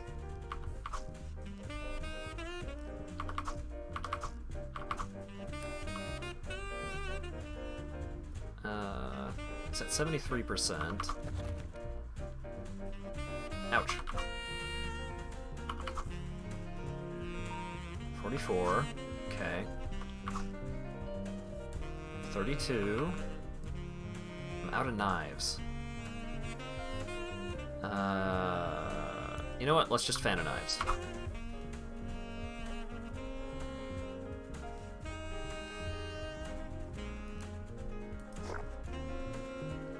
Okay, just straight up manual stabbing. 128 physical? Okay, I could take another hit. Oh! Oh! I did it.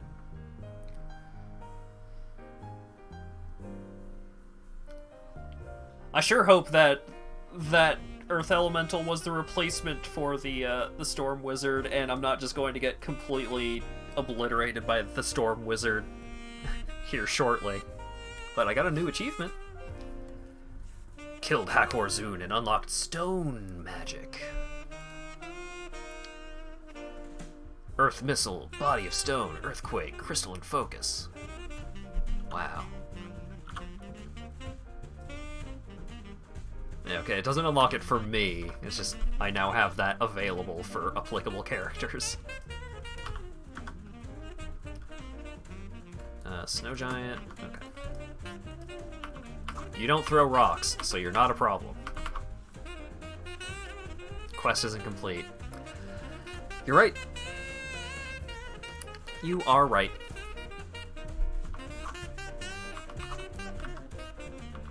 Oh god. Alright, well now I'm tense again. I have relearned fear.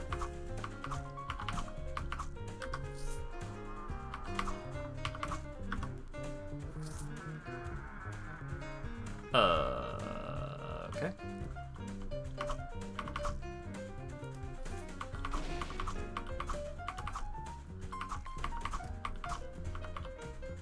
Don't want to target myself. Also, I heard a lightning happen, which is... I found an item, I guess? That's a lot of cunning. Wow. Oh wait, no. That wasn't that. Hornet Stingers. The other thing, I still have it in my inventory because it's a lot of cunning. But it was not the new thing.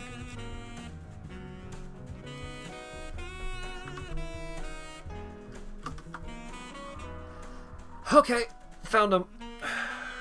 Level 24, 1500 HP. Resists 18%. All lightning. Okay. He radiates power. Okay. Let's see. Okay, Shadow Step.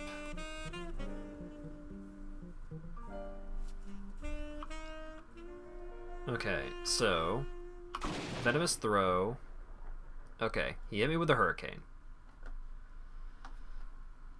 So shit is already worrying. Okay. Put him to sleep. Fuck.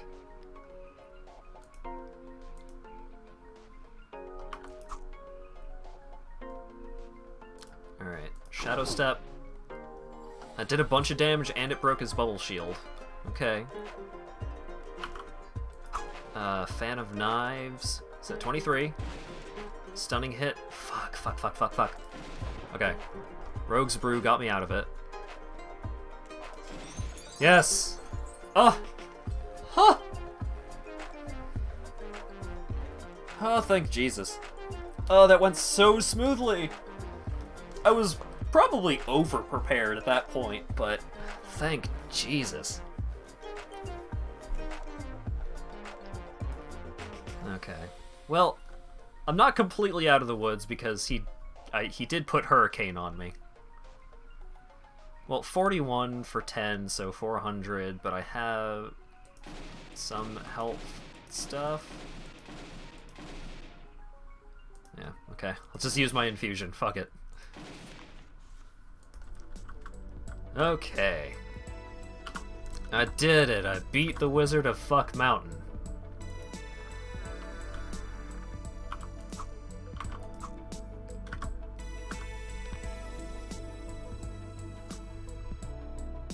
If I didn't have Rogue's Brew, how many turns was I frozen for?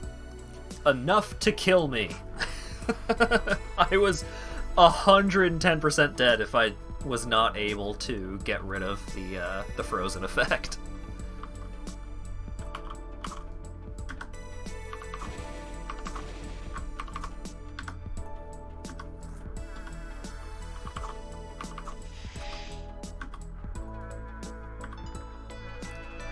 A Maelstrom.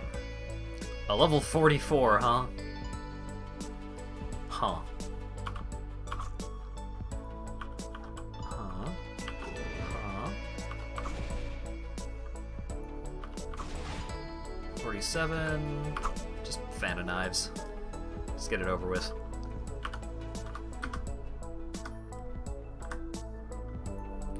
A Thower Harrier.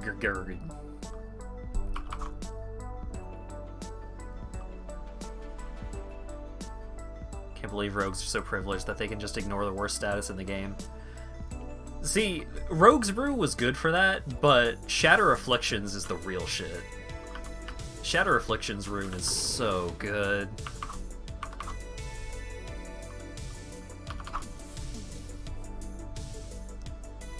Like, okay. Activate the rune to instantly dissipate the energy of your ailments, curing all cross-tier effects and one physical, mental, and magical effect. Use the dissipated energy to create a shield lasting 3 turns and blocking 36 damage per debuff cleanse, not counting cross-tier.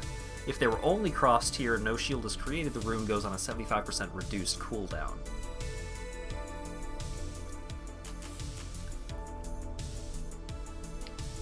Like... I can't believe rogues are so privileged that they can just ignore the worst status in the game twice. Okay, that's fair.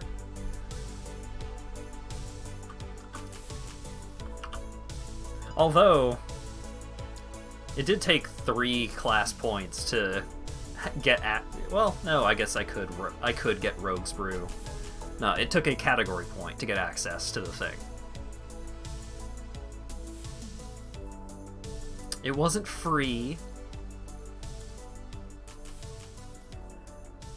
Okay. What do I want? Misdirection? Do I want light armor training?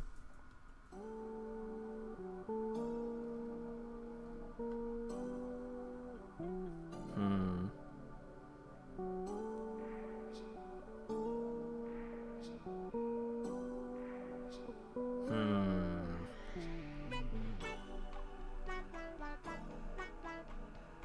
This just increases the chance. Let's get misdirection, sure.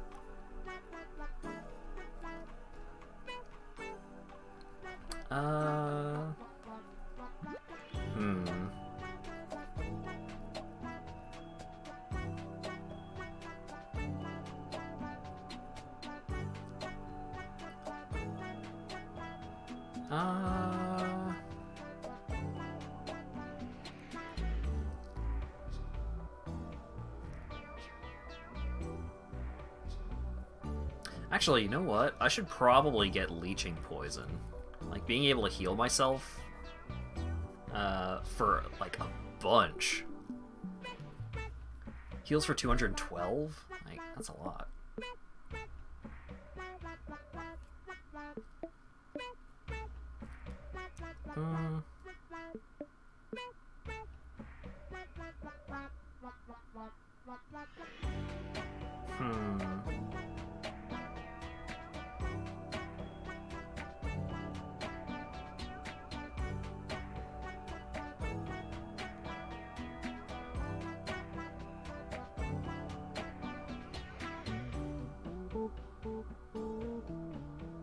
Hmm.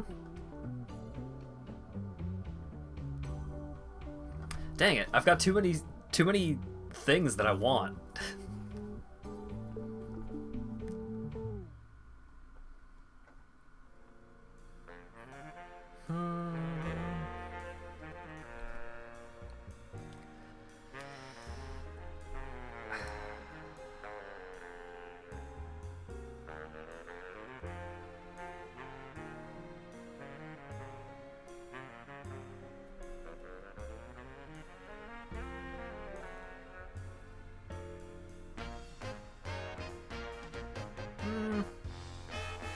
Let's get precise aim. I think precise aim currently still has, like, the highest upside.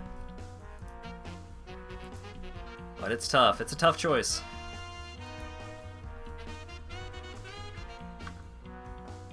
Nowhere left to explore. Perfect.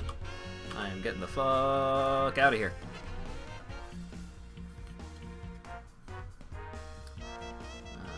Heavy. Shielding, ethereal.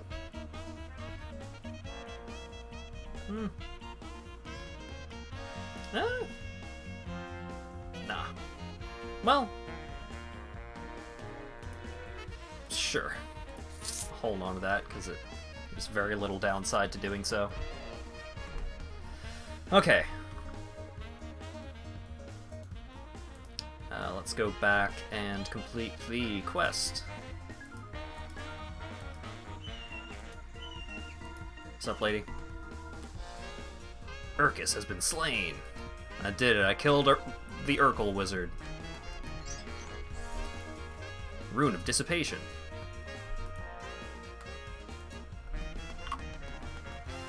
What's that do?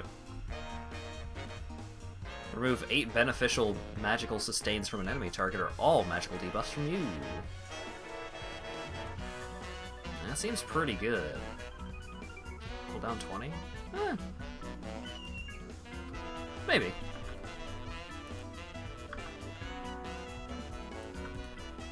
Alright.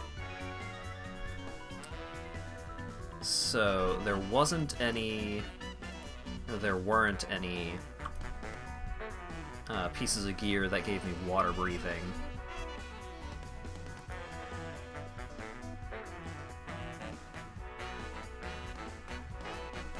Wait, what? I don't remember this.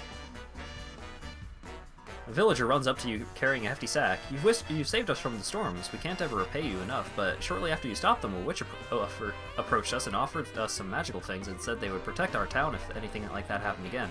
It's not that I don't trust her, not after you and they, mostly you, saved us. I just don't feel comfortable having all this arcane stuff around us all the time. None of us do. If you've got a use for these, you're more than welcome to them. Oh, I can now make a new type of trap. Yay! All those traps that I'm gonna make. Nope. Voidwalkers, Alchemists, Lamp of the Moons. Infravision Radius is pretty good. Some resistances. What's this? Nothing.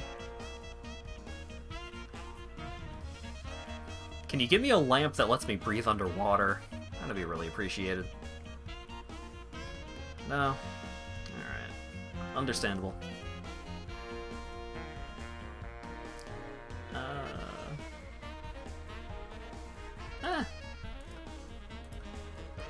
Pretty sure that just sells gems. Oh, do I have enough stuff for the... Oh, I don't.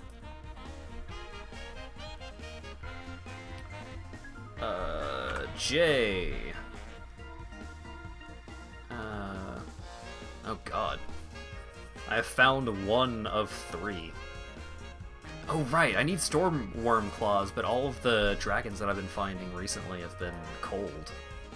Or the fire ones on top of the volcano. Hey buddy, Do you have a shirt that lets me breathe underwater? I am in the market. That's a hell of a shirt. Powered by arcane forces, infused by nature, and crafted by a master.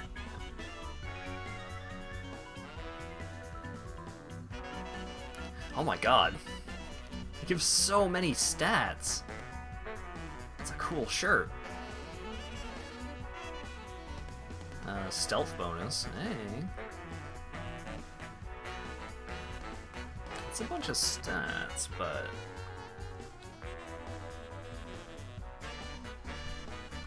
What does mine do?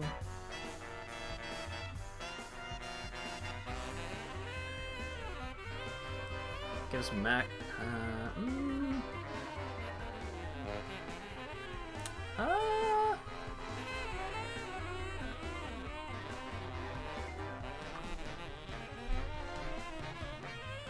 I have a lot of money. Sure, let's... I'll buy those pieces of gear and we'll see if we care about wearing them later. For now... Okay, so this belt makes me undead, which does mean I can breathe underwater. I think that's as good as I'm getting. Alright. Give me the zombie belt.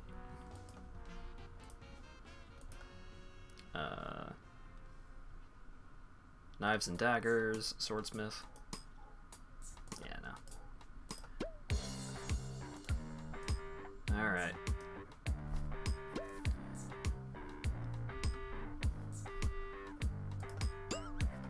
Let's go fight some level 30 underwater myrmidons.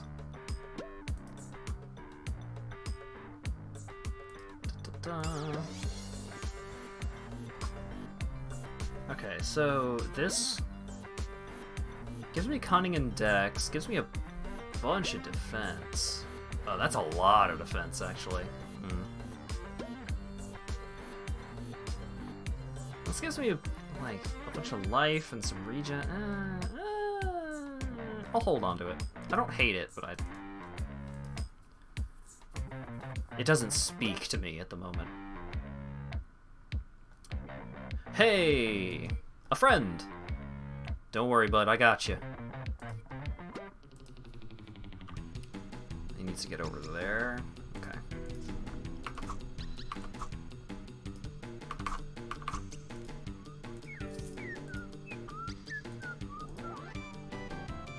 Poison from what?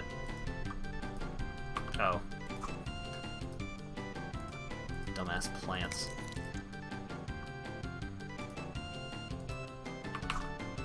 Wait, why did I step out of the way of the thing? I am way more capable of taking that hit than my friend. Whoops.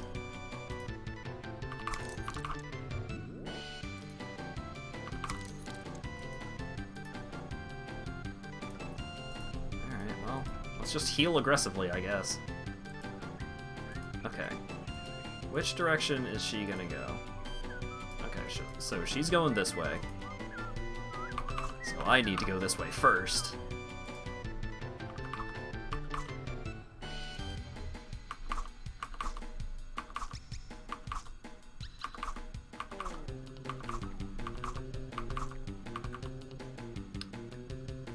Running out of knives here. Big old conga line of wolves and foxes and all sorts of shenanigans. Oh right, I have a multi-strike knife.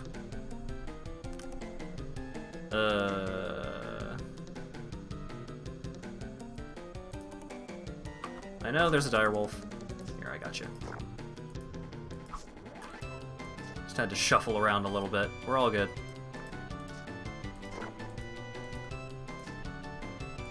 Can't even go stealth because I don't want anything even trying to go after my friend.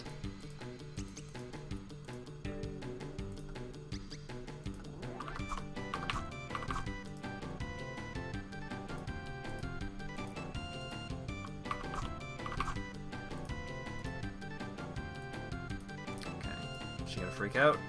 No, she's good. Ouch. Alright. Go through the portal. I'm a rogue, I'm not meant for this kind of tanking. Oh, thank goodness. Alright.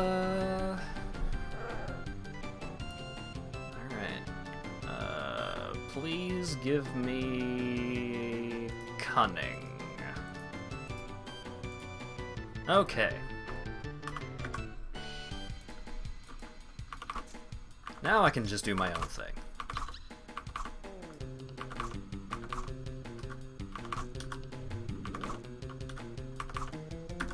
Zoom.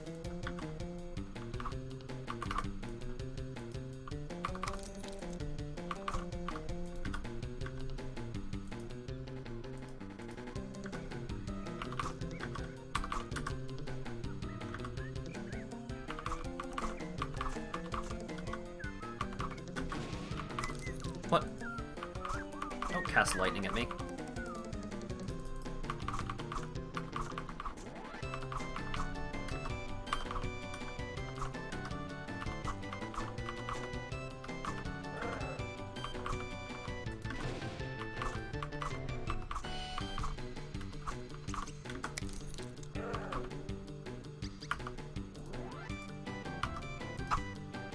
Fuck it. Knife fan!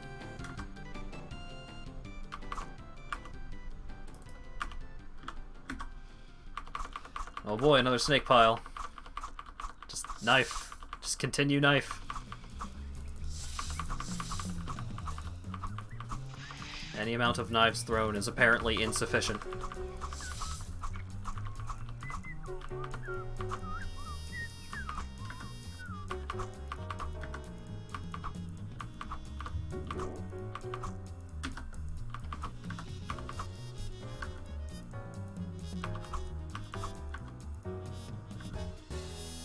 Oh.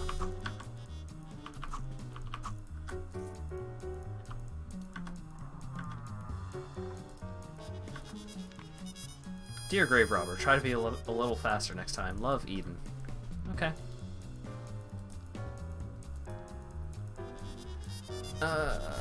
Nope, don't care. Oh, another friend! Don't worry, I got you. Alright, well. I'm a little less excited about having to do the escort quests in areas full of long-distance, ranged enemies when I am playing as a rogue.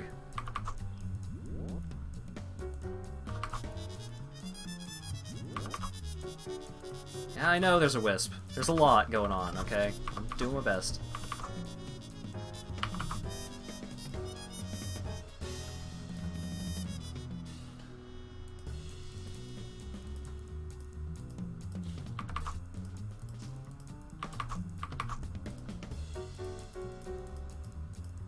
Hey!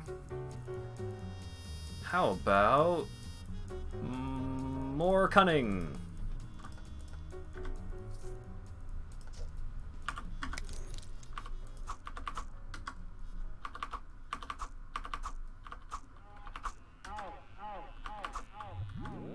Alright. I don't think I've ever seen this zone, the old forest, corrupted by the crystal stuff. I guess I'm just getting to this zone really late or something, or maybe this zone was just corrupted by the crystal stuff anyway. I don't know. I don't know what's up with the crystal stuff. I've not gotten that far into the plot.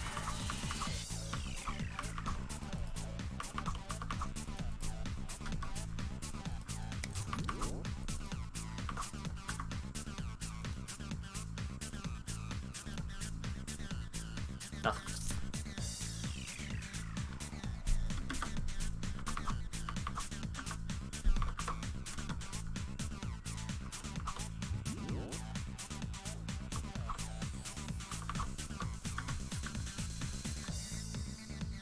What? Oh. There's a plant over there. I can't explore. There's poison ivy over there. It's not going anywhere. It's not doing anything, but it's there.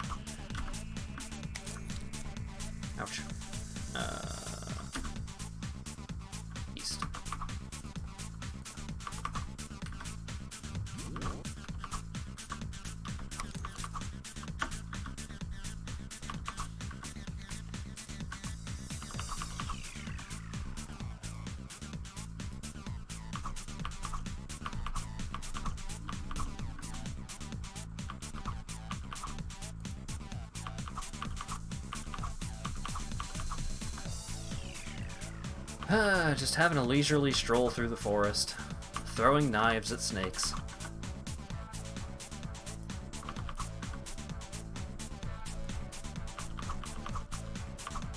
Now that's what I call a Thursday.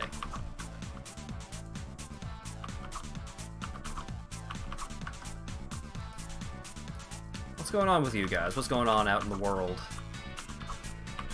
Anything interesting? Oh, I did see the tweets from the lady that worked on the new Lombax. That's very good. I didn't expect her to be, like, as excited about it as she was. I expected her to just be like, oh yeah, that was gonna happen, but no, she's into it, which is hilarious.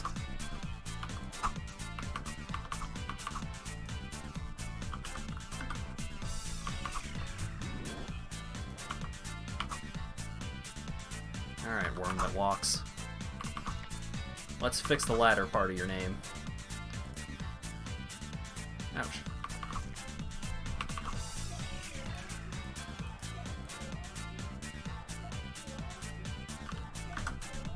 You got more emote business? Yeah, I was talking to myself and someone else talked up your emoji skills in a different server that we're in. It may have been Chompy? I don't recall. But yeah. Someone was like, oh man, that you seem to have a lot of emojis. And they're like, yeah, they're from AQR. They're great.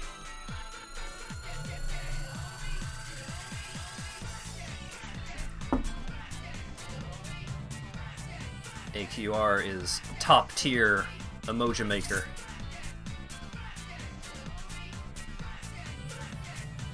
Alright. Don't worry, I will protect you. Hopefully it's a pretty straight shot to where she's trying to get to.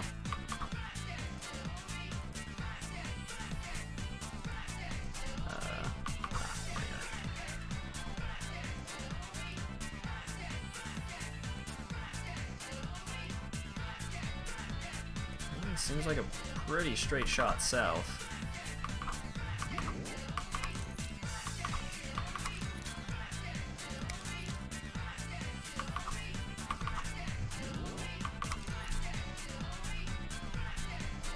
Oh god.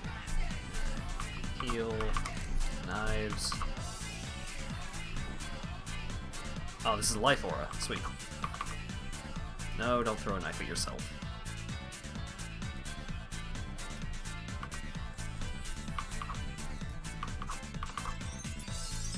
Hey, level up. Yay!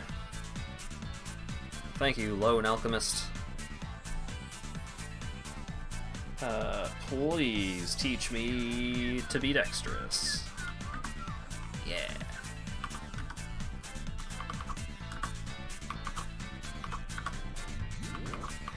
I think that, looking back on it, I think, having like just a truckload of escort quests may have been how my first run, Kocha, rest in peace, went so well.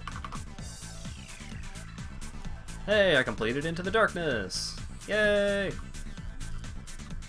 But yeah, just like, Kocha had so many escort friends that like, just got an absurd amount of bonus stats from doing them.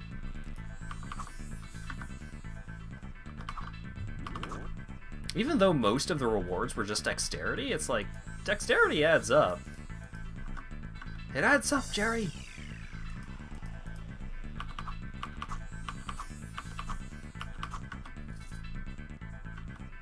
Eight here, 10 there, and then it's all over! Oh, that's a full Drake, huh? How about I not be frozen anymore? How do you feel about that? Not a fan? What a shame.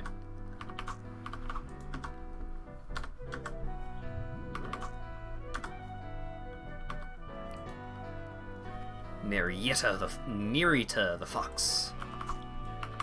Or like Nerita the dead. Got him.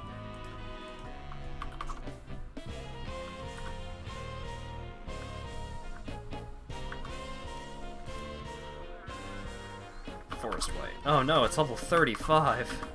How can I possibly... Oh, it's already dead? Crazy. Alrighty then. Level 22, so I can get Master Artificer now.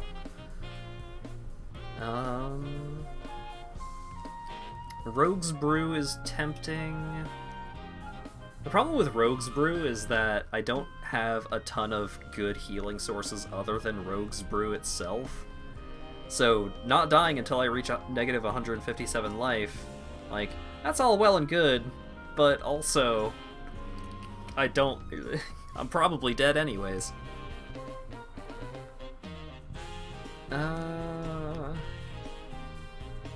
Ignoring poison and sleep immunity seems pretty good. I think I'm gonna try and get Dart Launcher now and then Smokescreen. Because Dart Launcher will help so much against, like, so many enemies.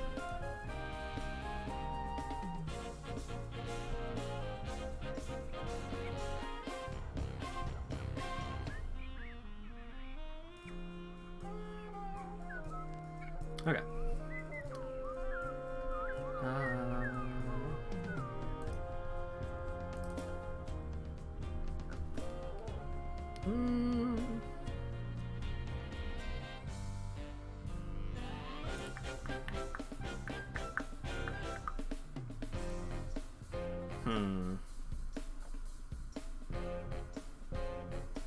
I could just get accuracy. Just like straight up accuracy.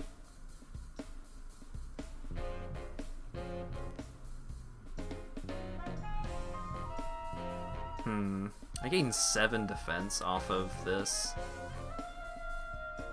It's tempting.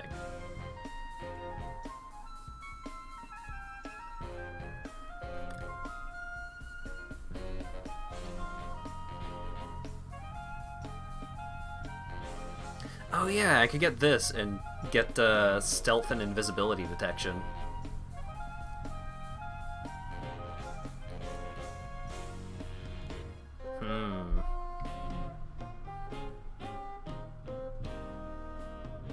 I feel like I haven't had a lot of trouble with that anyways.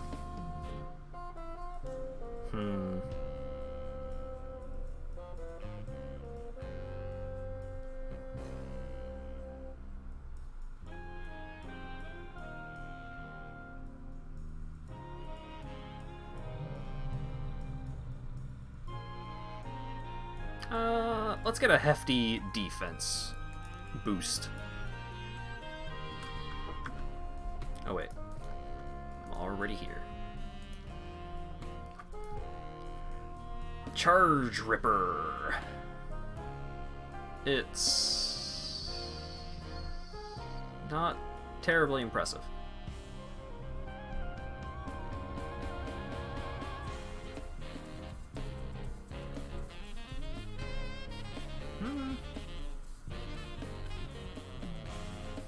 Yeah, nah. Oh, right. I need to switch my ring back.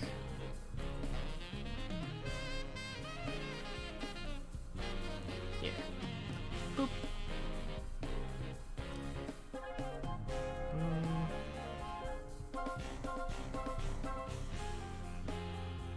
I think there was anything else that I had changed explicitly for that fight that I completed. Zoom! I did it. I explored the lake.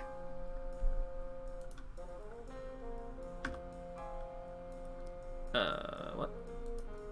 Ah. There you are.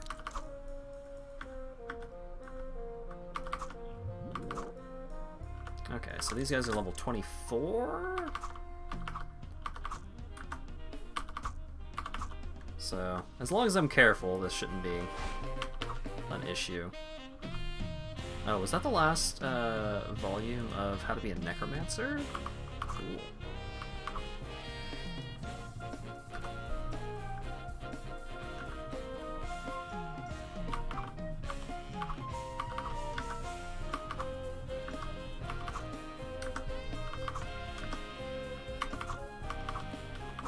I'm starting to feel like I should maybe try and find a better source of infravision. I'm having some issues seeing just anything, really.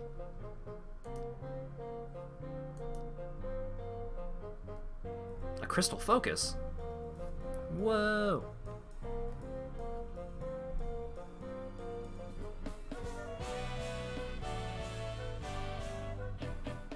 Huh.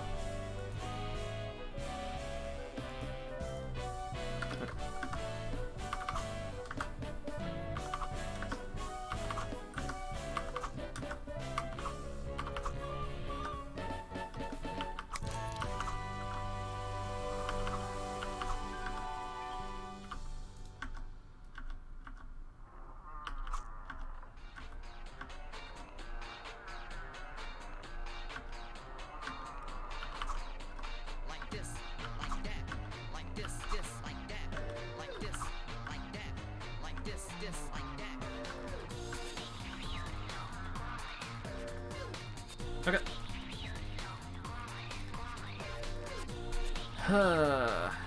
Boy, howdy. Ooh. Lore found. Magical barrier.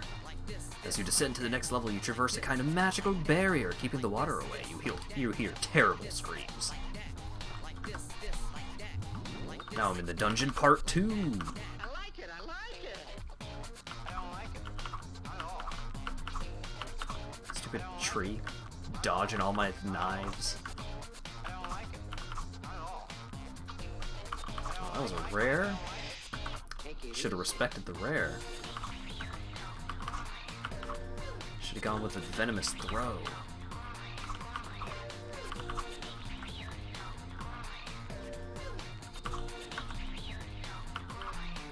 Oh shit. Alright. Got some luminous horrors going on. I recall having some amount of issue with those guys before, but nope. Maybe it'll be fine.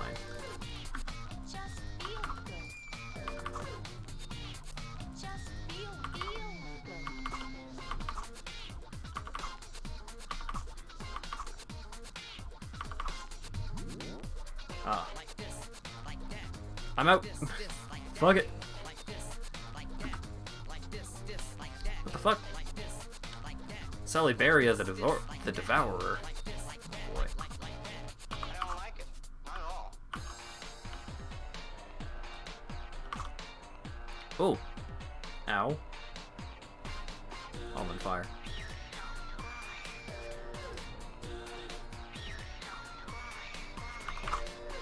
I think everything's fine, everything's good. You wake up one day and you're on fire.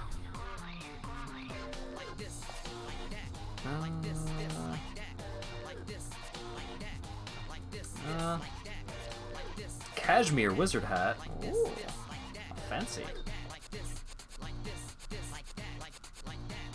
like it, I like it.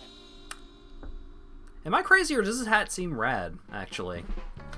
Plus 18% damage. Plus 18% physical damage change. Plus 10% crit multiplier. Only die when reaching negative 80 life. This hat's rad.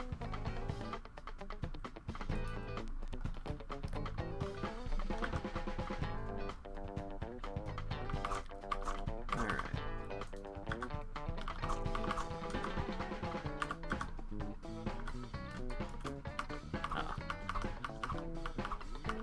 Just keep throwing knives.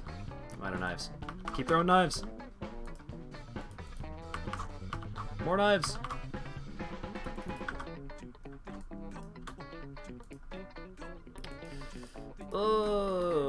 More hides.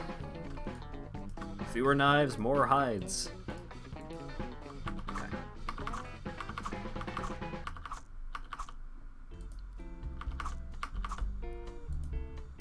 As long as I can just keep myself tucked around this corner and enemies just filter towards me over time, I'm good. The problem is having a bunch of enemies attacking me at the same time. That's just strategy, baby.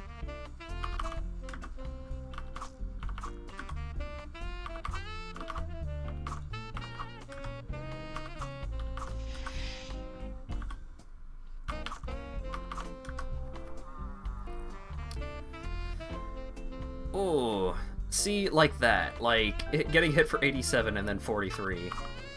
Immediately one after another. Okay.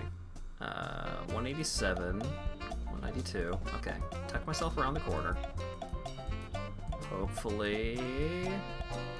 I was literally about to say, hopefully they don't apply the light aura around the corner, and then they did.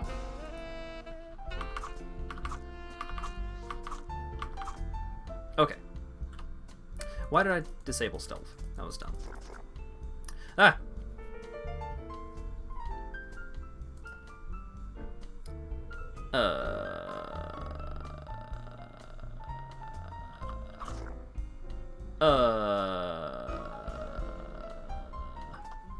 Spell shocked.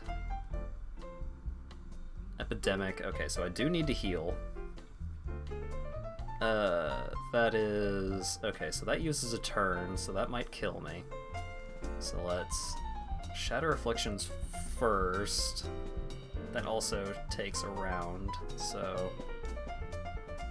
Smokescreen also takes a round. Dart Launcher is free, so let's... Rogue's Brew. And then... Is that 65? Damage shield is still up. Is that 5? Okay. How much damage am I going to take from this poison? Not too much. Okay, we're all good. Everything's fine.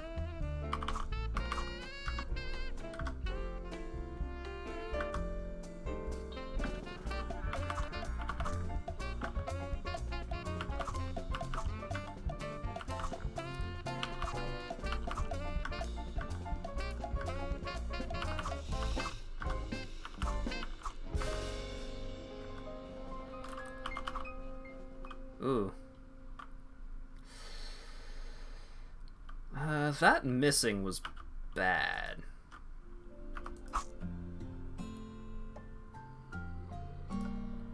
Let's heal. Immobilized. I see. Rogue's Brew? Now I'm out of here. Yeah.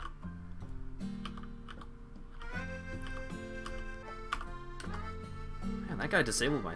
Oh, wait, no. I disabled my stealth by using Fan of Knives. I was like, oh man, crazy that an enemy could actually do something that disables my stealth. But no, that didn't happen. Quest share to a fortress. Wow.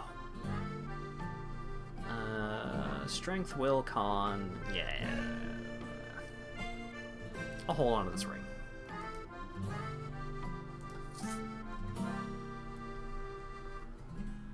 This level seems to be removed from the rest of the ruins. The air is fresh and the level is lightened. You hear a distant crackling of magical energies. And in front of it is the Weirdling Beast! A roughly humanoid creature with tentacle-like appendages in the place of arms and legs. You gasp in horror as you notice it has no head. Whoa! It's a headless tentacle monster. That's crazy. Did I not actually hit it the first time? Oh. Okay. I guess I killed it.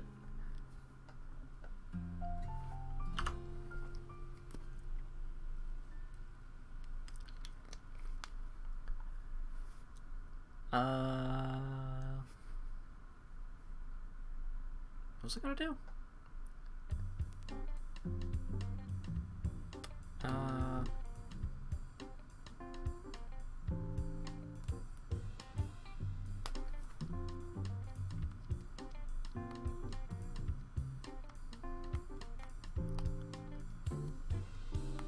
I forgot to master an artifact. I'm a fool.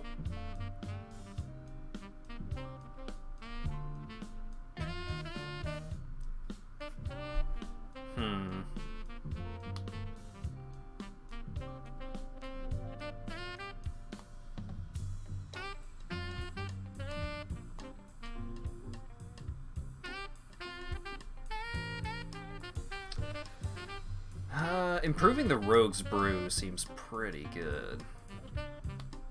That's a pretty big buff in healing. And also cures 2 negative physical effects. What else do I have? Increasing attack speed. Better fan of knives.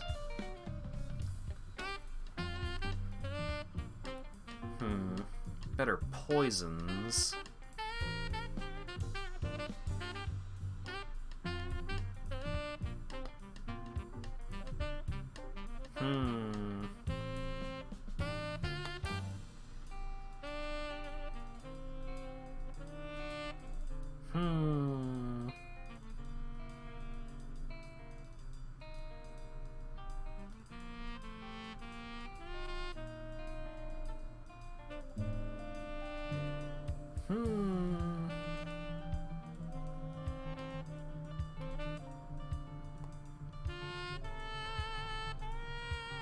Yeah, I'm upgrading Venomous Strike. Venomous Strike is so good.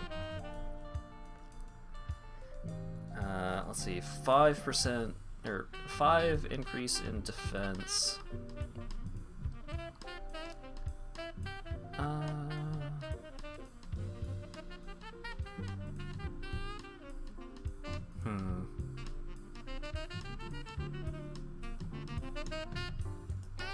Just accuracy, I think. Oh, yeah. Let's get an accuracy.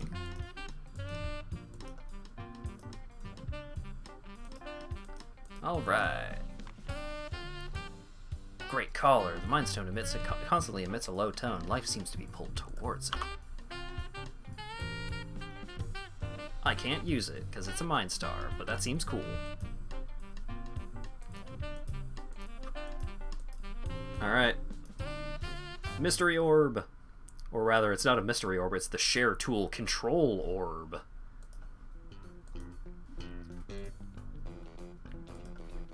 Let's restart the captioner real quick. Testing, 1, 2.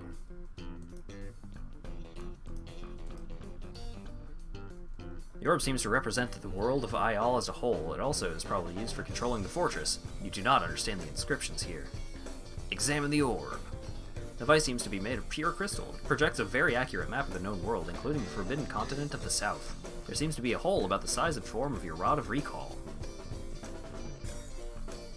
Insert the rod. As you take the rod close to the orb, it seems to vibrate and react. A shadow appears in the corner of the room. You retract the rod immediately, but the shadow stays. It looks like the horrors you fought when coming inside, only less degenerated. This thing looks roughly humanoid, but it has no head and its limbs look like tentacles. It does not look hostile.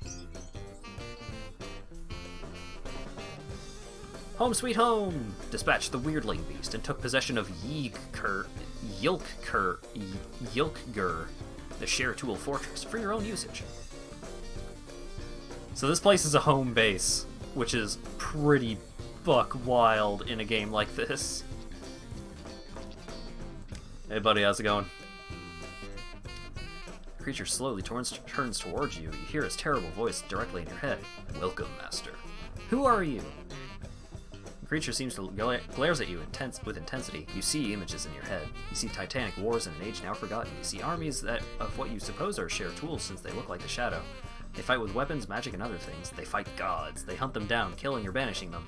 You see great fortresses like this one flying all over the skies of Maj'Eyal, shining bastions of power glittering in the young sun. You see the gods beaten, defeated, and dead, all but one. Then you see darkness. It seems like the shadow does not know what follows these events. You shake your head as the vision dissipates and your normal sight comes back slowly. Those are Share tools? They fought the gods?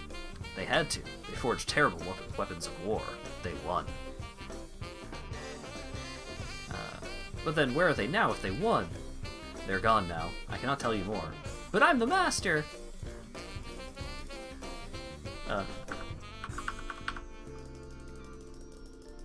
It won't let me select this option. Okay, fine. Oh, maybe I didn't unlock that dialogue line? I don't know. Master, I'm not your master. You possess a control rod. You're the master. Okay. Why do I understand you? The texts are unreadable. You are the master. You have the rod. I am created to speak to the master. Okay. What can I do here? You are the master. You can use this place as you desire, however, most of the energies are depleted and only some of the rooms are usable. To the south, you will find the storage room. Thanks. What else can this place do? This fortress is designed as a mobile base for the God Slayers. It can fly.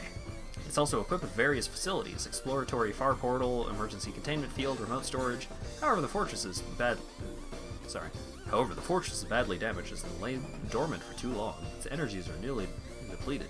Take this transmogrification chest. It's linked by a permanent power portal to the fortress. Any item you put inside will be sent to the power core and dismantled for energy. There are, however, unwanted byproducts of this operation. The generation of a metal known as gold. It is of no use to the fortress and is thus sent back to you. I already found his chest in my travels. Will it work? Yes, I will. Yes, it will. I will attune it to this fortress. Done. Thanks. Are there any training facilities? Yes, Master. The training facility is available to the north, but it's not yet powered on. I will need 50 energy. Maybe later. Can I use your magic to alter the appearance of my gear? This feature is purely cosmetic. Is only available to donators and buyers. You can unlock the room and use the preview, but you will not be able to validate your choices. Maybe later.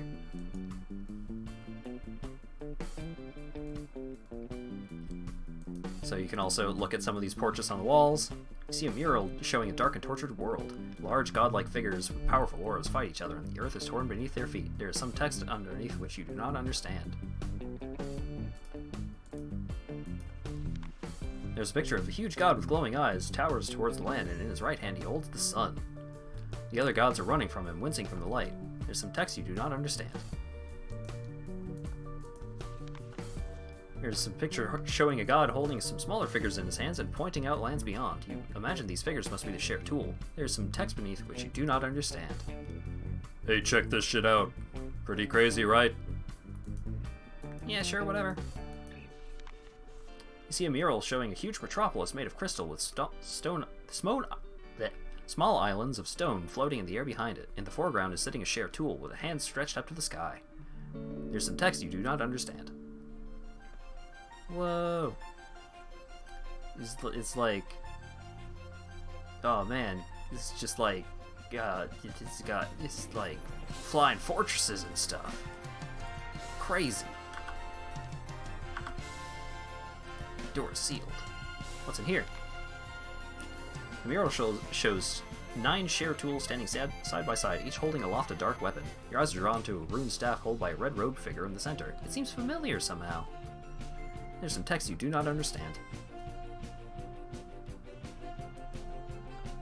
This library lets you read lore, I think? Yeah, this just shows you your lore menu. But it also gives you any...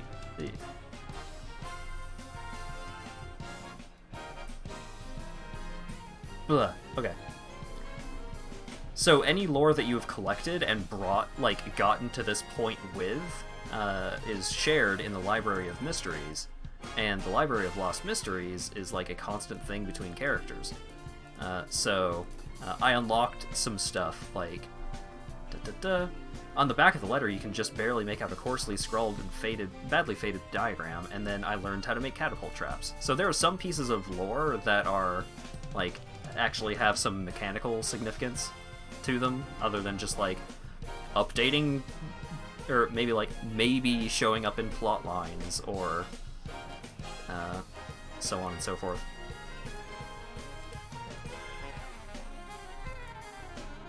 The orb seems to be an interface to an extra-dimensional vault of items. All your characters in alternate universes will be able to access it from here. Only items from validated game versions are uploadable. So, donators only feature. I think I think if you buy the game on Steam, you get access to the donator features. I think.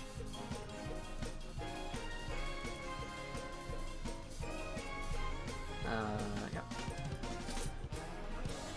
So now, whenever I dumpster all of my items at the end of a floor of a dungeon, it generates some energy for my cool fortress. And that energy can be used for stuff and things. Alright, okay, so I'm done with the underwater exploration, so I can put my cool new belt on. Stealth. Wait, was it? Yeah, okay, yeah. I think that was the one I wanted to wear. Let's see. Pretty sure I still don't have the ingredients that I need for the alchemist, which is wild. What do I need? Fairling Fang, Stormworm Claw. Ugh.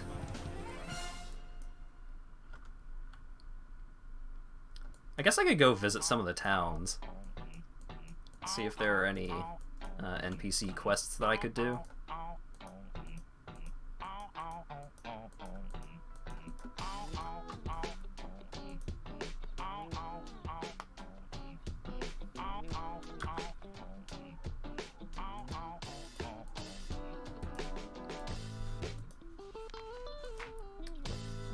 Let's see.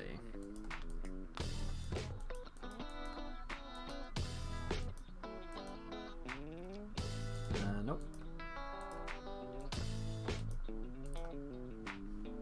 Nope.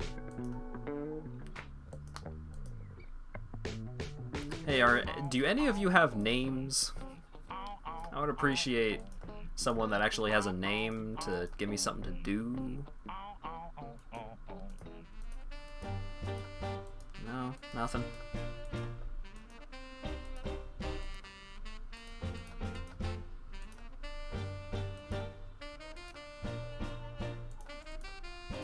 Oh wait. Are these gloves cool?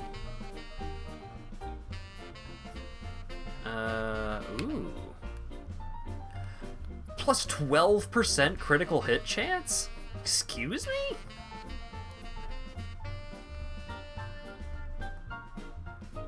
What? Yeah. Holy cannoli.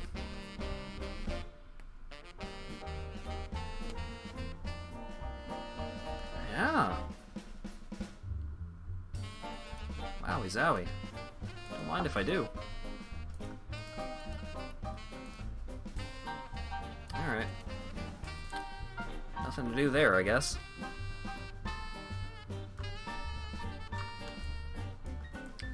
Let's see.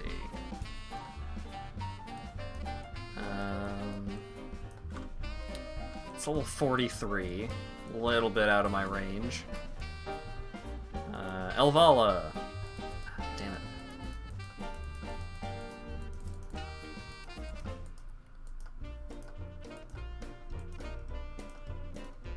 Hey, what's up, folks? It's your boy, daughter of son of knife. Ogre Rune Spinner. Wait, friendly? What?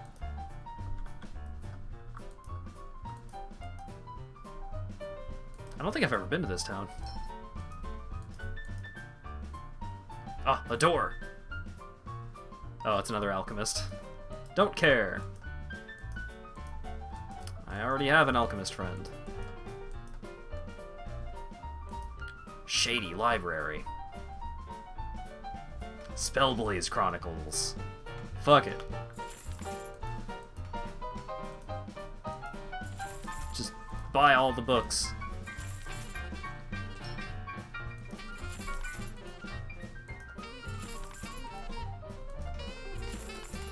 I'll read them later.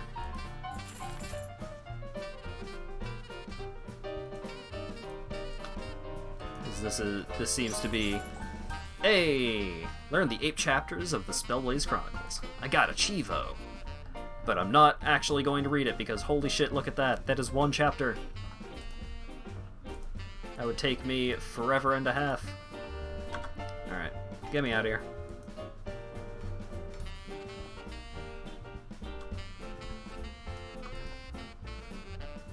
Wait, what'd I do? Why was I brought over here? You must help! It's slaughtering everyone in my village, please! Sure! Finally, something to do! You hear screaming! Oh boy! I love hearing screaming. That means there's something for me to do. Ben Kruthdar the Cursed.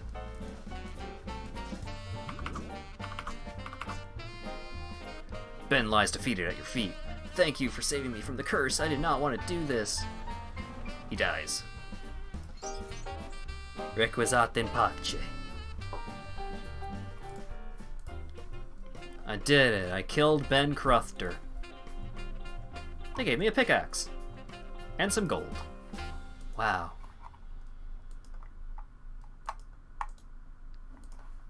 I don't think this is an actual town. I think this place just exists for that event to happen. Okay, later. Don't care.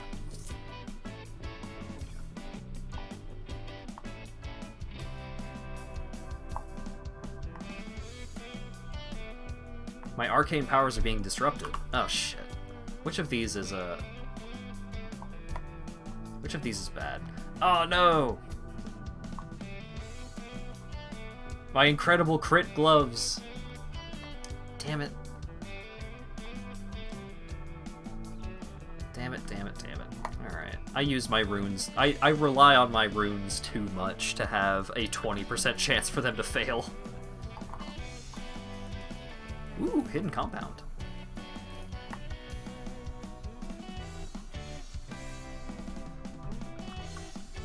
Till the blood runs clear. You found a slaver's compound and entered it. Oh boy! Alright, enthralled slave. Let's not kill the slaves, let's kill the slavers. I'm free!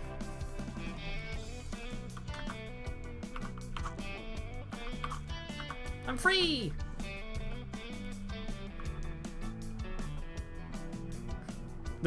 Gosh, I hope nothing bad happens to me here. Teehee.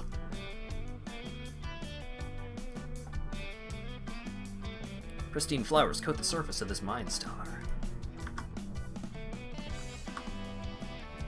Alright. Excuse me. Pardon me.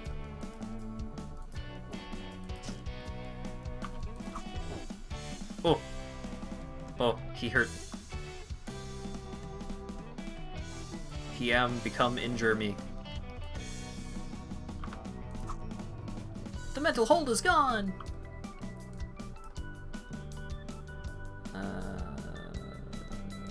Right, Master Artificer. I'm gonna master the dart launcher. Ow. What am I taking damage from?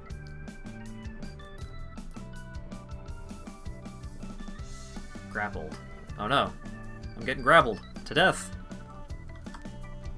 No, it's fine. At last, freedom! Alright. There you are. Yay! He exploded into poison.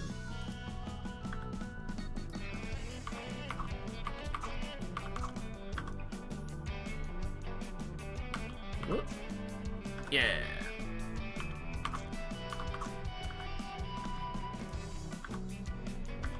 Yeah.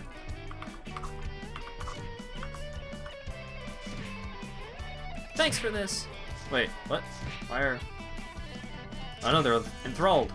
Ah, shit. Where's the slaver?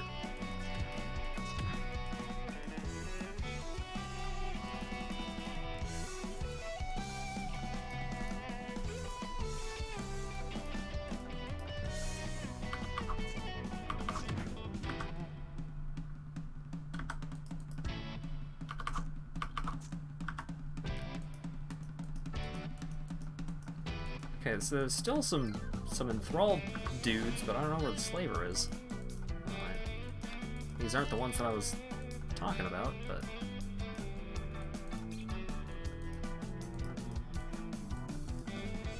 I'm free! Okay. I guess I did it.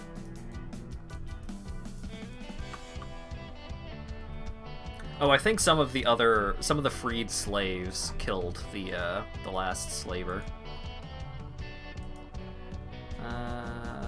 Nothing.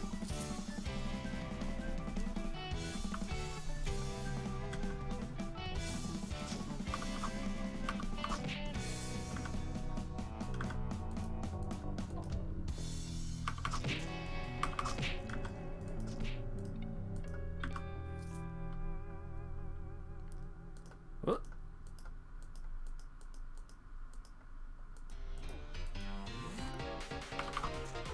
Alright.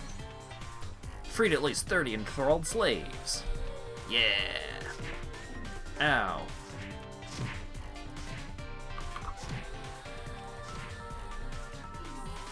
Freedom!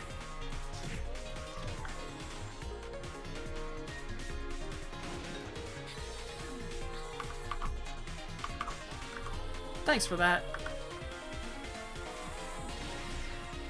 Oh boy. I don't like when it gets crowded, because I don't want to accidentally knife throw the slaves to death.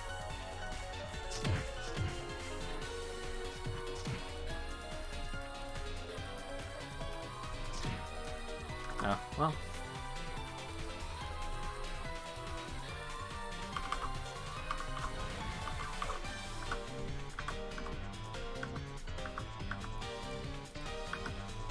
Alrighty.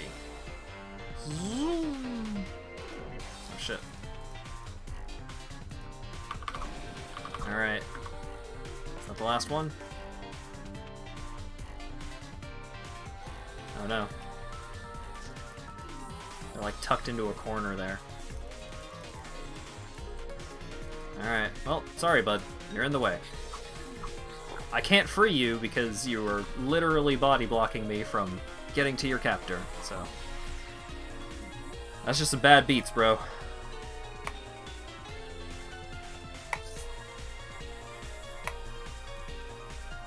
Oh boy, it's the Blood Master.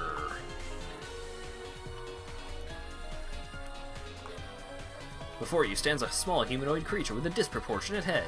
What have we here? Human, I believe you turned at the wrong corner. So it would seem. What's going on? This is my ring of blood. Listen, you now have two choices. Since you do not look like slave fodder to me, I will offer to let you play a game. If you feel you cannot take part in a slaver's game, I'm afraid you need to disappear. Game? I love games! Well, you see, it's quite simple. I will mentally take control of various wild creatures or slaves while you use the Orb of Command on the other side of this room to take control of a slave. Then we fight using our pawns for 10 rounds. If your slave survives, you win the blood collar. What if I lose? Normally you would be taken as a slave, but since it looks like you might be more useful as a full-time player, so you can just try again. Blood, death without the self-harm risks. Sounds like fun! Superb! And before I forget, to use the orb you'll need to pay the standard fee of 150 gold pieces. I'm sure this is small money to an adventurer of your class. Hell yeah! I got cash for days! Alright. Let's give her a try. You must provide 150 gold. Sure! Okay. So I am now slave combatant. I don't have any skills, but I do have 3 stat points.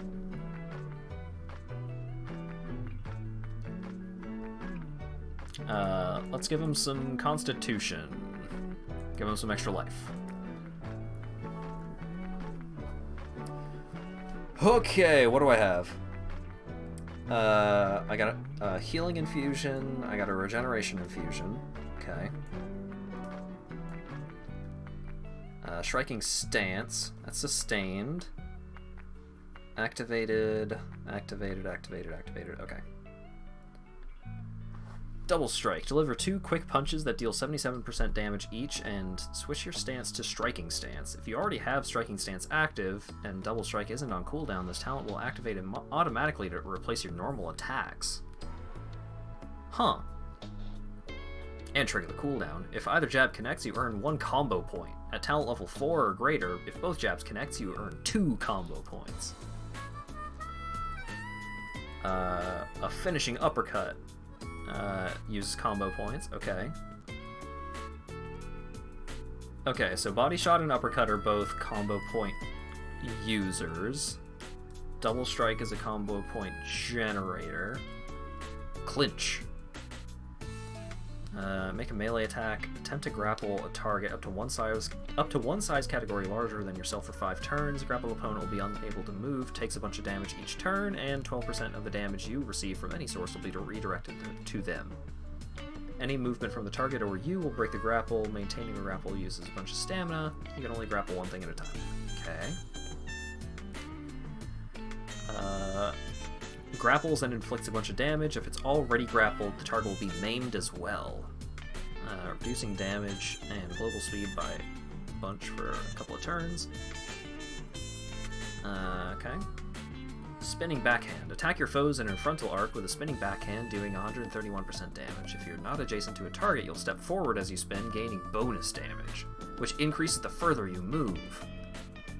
Oh wow, it has a range of 5? So you just, like, spinning backhand, you just kind of whirlwind yourself at the enemy. Seems great. This attack will remove any grapples you're maintaining, and you earn 1 combo point if the attack connects. Okay.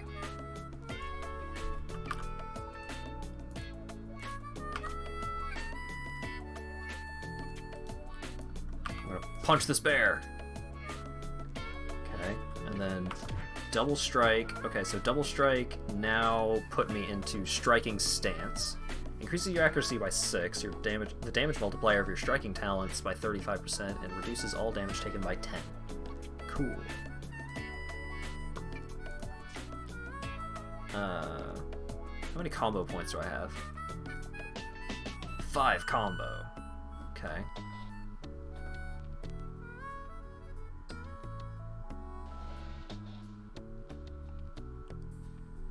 Okay, so body shot stuns, uppercut also stuns. Stun chance improves with physical power, daze chance. Okay, so this is a daze, this is a stun. Both of them deal 199% damage. Uppercut the snake.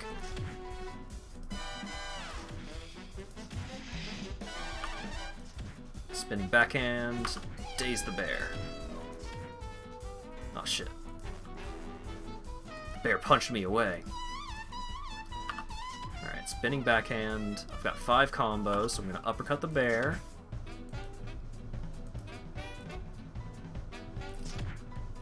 Oh, I'm dazed. Oh, shit. I'm gonna daze the bear right back. Alright, spin. Uh-huh.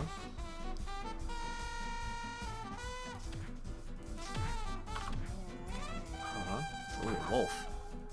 Oh shit. That's multiple things. Okay. That did not require nearly as much strategy as I was putting into it. I kind of just punch a bunch of bears and wolves until they died. Alright. So you tasted blood. Liked it? I'm sure you did. You're just that kind of people. Anyway, I suppose you deserve your reward. You can always participate again for fun if you've got the gold to spare. Thanks. It was fun. I had a great time doing some mind control slave combat. You won the Ring of Blood trial, and this is your reward. I earned the Blood Collar. And I unlocked the Brawler. The ravages of the Spellblaze stretched the armies thin and left many unprotected. Not everyone could afford the luxury of a weapon. Without steel or iron, poor communities of all races turned to the strength of their own bodies for defense against the darkness. These unarmed techniques still exist today. You've learned these techniques and can now create new characters with the Brawler class. Brawlers are fighters who can fight with little more than their own bodies and as weapons. Build deadly combination attacks with your strikes. Wear gauntlets or gloves to boost your damage. Outwit your foes and set them up for deadly counterattacks. Control your enemies and break their bones with fierce grappling techniques. They use stamina and must remain at least semi-mobile, as such they cannot perform their unarmed talents while in massive armor.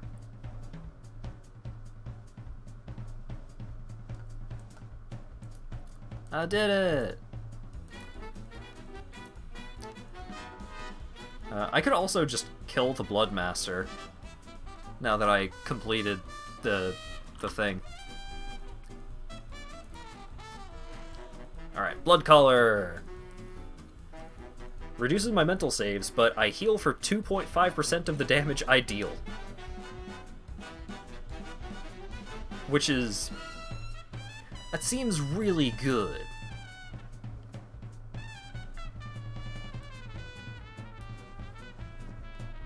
I succeeded in unethical entertainment and managed to avoid getting enslaved. Just another day's work. I want to kill the Bloodmaster.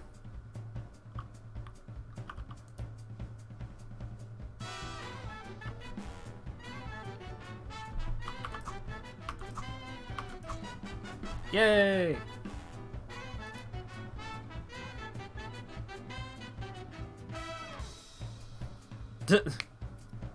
You found a slaver's compound and entered it. You decided to join the slavers and take part in their game. You won the Ring of Blood. You decided you cannot let slavers continue their dirty work and destroyed them. Ah, adventurers.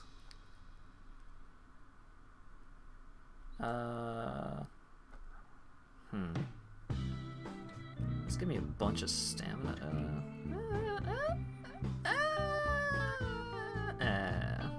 Nah. Okay. Let's go. I'm out of here.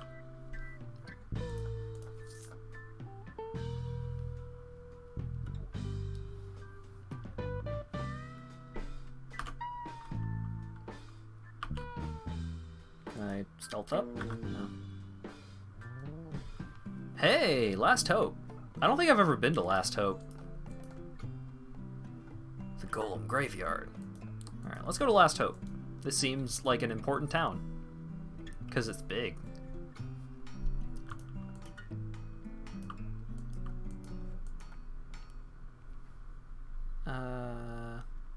Earthal's Wondrous Emporium. Does not seem to be open yet. Okay. Alchemical Tailor. Okay. Cloth armor. Got it.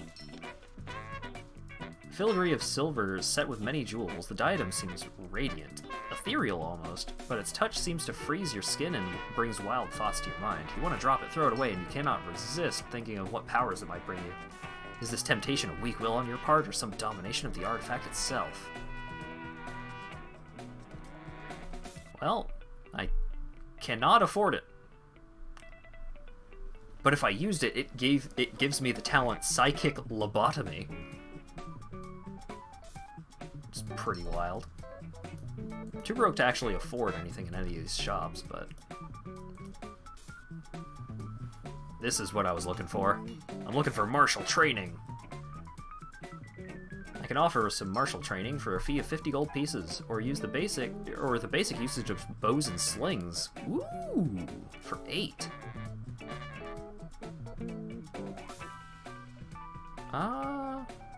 See, I've already got like a really good ranged option, is the thing.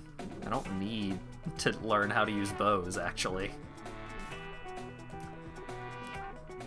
Looking for martial training. You can give me combat training or use of bows. What is the... Wait, is it combat techniques? Talent category technique combat training.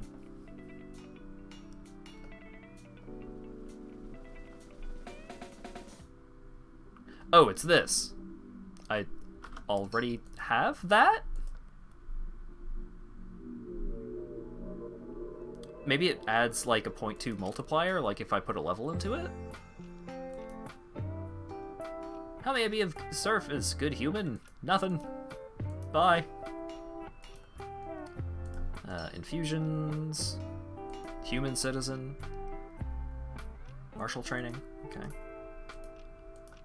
Bookstore. Oh no, this is runes. Shatter Affliction's Rune of the Duelist is tempting.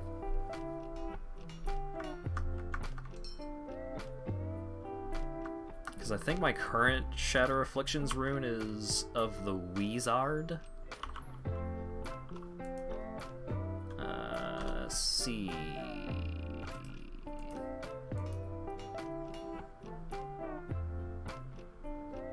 How do I actually look at my infusions?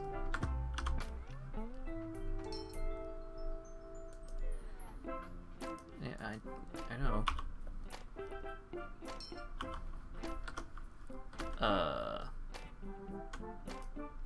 Equipment set.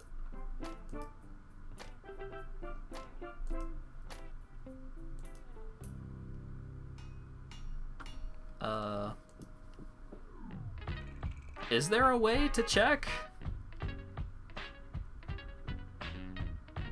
I mean, it shows me them here, but it doesn't show me... Oh, okay. Yeah, you look at your inscriptions here, but it doesn't tell you of, like, what stat it's scaling off of. You have to just look at the description to see what stat it's currently scaling off of. So, Shatter Afflictions is currently scaling with magic. So let's... Oh, wait. What's the cooldown on it? 14. Shatter Afflictions of the Duelist, 17. That's a deal breaker. I need the good cooldown. Store's closed. Okay. Library. I can afford a bunch of these. It can be used to read it. Sure.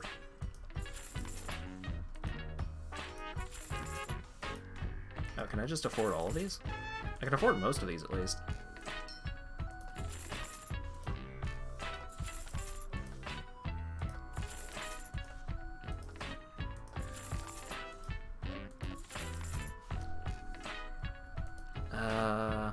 Oh yeah, I can just sell some of these gems. Or I could sell some of these things, see, these pieces of gear that I'm not using, which is probably smarter.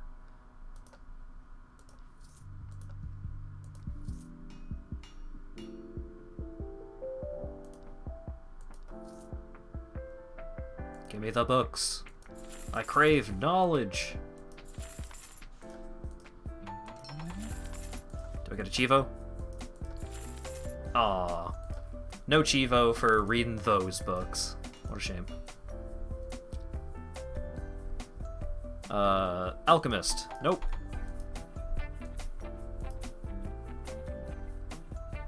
Welcome, daughter of the son of the knight, daughter of son of knife, to my shop. Yep, same training. Blunt Paradise. Lamau.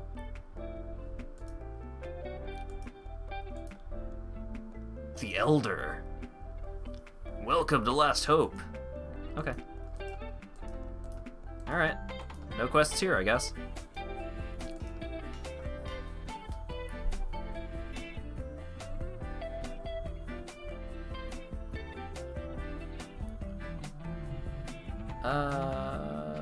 I could try the Golem Graveyard. I kind of want to do one more dungeon before I finish for the night. Alright, what's up with the Golem Graveyard?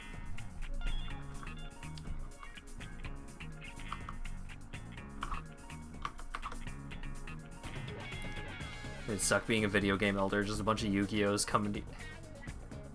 Yu-Gi-Ohs. Youngins. No, a bunch of Yu-Gi-Ohs coming to your house because you're old. That's what I meant to say.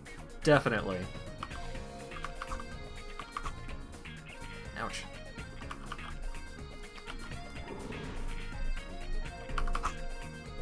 Ouch. Oh, that brought me into the negatives.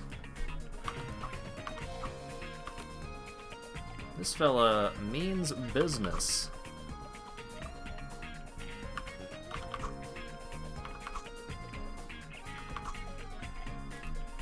Oh, I wasn't stealth. That's probably a pretty big part of it. Grandpa, we want your special card back. Shut up. I don't care.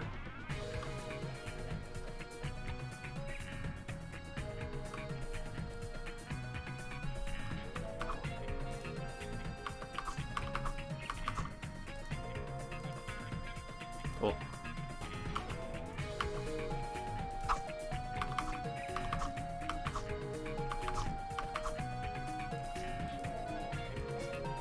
Ah.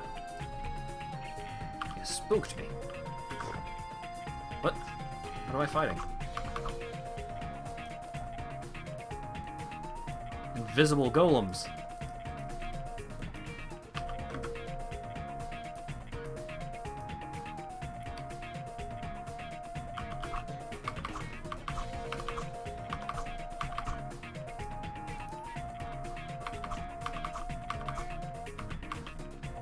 No, I don't want to throw a knife at myself. Thought there was more invisible golems. Oof, ouch. I would rather not be frozen, thank you. Okay, well, I killed all the golems, I guess. This giant golem was constructed by the halflings during the Pyre Wars to fight the orcs, but it was felled by Garkul the Devourer. Its body is made of marvel, its joints made of solid vorotin, and its sole eye of the purest ruby. The other one seems to be missing. It's over 40 feet tall, and someone foolish tried to reconstruct it but was unable to complete the task. It needs another eye.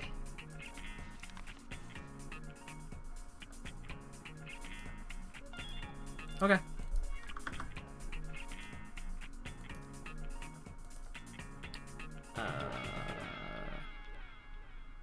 Totem of Healing, you say? That's actually pretty tempting. Because I, like, never use my current torque, but I'll hold on to it.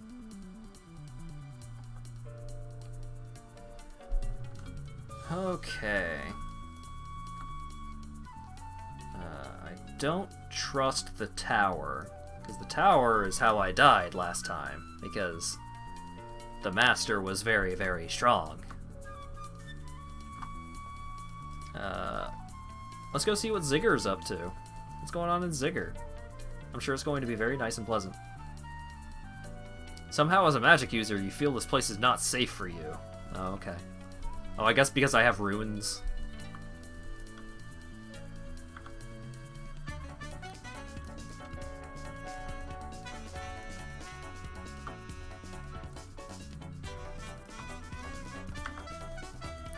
No, I don't care.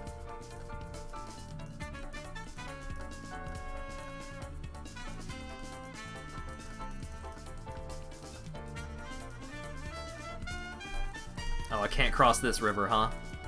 I see. I see how it is.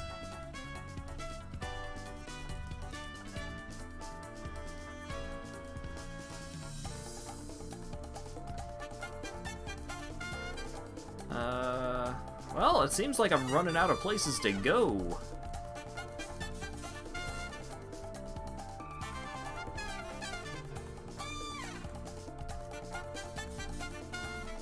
Completed the hidden compound.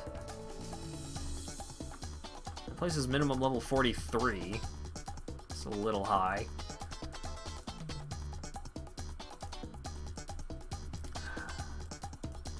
Is the tower the next place to go? Man, I don't know.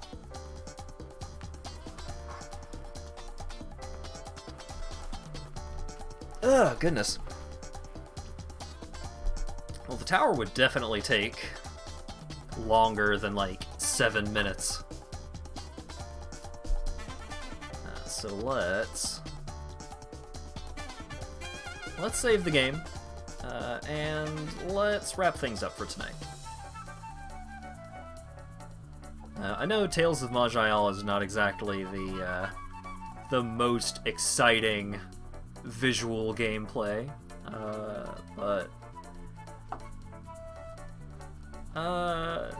today, you know, I wanted today to be a more chill stream. I wasn't super high energy today. I was just like, want to listen to some music. I want to chat about the PlayStation stuff. Just want to hang out, relax,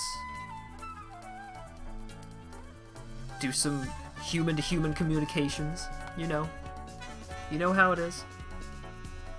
Oh, also it's midnight. Whoops. I forgot that I started later than usual. And I still went the full 6 hours. Oh well. Let's see. Da-da.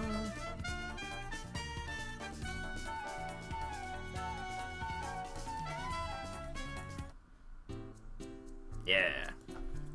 That's the music, so that music is how you know that it's time to end the stream. Thank you guys so very much for showing up and hanging out. I had a good time today. Midnight is just a more chill noon. That's true. When you put it that way, you're exactly correct. But yeah, hope you guys had a good time. I'm leaving the exclamation mark bundle command available in the chat in case you need easy access to the link to the bundle for racial justice and equality. Because I think they're still adding new stuff to it. Like, if you haven't gotten it already, I don't know what you're doing with your life, because, like, it's a minimum of $5 for probably millions of hours of content. It's absolutely absurd.